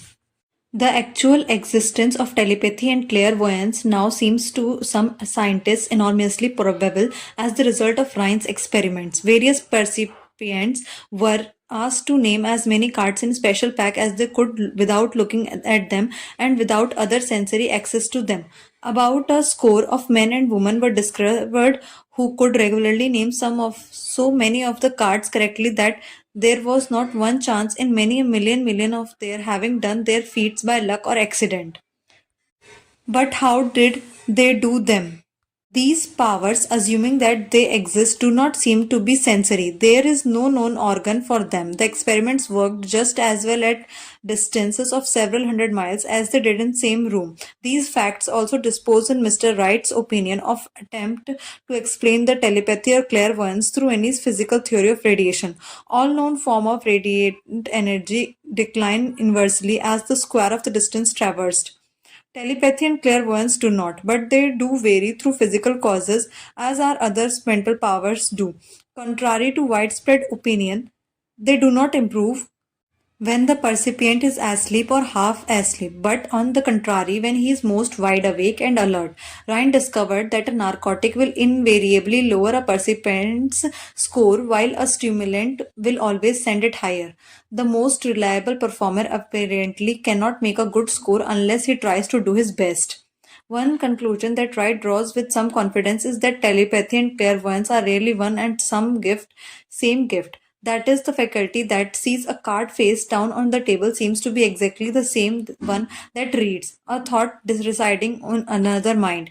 There are several grounds for believing this. So far, for example, the two gifts have been found in every person who enjoys either of them. In everyone so far, two have been of equal vigor.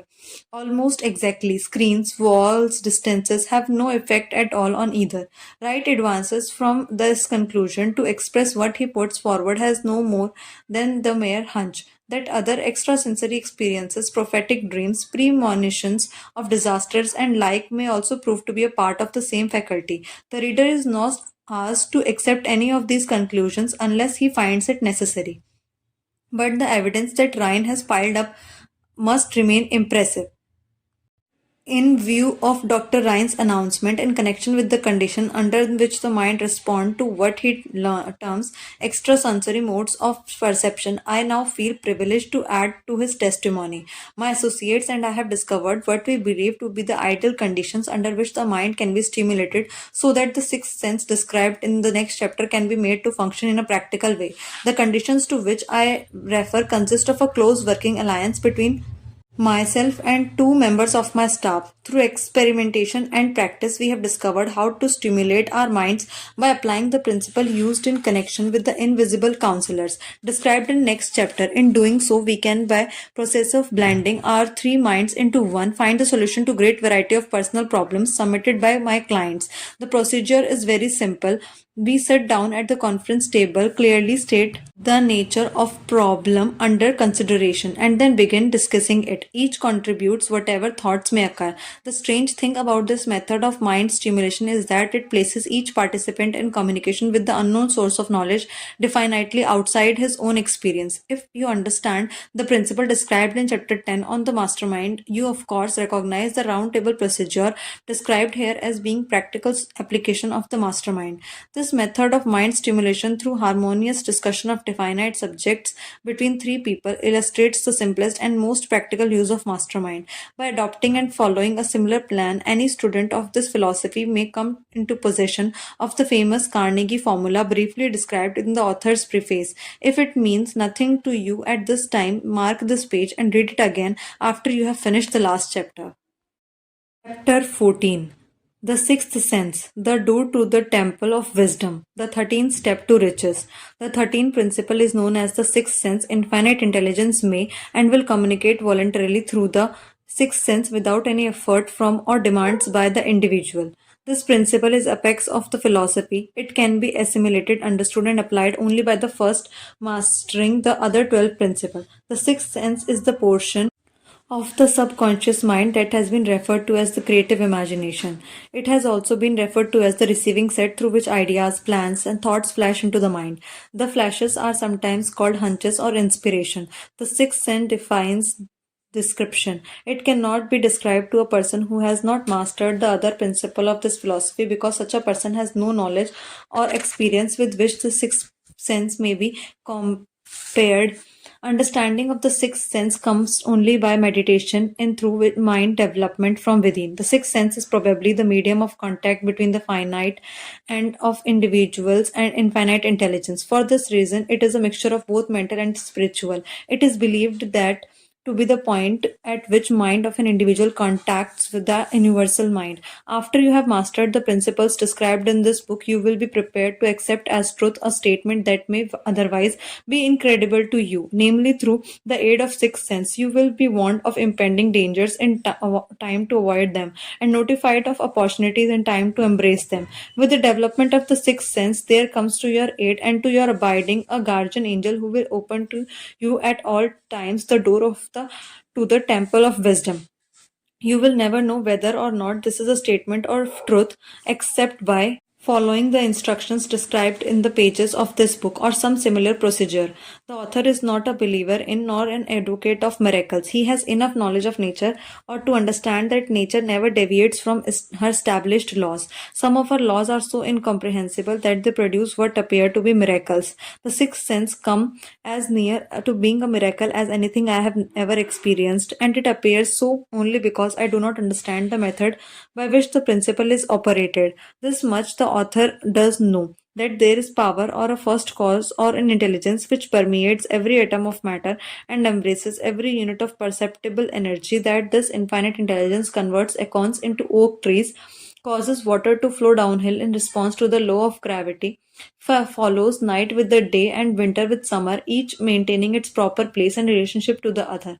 This intelligence made through the principles of the philosophy to be induced to aid transmuting desires into concrete or material form. The author has this knowledge because he has experimented with it and has experienced it. Step by step through the preceding chapters, you have been led to this, the last principle. If you have mastered each of the preceding principles, you are now prepared to accept without being skeptical the stupendous claims made here. If you have not mastered the other principles, you must do so before you may determine definitely whether or not the claims made in this chapter are fact or fiction. While I was passing through the age of hero worship, I found myself trying to imitate those whom I most admired. Moreover, I discovered that the element of faith with which I endeavored to imitate my idols gave me great capacity to do so quite successfully. I have never entirely divested myself of this habit of hero worship, although I have passed the age commonly given over to such. My experience has taught me that the next best thing to being truthfully great is to emulate the great by feeling and action as closely as possible. Long before I had ever written a line for publication or endeavored to deliver a speech in public, I followed the habit of reshaping my own character by trying to imitate the 9 men whose lives and life work had been most impressive to me. These 9 men were Emerson, Paine, Edison, Darwin, Lincoln, Burbank, Napoleon, Ford, and Carnegie. Every night over a long period of years, I held an imaginary council meeting with this group whom I called my invisible counselors. The procedure was this: just before going to sleep at night, I would shut my eyes and see in my imagination this group of men seated with me around my council table. Here I had not only an opportunity to sit among those whom I had considered to be great, but actually dominated the group by serving as the chairman. I had a definite purpose in indulging my imagination through these nightly meetings. My purpose was to rebuild my own character so it would represent a composite of the characters of my imaginary counselors. Realizing as I did early in life that I had to overcome the handicap of my birth into an environment of ignorance and superstition, I deliberately assigned myself the task of voluntarily rebirth through the method here described. Building character through autosuggestion. Being an earnest student of psychology, I knew that all people have become what they are because of their dominating thoughts and desires. I knew that every deeply seated desire seeks outward expression through which it may be transmuted into reality. I knew that self suggestion is a powerful factor in building character, that it is, in fact, the sole principle through which character is built. With this knowledge of principles of mind operation, I was fairly well armed with the equipment needed to rebuild my character. In these imaginary council meetings, I called on my cabinet members for the knowledge I wished to each to contribute, addressing myself to each member in audible words as follows: Mr. Emerson, I desire to acquire from you the marvelous understanding of nature which distinguished your life. I ask that you make an impress upon my subconscious mind of whatever qualities you possessed that enables you to understand and adapt yourself to the laws of nature. I ask that you assist me in reaching and drawing upon whatever sources of knowledge are available to this end. Mr. Burbank, I request that you pass on to me the knowledge which enabled you to so harmonize the laws of nature that you caused the cactus to shed its thorns and become an edible food. Give me access to the knowledge which enabled you to make two blades of grass through which where but one grew before and helped you to blend the coloring of the flowers with more splendor and harmony, for you alone have successfully glided the lily. Napoleon, I desire you to acquire from you my emulation, the marvelous ability you possess to inspire people and to arouse them to greater and more dominated, determined spirit of action. Also to acquire the spirit of enduring faith which enabled you to turn defeat into victory and to surmount staggering obstacles. Emperor Fate, King of Chance, Man of Destiny, I salute you, Mr. Payne. I desire you to acquire from you the freedom of thought and the courage and clarity with which to express convictions that so distinguished you. Mr. Darwin, I wish to acquire from you the marvelous patience and ability to study cause and effect without bias or prejudice so exemplified by you in the field of natural science. Mr. Lincoln, I desire to build you into my own character the keen sense of justice, the untiring spirit of patience, the sense of humor, the human understanding and tolerance that were your distinguishing characteristics. Mr. Carnegie, I am already indebted to you for my choice of a life which has brought me great happiness and peace of mind. I wish to acquire through thorough understanding of the principles of organized effort which you used to so effectively in the building of a great industrial enterprise. Mr. Ford, you have been among the most helpful of the men who have supplied much of the material essential to my work. I wish to acquire your spirit of persistence, the determination, poise, and the self-confidence that have enabled you to master poverty, organize, unify, and simplify human effort so I may help others to follow in your footsteps. Mr. Edison, I have seated you nearest to me and at my right because of the personal cooperation you have given me during my research into the causes of success and failure. I wish to acquire from you the marvelous spirit of faith with which you have uncovered so many nature's secrets, the spirit of unremitting toil with which you have so often wrested victory from defeat. My method of addressing the members of imaginary cabinet would vary according to the traits of character in which I was most interested in acquiring at the time. I studied the records of their lives and with painstaking care. After some months of this nightly procedure, I was astounded by the discovery that these imaginary figures became apparently real. Each of these nine developed individual characteristics which surprised me. For example, Lincoln developed the habit of always being late, that walking around in the solemn parade. When he walked very slowly with his hands clasped behind him. Once in a while he would stop as he passed and rest his hand momentarily upon my shoulder. He always wore an expression of seriousness upon his face. Rarely did I see him smile. The cares of surrendered nation made him grave.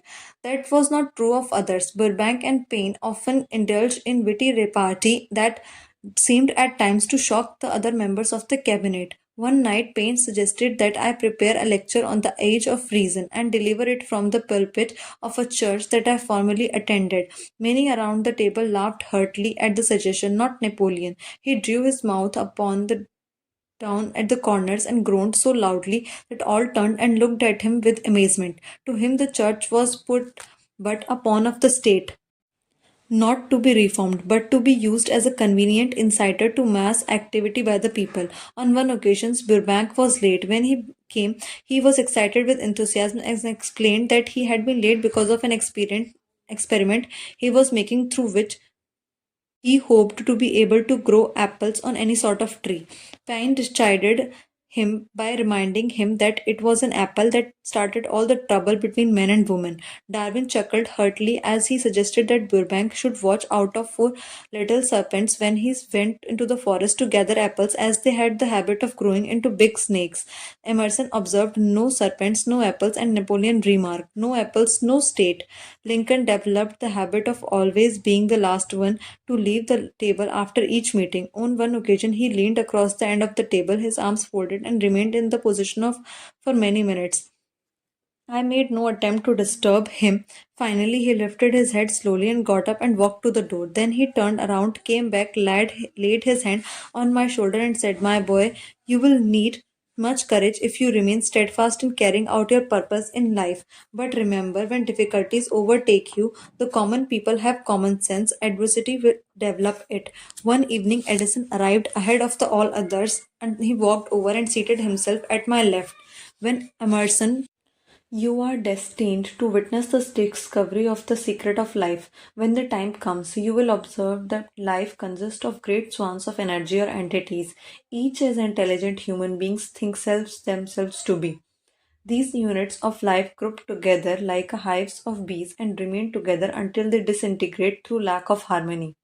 These units have differences of opinion the same as human beings and often fight among themselves.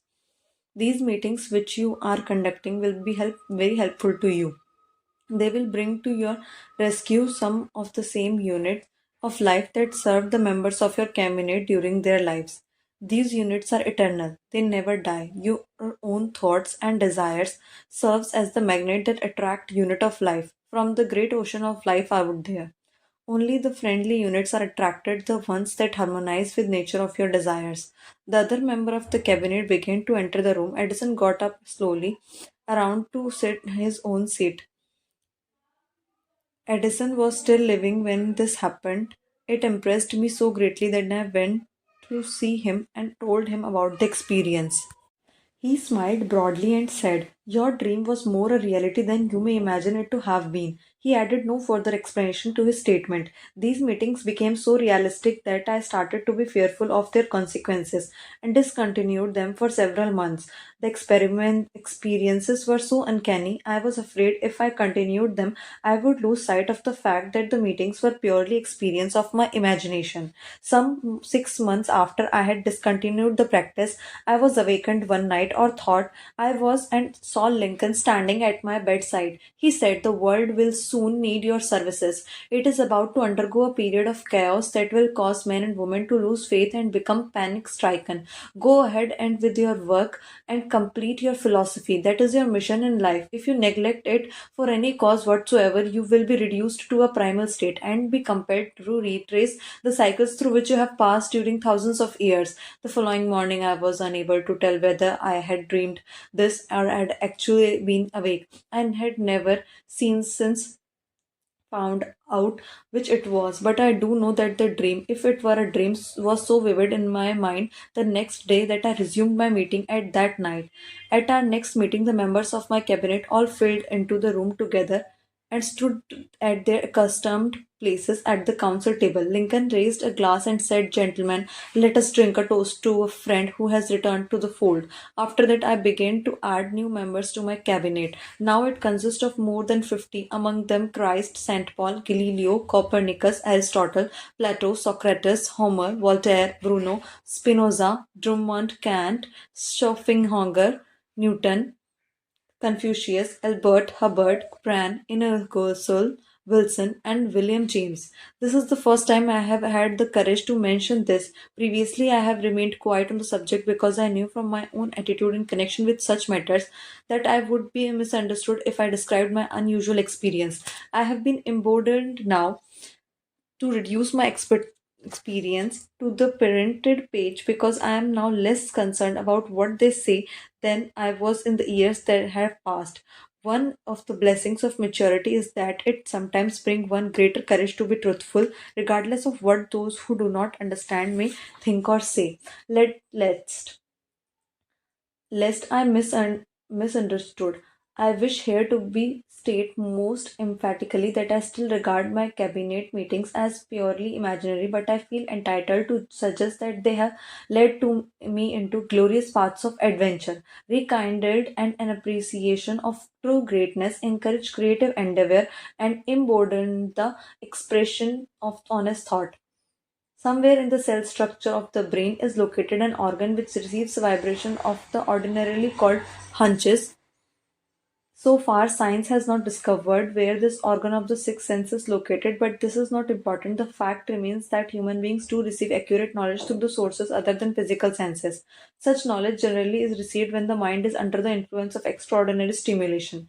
Any emergency that arouses the emotions and causes the heart to beat more rapidly than normal may and generally does bring the sixth sense into action. Anyone who has experienced a near accident while driving knows that on such occasion the sixth sense often comes to one's rescue and aid by a split seconds in avoiding the accident. These facts are mentioned preliminary to a statement of the fact I shall now make, namely that during my meetings with the invisible counselors, I found my most receptive to ideas, thoughts, and knowledge that reach me through the sixth sense. I can truthfully say that I owe my counselors full credit for such ideas, facts, or knowledge I received through inspiration. On scores of occasions when I have faced emergencies, some of them so grave that my life was in jeopardy, I have been miraculously guided past these difficulties through the influence of my counselors. My original purpose in conducting council meetings with imaginary being was solely that of impressing my own subconscious mind through the principle of autosuggestion with certain characteristics I desired to acquire. In more recent years, my experimentation has taken on an entirely different trend. I now go to my imaginary counselors with every difficult problem that confronts my clients and me. The results are often so astonishing, although I do not depend entirely on this form of counsel. You, of course, have recognized that this chapter covers a subject with which majority of people are unfamiliar. The sixth sense will be of great interest and benefit to the person whose aim is to accumulate vast wealth, but in need not to claim the attention of those whose desires are more modest. Henry Ford undoubtedly understood and made practical use of the sixth sense. His vast business and financial operations made it necessary for him to understand and use this principle. Thomas A. Edison understood and used the sixth sense in connection with the development of inventions, especially those involving basic patents where he had no human experience or accumulated knowledge to guide him. This was the case while he was working on the talking machine and the moving picture machine. Nearly all great leaders such as Napoleon, Joan of Arc, Christ, Buddha, Confucius, and Mohammed understood and probably made use of the sixth sense almost continuously. The major portion of their greatness consisted of their knowledge of this principle. The sixth sense is not something one can take off and put on at will. Ability to use this great power comes slowly through the application of the other principles outlined in this book. Seldom does any individual come into workable knowledge of sixth sense before the age of 40. More often, the knowledge is not available until one is well past 50. This is because the spiritual forces with which the sixth sense is so closely related only mature and became usable through years of meditation, self examination, and serious thought. No matter who you are, what you may have been, your purpose in reading this book, you can profit by it without understanding the principle described in this chapter. This is especially true if your major purpose is that accumulation of money or other material things.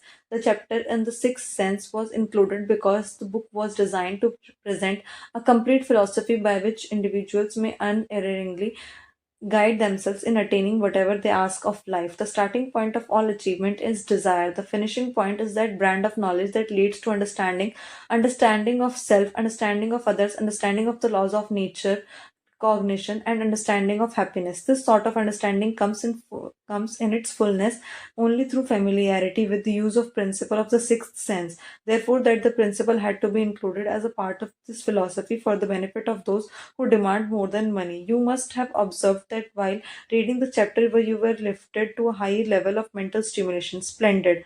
Come back to this again after a month from now, read it once more, and observe that your mind will soar to still higher level of stimulation. Repeat this experience from time to time without being concerned as how to or how much little you learn at the time. Eventually, you will find yourself in a position of a power that will enable you to throw of discouragement, master fear, overcome procrastination, and draw freely upon your imagination. Then you will have felt the touch of that unknown something which has been the moving spirit of every truly great thinker, leader, artist, musician, writer, statesman. Then you will be in a position to transmute your desires into their physical or financial counterpart as easily as you may lie down and quit at the first sign of opposition. Chapter 15, How to Outwit the Sixth Ghost of Fear. Clearing the brain for riches. Before you can put an portion of this philosophy into successful use, your mind must be prepared to receive it. The preparation is not difficult. It begins with study, analysis, and understanding of three enemies you shall have to clear out. These are indecision, doubt, and fear. The sixth sense will never function while these three negatives or any one of them remain in your mind. These members of this unholy trio are closely related. Where one is found, the other two are close at hand. Indecision is sealing of fear. Indecision is the seedling of fear. Remember this as you read. Indecision crystallizes into doubt. The two blend and become fear. The blending process is often slow. This is the one reason why these their three enemies are so dangerous. They germinate and grow without their presence being observed. The remainder of this chapter describes an end that must be attained before the philosophy as a whole can be put into practical use. It also analyzes a condition that has reduced a huge number of people to poverty, and it's a state, a truth that must be understood by all who accumulate riches, whether measured in terms of money or a state of mind of far greater value. The purpose of this chapter is to turn the spotlight upon the cause and the cure of six basic fear. Before we master any enemy, we must know its name, its habit, and its place of abode. As you read, analyze yourself carefully and determine which, if any, of the six common fears have attached themselves to you. Do not be deceived by the habits of these subtle enemies. Sometimes they remain hidden in the subconscious mind where they are difficult to locate and still more difficult to eliminate. The six basic fears. The six basic fears. Every human suffers from some combination of them at one time or another. Most people are fortunate if they do not suffer from the entire six, named in the order of their most common appearance. They are the fear of poverty, the fear of criticism, the fear of ill health,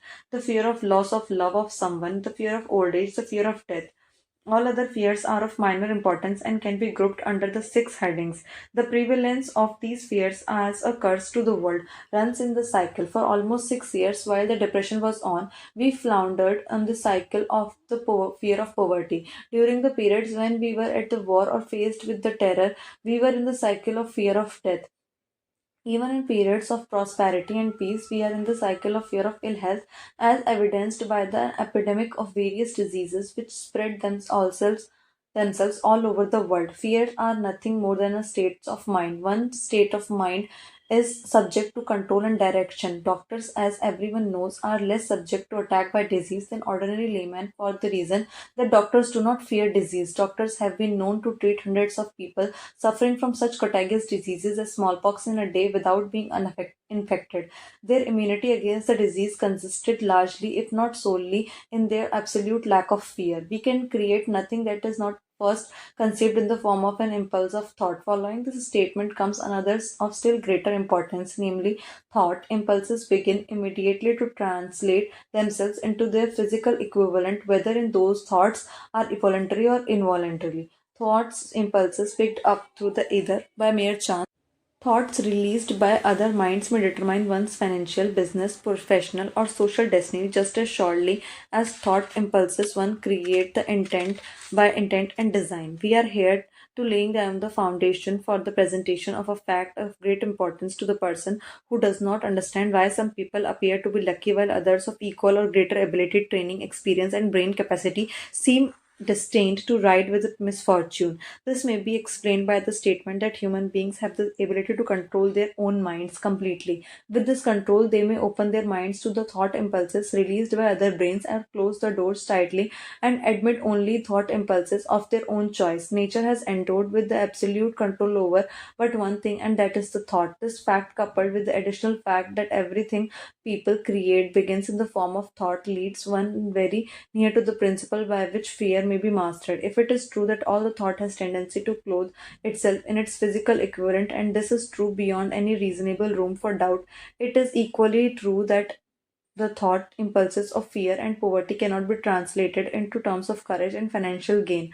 Following the Wall Street crash of 1929, the people of America were compelled to think of poverty. Slowly but surely, that mass thought was crystallized into its physical equivalent, which was known as depression. This had to happen. It is in conformity with the laws of nature. The fear of poverty. There can be no compromise between poverty and riches. The two roads that led to poverty and riches travel in opposite direction. If you want riches, you must refuse to accept any circumstance that leads towards poverty. The word riches is here is used in the broadest sense, meaning financial, spiritual, mental, and material estates. The starting point of your path that leads to riches is desire. In chapter 1 and 2, you received full instructions for the purpose use of desire. Proper use of desire. In this chapter on fear, you have complete instructions for preparing your mind to make practical use of desire. Here, then, is the place to give yourself a challenge that will definitely determine how much of this philosophy you have absorbed.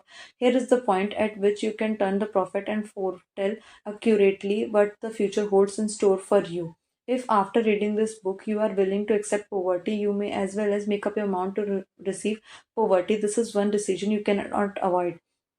If you demand riches, determine what form and how form will be required to satisfy you. You know the road that leads to the riches. You have been given a roadmap which, if followed, will keep you in that road. And if you neglect to make that start or stop before you arrive, no one will be blame you but you. This responsibility is yours. No alibis will save you from accepting the responsibility. If you now fail or refuse to demand riches of life, the acceptance call for but one thing, the only thing that you can control, and that is the state of mind. A state of mind is something that one assumes. It cannot be purchased, it must be created. For fear of poverty is a state of mind, nothing else, but it is sufficient to destroy one's chances of achievement in any undertaking.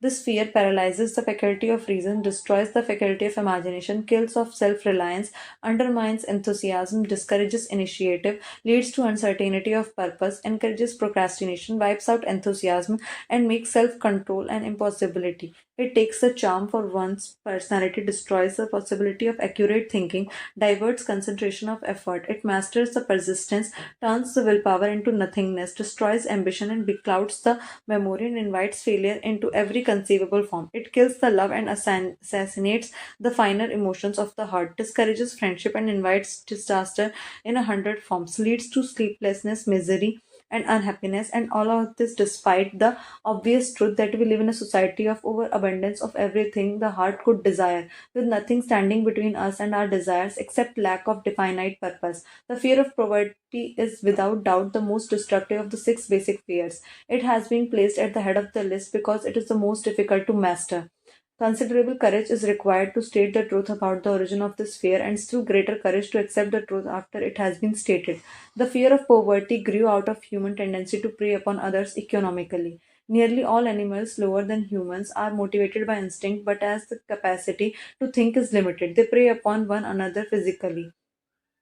Humans, with their superior sense of intuition, with the capacity to think and to do reason, do not eat other humans bodily. They get more satisfaction out of eating them financially. The age in which we live seems to be consumed by money madness. People are considered less than the dust of the earth unless they can display a fat bank account. But if they have money, never mind how acquired, they are too often idealized and treated as being above the law. They rule in politics, dominate in business, and the whole world about them bows in respect when they pass by. Nothing brings so much suffering and humility as poverty. Only those who have experienced poverty understand the full meaning of this. It is no wonder that we fear poverty. Through a long line of inherited experiences, we have learned for sure that some people cannot be trusted where the matters of money and earthly possessions are concerned. This is a rather stinging indictment, the worst part of it being that is true. Many marriages are motivated by wealth possessed by one or both of the contracting parties. It is no wonder, therefore, that the courts are busy. So eager are people to possess wealth that they will acquire it in any feasible manner, through legal methods if possible, but through other methods if necessary or expedient. Self analysis may disclose weakness that one does not like and to acknowledge. This form of examination is essential to all who demand of life more than mediocrity and poverty. Remember, as you check yourself point by point, that you are the court and the jury, the prosecution and the defense, the plaintiff and the defendant. Face the facts squarely, ask yourself definite questions, and demand direct replies. When the examination is over, you will know more about yourself. If you do not feel that you can be impartial judge in the self examination, call upon oneself who knows you will serve as judge. While you cross examine yourself, you are after the truth. Get it no matter at what cost, even though it may temporarily embarrass you. The majority of people, if asked what they fear most, would reply, I fear nothing. The reply would be inaccurate because few people realize that they are bound, handicapped, whipped spiritually and physically through some form of fear. So subtle and deeply seated is the emotion of fear that one may go through life burdened with it, never recognizing its presence. Only a courageous analysis will disclose the presence of this universal enemy. When you begin such analysis deeply, search deeply into your character. Here is a list of the symptoms you should look for. Symptoms of fear of poverty. Indifference, commonly expressed through lack of ambition, willingness to tolerate poverty, acceptance of whatever compensation of life may offer without protest, mental and physical laziness, lack of initiative, imagination, enthusiasm, and self control, indecision, the habit of permitting others to do one's thinking, staying on the fence, doubt, generally expressed through alibis and excuses designed to cover up, explain away, or apologize for one's failure, sometimes expressed in the form of envy of those who are successful and by criticizing them. Worry, usually expressed by finding fault with others, a tendency to spend beyond one's income, neglect of personal appearance, scowling and frowning, intemperance in the use of alcoholic drink, sometimes used through the use of narcotics, nervousness, lack of poise, self consciousness, and lack of self reliance, over caution, the habit of looking for the negative side of every circumstance, thinking and talking of the possible failure instead of concentrating upon the means of succeeding, knowing all roads to disaster but never searching for the plans to avoid failure, waiting for the right time to begin putting ideas and plans into action until the waiting becomes a permanent habit, remembering those who have failed and forgetting those who have succeeded, seeing the hole in the donut but overlooking the donut.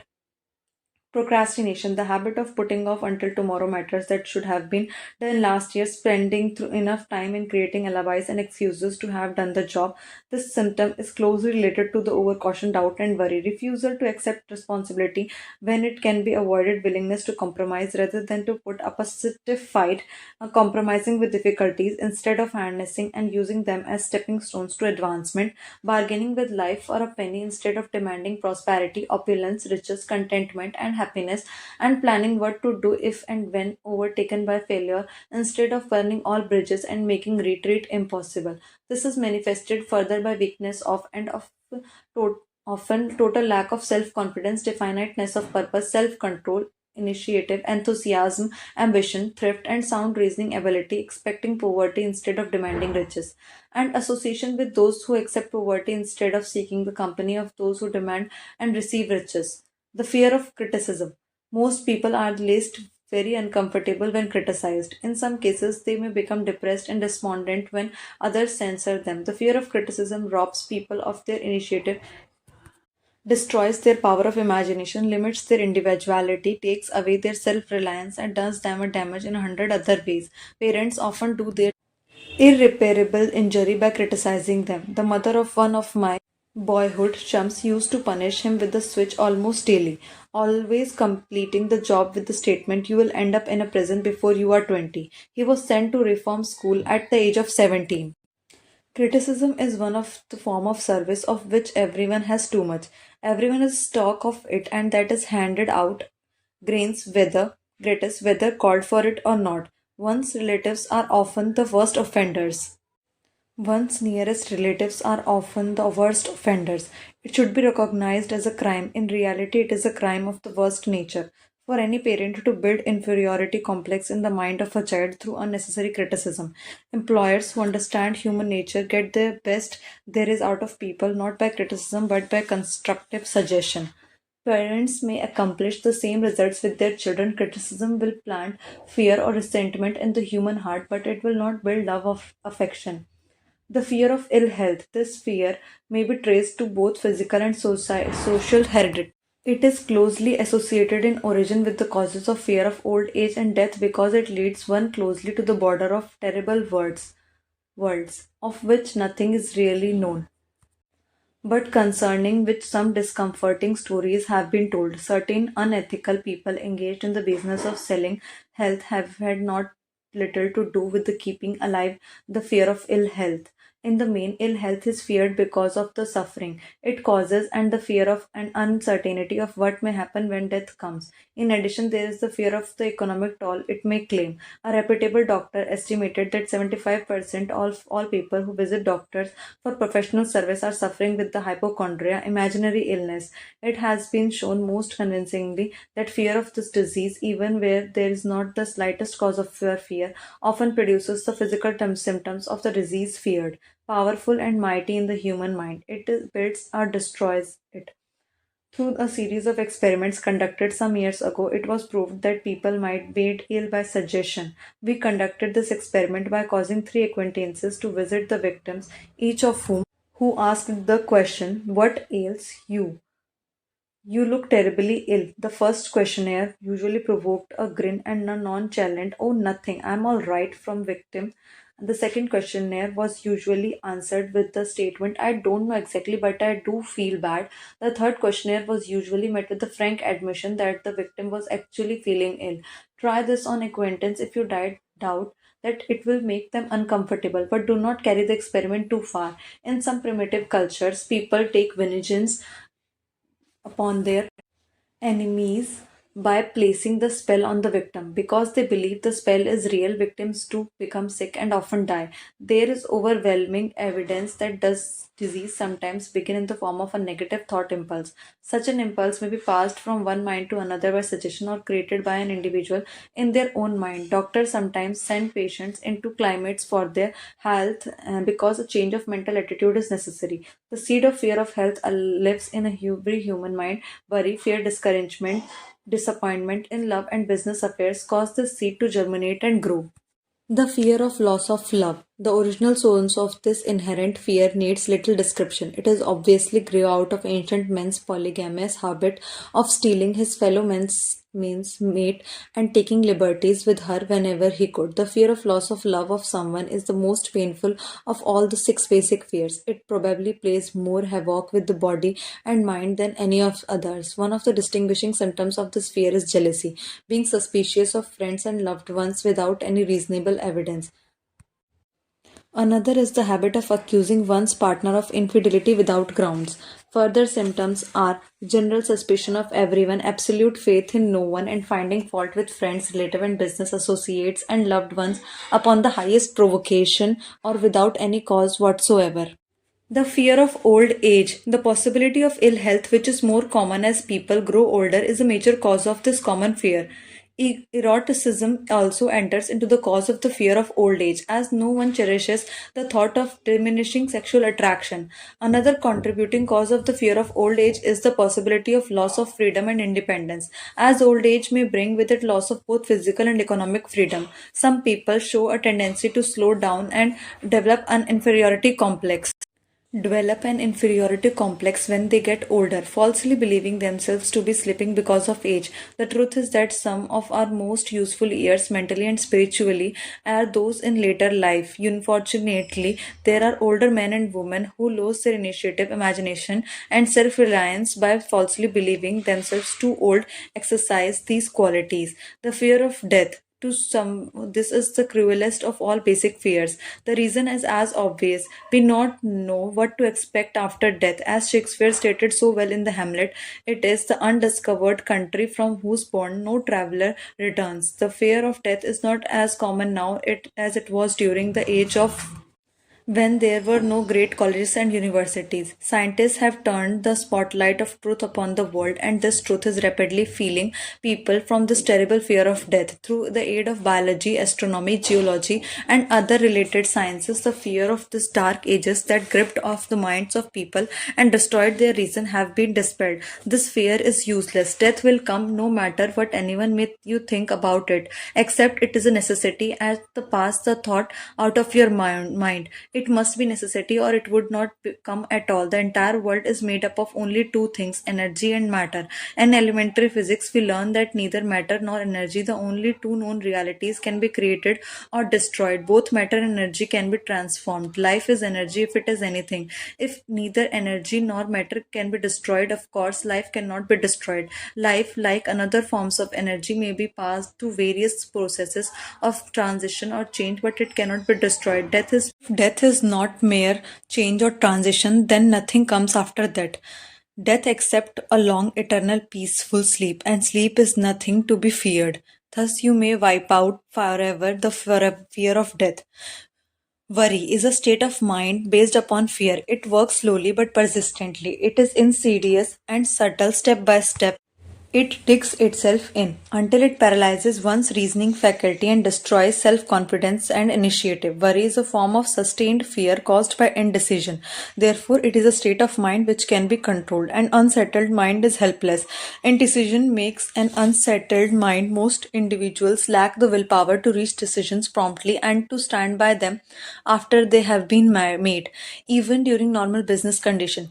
During periods of economic unrest, people are handicapped not only by their inherent tendency to be slow at reaching decisions, but also by the indecisions of others around them who have created a state of mass indecision. Six basic fears become translated into state of worry through indecision. Relieve yourself forever of fear of death by reaching a decision to accept death as an inescapable event. Whip the fear of poverty by reaching a decision to get along with whatever wealth you can accumulate without worry. Put your foot upon the neck of the fear of criticism by reaching a decision not to worry about what other people think, do, or say. Eliminate the fear of old age by reaching a decision to accept it not as handicap but as a great blessing which carries with it wisdom, self-control, and understanding not known to youth. Acquit yourself of the fear of ill health by decision to forget symptoms. Master the fear of loss of love by reaching a decision to get along without love if that is necessary. Kill the habit of worry in all its forms by reaching a general blanket decision that nothing life has to offer is worth the price of worry. With the decision will come poise, peace of mind, and calmness of that will bring happiness. A person whose mind is filled with fear not only destroys their own chances of intelligent action, but transmits these destructive vibrations into the mind of other people and destroys their chances as well. Even a dog or a horse knows when its master lacks courage. Moreover, a dog or horse will pick up the vibrations of fear through off by its master and behave accordingly.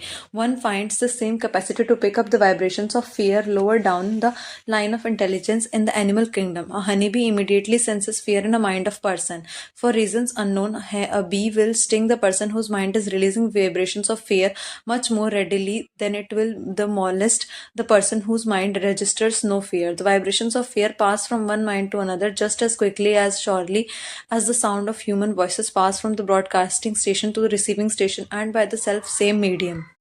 Mental telepathy is reality. Thoughts pass from one mind to another voluntarily, whether or not this fact is recognized by either the person releasing the thoughts or the person who picks up those thoughts. The person who gives expression by words of mouth no to negative or destructive thoughts is practically certain to experience the result of those words in the form of destructive kickback. The result of destructive thought impulse alone, the aid of words also produces a kickback in more than one ways. First of all, and perhaps most important to be remembered, the person who releases thoughts of destructive nature must suffer damage through the breaking down of the faculty of creative imagination. Secondly, the presence in the mind of any destructive emotion develops a negative personality that repels people and often converts them into antagonists. The third source of damage to person who entertains or releases negative thoughts lies in the significant fact also produces a kickback in more ways than one. First of all, perhaps most important to be remembered, the person who releases thoughts of destructive nature must suffer damage through the breaking down of faculty of creative imagination. Secondly, the presence of mind of any destructive emotion develops a negative personality that repels people and often converts them into antagonists. The third source of damage to the person who entertains or releases negative thoughts lies in the significant fact these thought impulses are not only damaging to others but they embed themselves in the subconscious mind of a person releasing them and then become the part of their character. One is never through with a thought merely by releasing it. When a thought is released, it spreads in every direction through the medium of the ether, but it also plants its permanently in the subconscious mind of a person releasing it.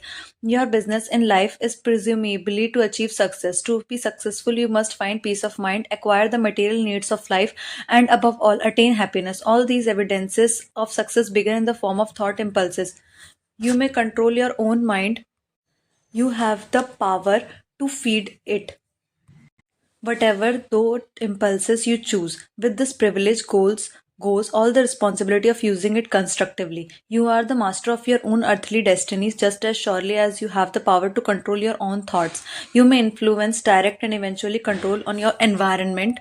You have the power to control your own thoughts. You may influence, direct, and eventually control your own environment, making your life what you want it to be. On the other hand, you may neglect to the exercise is the privilege that is yours to make your life to order, thus casting yourself upon the broad sea of circumstance where you will be tossed hither and yon like a chip on the waves of the ocean. Chapter 16, The Devil's Workshop, the seventh basic evil. In addition to the six basic fear, there is another evil by which people suffer. It constitutes a rich soil in which the seeds of failure grow abundantly. It is so subtle that its presence is often not detected. This affliction cannot properly be classed as a fear. It is more deeply seated and more often fatal than all other six fears. For want of a better name, let us call this evil susceptibility to negative influences. People who accumulate great riches always protect themselves against this evil. The poverty stricken never do. Those who succeed in any calling must prepare their minds to resist the evil. If you are reading this philosophy for the purpose of accumulating riches, you should examine yourself very carefully to determine whether you are susceptible to negative influences. If you neglect the self analysis, you will forfeit your right to attain the object of your desires. Make the analysis searching. After you read the questions prepared for the self analysis, hold yourself to strict account in your answers. Go to the task as carefully as you would search for any other enemy you knew to be waiting to ambush you, and deal with your own faults as you would a more intangible enemy. You can easily protect yourself against highway robbers because the law provides organized cooperation for your benefit. But the seventh basic evil is more difficult to master. It strikes when you are aware of its presence, when you are asleep and while you are awake. Moreover, its weapon is intangible because it consists of merely a state of mind. This evil is dangerous because it strikes in as many different forms as there are human experiences. Sometimes it enters the mind through the well meant of one's own relatives. At other times, it bores from within through one's own mental attitude. Always, it is deadly as poison, even though it may not kill as quickly. How to protect yourself against negative influences? To protect yourself against negative influences, whether of your own making or the result of activities of negative people around you, recognize that you have a willpower. Put it into a constant use until it builds a walls of immunity against negative influences in your own mind. Recognize the fact that you and every other human being by nature lazy, indifferent, and susceptible to all suggestions that harmonize with your weaknesses. Recognize that you are by nature susceptible to all six basic fears. Set up for habits for the purpose of counter-reacting all these fears. Recognize that negative influences often work on you through your subconscious mind and are therefore difficult to detect. Keep your mind closed against all people who depress or discourage you in any way. Deliberately seek the company of people who influence you to think and act for yourself. Do not expect troubles, as they have the tendency not to disappoint. Without doubt, the most common weakness of all human beings is the habit of leaving their minds open to the negative influence of other people. This weakness is all the more damaging because most people do not recognize that they are cursed by it, and many who acknowledge it neglect or refuse to correct the evil until it becomes an uncontrollable part of their daily habits. To aid this, those who wish to see themselves as they really are, the following list of questions has been prepared. To read the questions and state your answers aloud so you can hear your own voice. This will make it easier for you to be truthful with yourself. Self-analysis test question. Do you often complain often of feeling bad? If so, what is the cause? Do you find fault with other people at the slightest provocation? Do you frequently make mistakes in your work? If so, why? Are you sarcastic and offensive in your conversation? Do you deliberately avoid the association of anyone? If so, why? Do you suffer frequently with indigestion? If so, what is the cause? Does life seem futile and future hopeless to you? If so, why? Do you like your occupation? If not, why? Do you often feel self pity? If so, why? Are you envious of those who excel you? To which do you devote most time, thinking of success or of failure? Are you gaining or losing self confidence as you grow older? Do you learn something of value from all mistakes? Are you permitting some relative or acquaintance to worry you? If so, why? Are you sometimes in the clouds and other times in the depth of despondency? Who has the most inspiring influence upon you? What is the cause? Do you tolerate negative or discouraging influences that you can avoid? Are you careless of your personal appearance? If so, when and why? Have you learned how to drown your troubles by being too busy to be annoyed by them? Would you call yourself a spineless weakling if you permitted others to do you thinking for you? Do you neglect internal bathing until auto intoxication makes you ill tempered and irritable? How many preventable disturbances annoy you and why do you tolerate them? Do you resort to liquor, narcotics, cigarettes to quiet your nerves? If so, why do you not try to willpower instead? Does anyone nag you, and if so, for what reason? Do you have definite major purpose, and if so, what it is and what plan have you for achieving it? Do you suffer from any of the six basic fear? If so, which ones? Have you a method by which you can shield yourself against the negative influence of others? Do you make deliberate use of autosuggestion to make your mind positive? Which do you value most, your material possessions or privilege of controlling your own thoughts? Do others easily influence you against your own judgment? Has today added anything of value to your stock knowledge or state of mind? Do you face squarely the circumstance that make you unhappy or sidestep the responsibility? Do you analyze all mistakes and failures and try to profit them by, or do you take the attitude that this is not your duty? Can you name three of your most damaging weaknesses? What are you doing to correct them? Do you encourage other people to bring their worries to you for your sympathy? Do you choose from your daily experiences, lessons, or influences that aid you in personal advancement? Does your presence have a negative influence on other people as a rule? What habits of other people annoy you most? Do you form your own opinions or permit yourself to be influenced by other people? Have you learned how to create a mental status of mind with which you can shield yourself against all discouraging influences? Does your occupation inspire with the faith and hope? Are you conscious of possessing spiritual forces of sufficient power to enable you to keep your mind free from all forms of fear? Does your religion help you to keep your mind positive? Do you feel it your duty to share other people's worries? If so, why? If you believe that birds of a feather flock together, what have you learned about yourself by studying the friends you attract? What connection, if any, do you see between the people whom you associate most closely and any unhappiness you may experience? Could it be possible that some person you consider to be a friend is in reality your worst enemy because of their negative influence on your mind? By what rules do you judge who is helpful and who is damaging to you? Are you intimate associates mentally superior or inferior to you? How much time out of every 24 hours do you devote to your occupation, sleep, play, and relaxation, acquiring useful knowledge? Plain waste. Who among your acquaintances encourages you most, cautions you most, discourages you most, help you most in other ways? What is your greatest worry? Why do you tolerate it? When others offer you free, unsolicited advice, do you accept it without a question or analyze their motive? What above all else do you desire? Do you intend to acquire it? Are you willing to subordinate all other desires for this one? How much time daily you devote to acquiring it? Do you change your mind often? If so, why? Do you usually finish everything you begin? Are you easily impressed by other people's business or professional titles, university degrees, or wealth? Are you easily influenced by what other people think or say of you? Do you cater to people because of their social and financial status? Whom do you believe to be the greatest person living?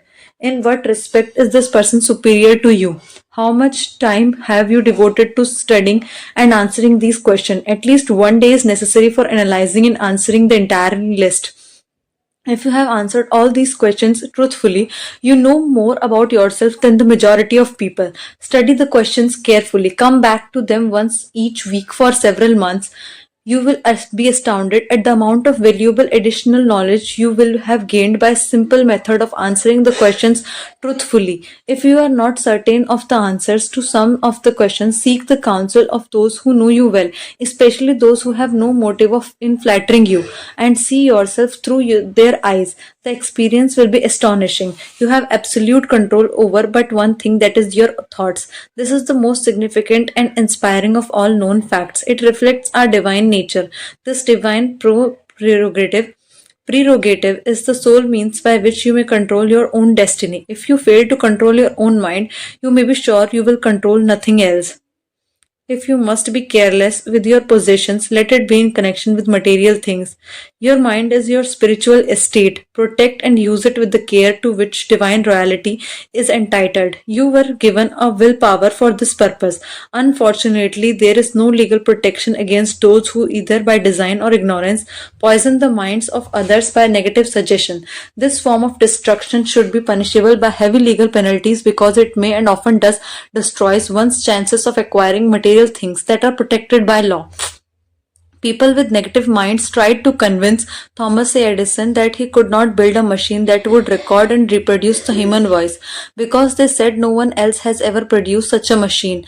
Edison did not believe them. He knew that the mind could produce anything the mind could conceive and believe, and that knowledge was thing that lifted him above the common herd. Men with negative minds told F. W. Woolworth he would go broke trying to run a store on 5 and 10-cent sales. He did not believe them. He knew that he could do anything within reason if he backed his plans with faith. Exercising his right to keep other men's negative suggestions out of his mind, he piles up a fortune of more than $100 million. Men with negative minds told George Washington he could not hope to win against the vastly superior forces of British, but he exercised his divine right to believe. Doubting the Thomases scoffed scornfully when Henry Ford tried out his first crudely built automobile on the streets of Detroit. Some said the thing would never become practical. Others said no one would pay money for such a contraption. Ford said, "I'll build the earth with dependable motor cars," and he did. His decision to trust his own judgment piled up a fortune far greater than the next 5 generations of his descendants could squander. Henry Ford has been repeatedly mentioned because he is an astounding example of what someone with a mind of their own and will to control can accomplish. His records knock the foundation from the under that time own alibi. I never had a chance. Ford never had a chance either, but he created an opportunity and bagged it with a persistent until it made him richer than Croesus. Mind control is the result of self-discipline and habit. You either control your mind or it controls you. There is no halfway compromise.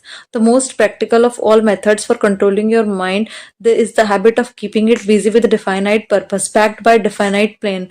Study the record of people who have achieved noteworthy success and you will observe that they have control over their own minds. Moreover, that they exercise that control and direct it towards the attainment of definite objectives. Without this control, success is not possible. 55 famous alibis. People who do not succeed have one distinguishing trait in common. They know all the reasons for failure and have what they believe to be or airtight alibis to explain away their own lack of achievement. Some of these alibis are clever and few of them are justifiable by the fact, but alibis cannot be used for the money. The world wants to know only one thing: have you achieved success?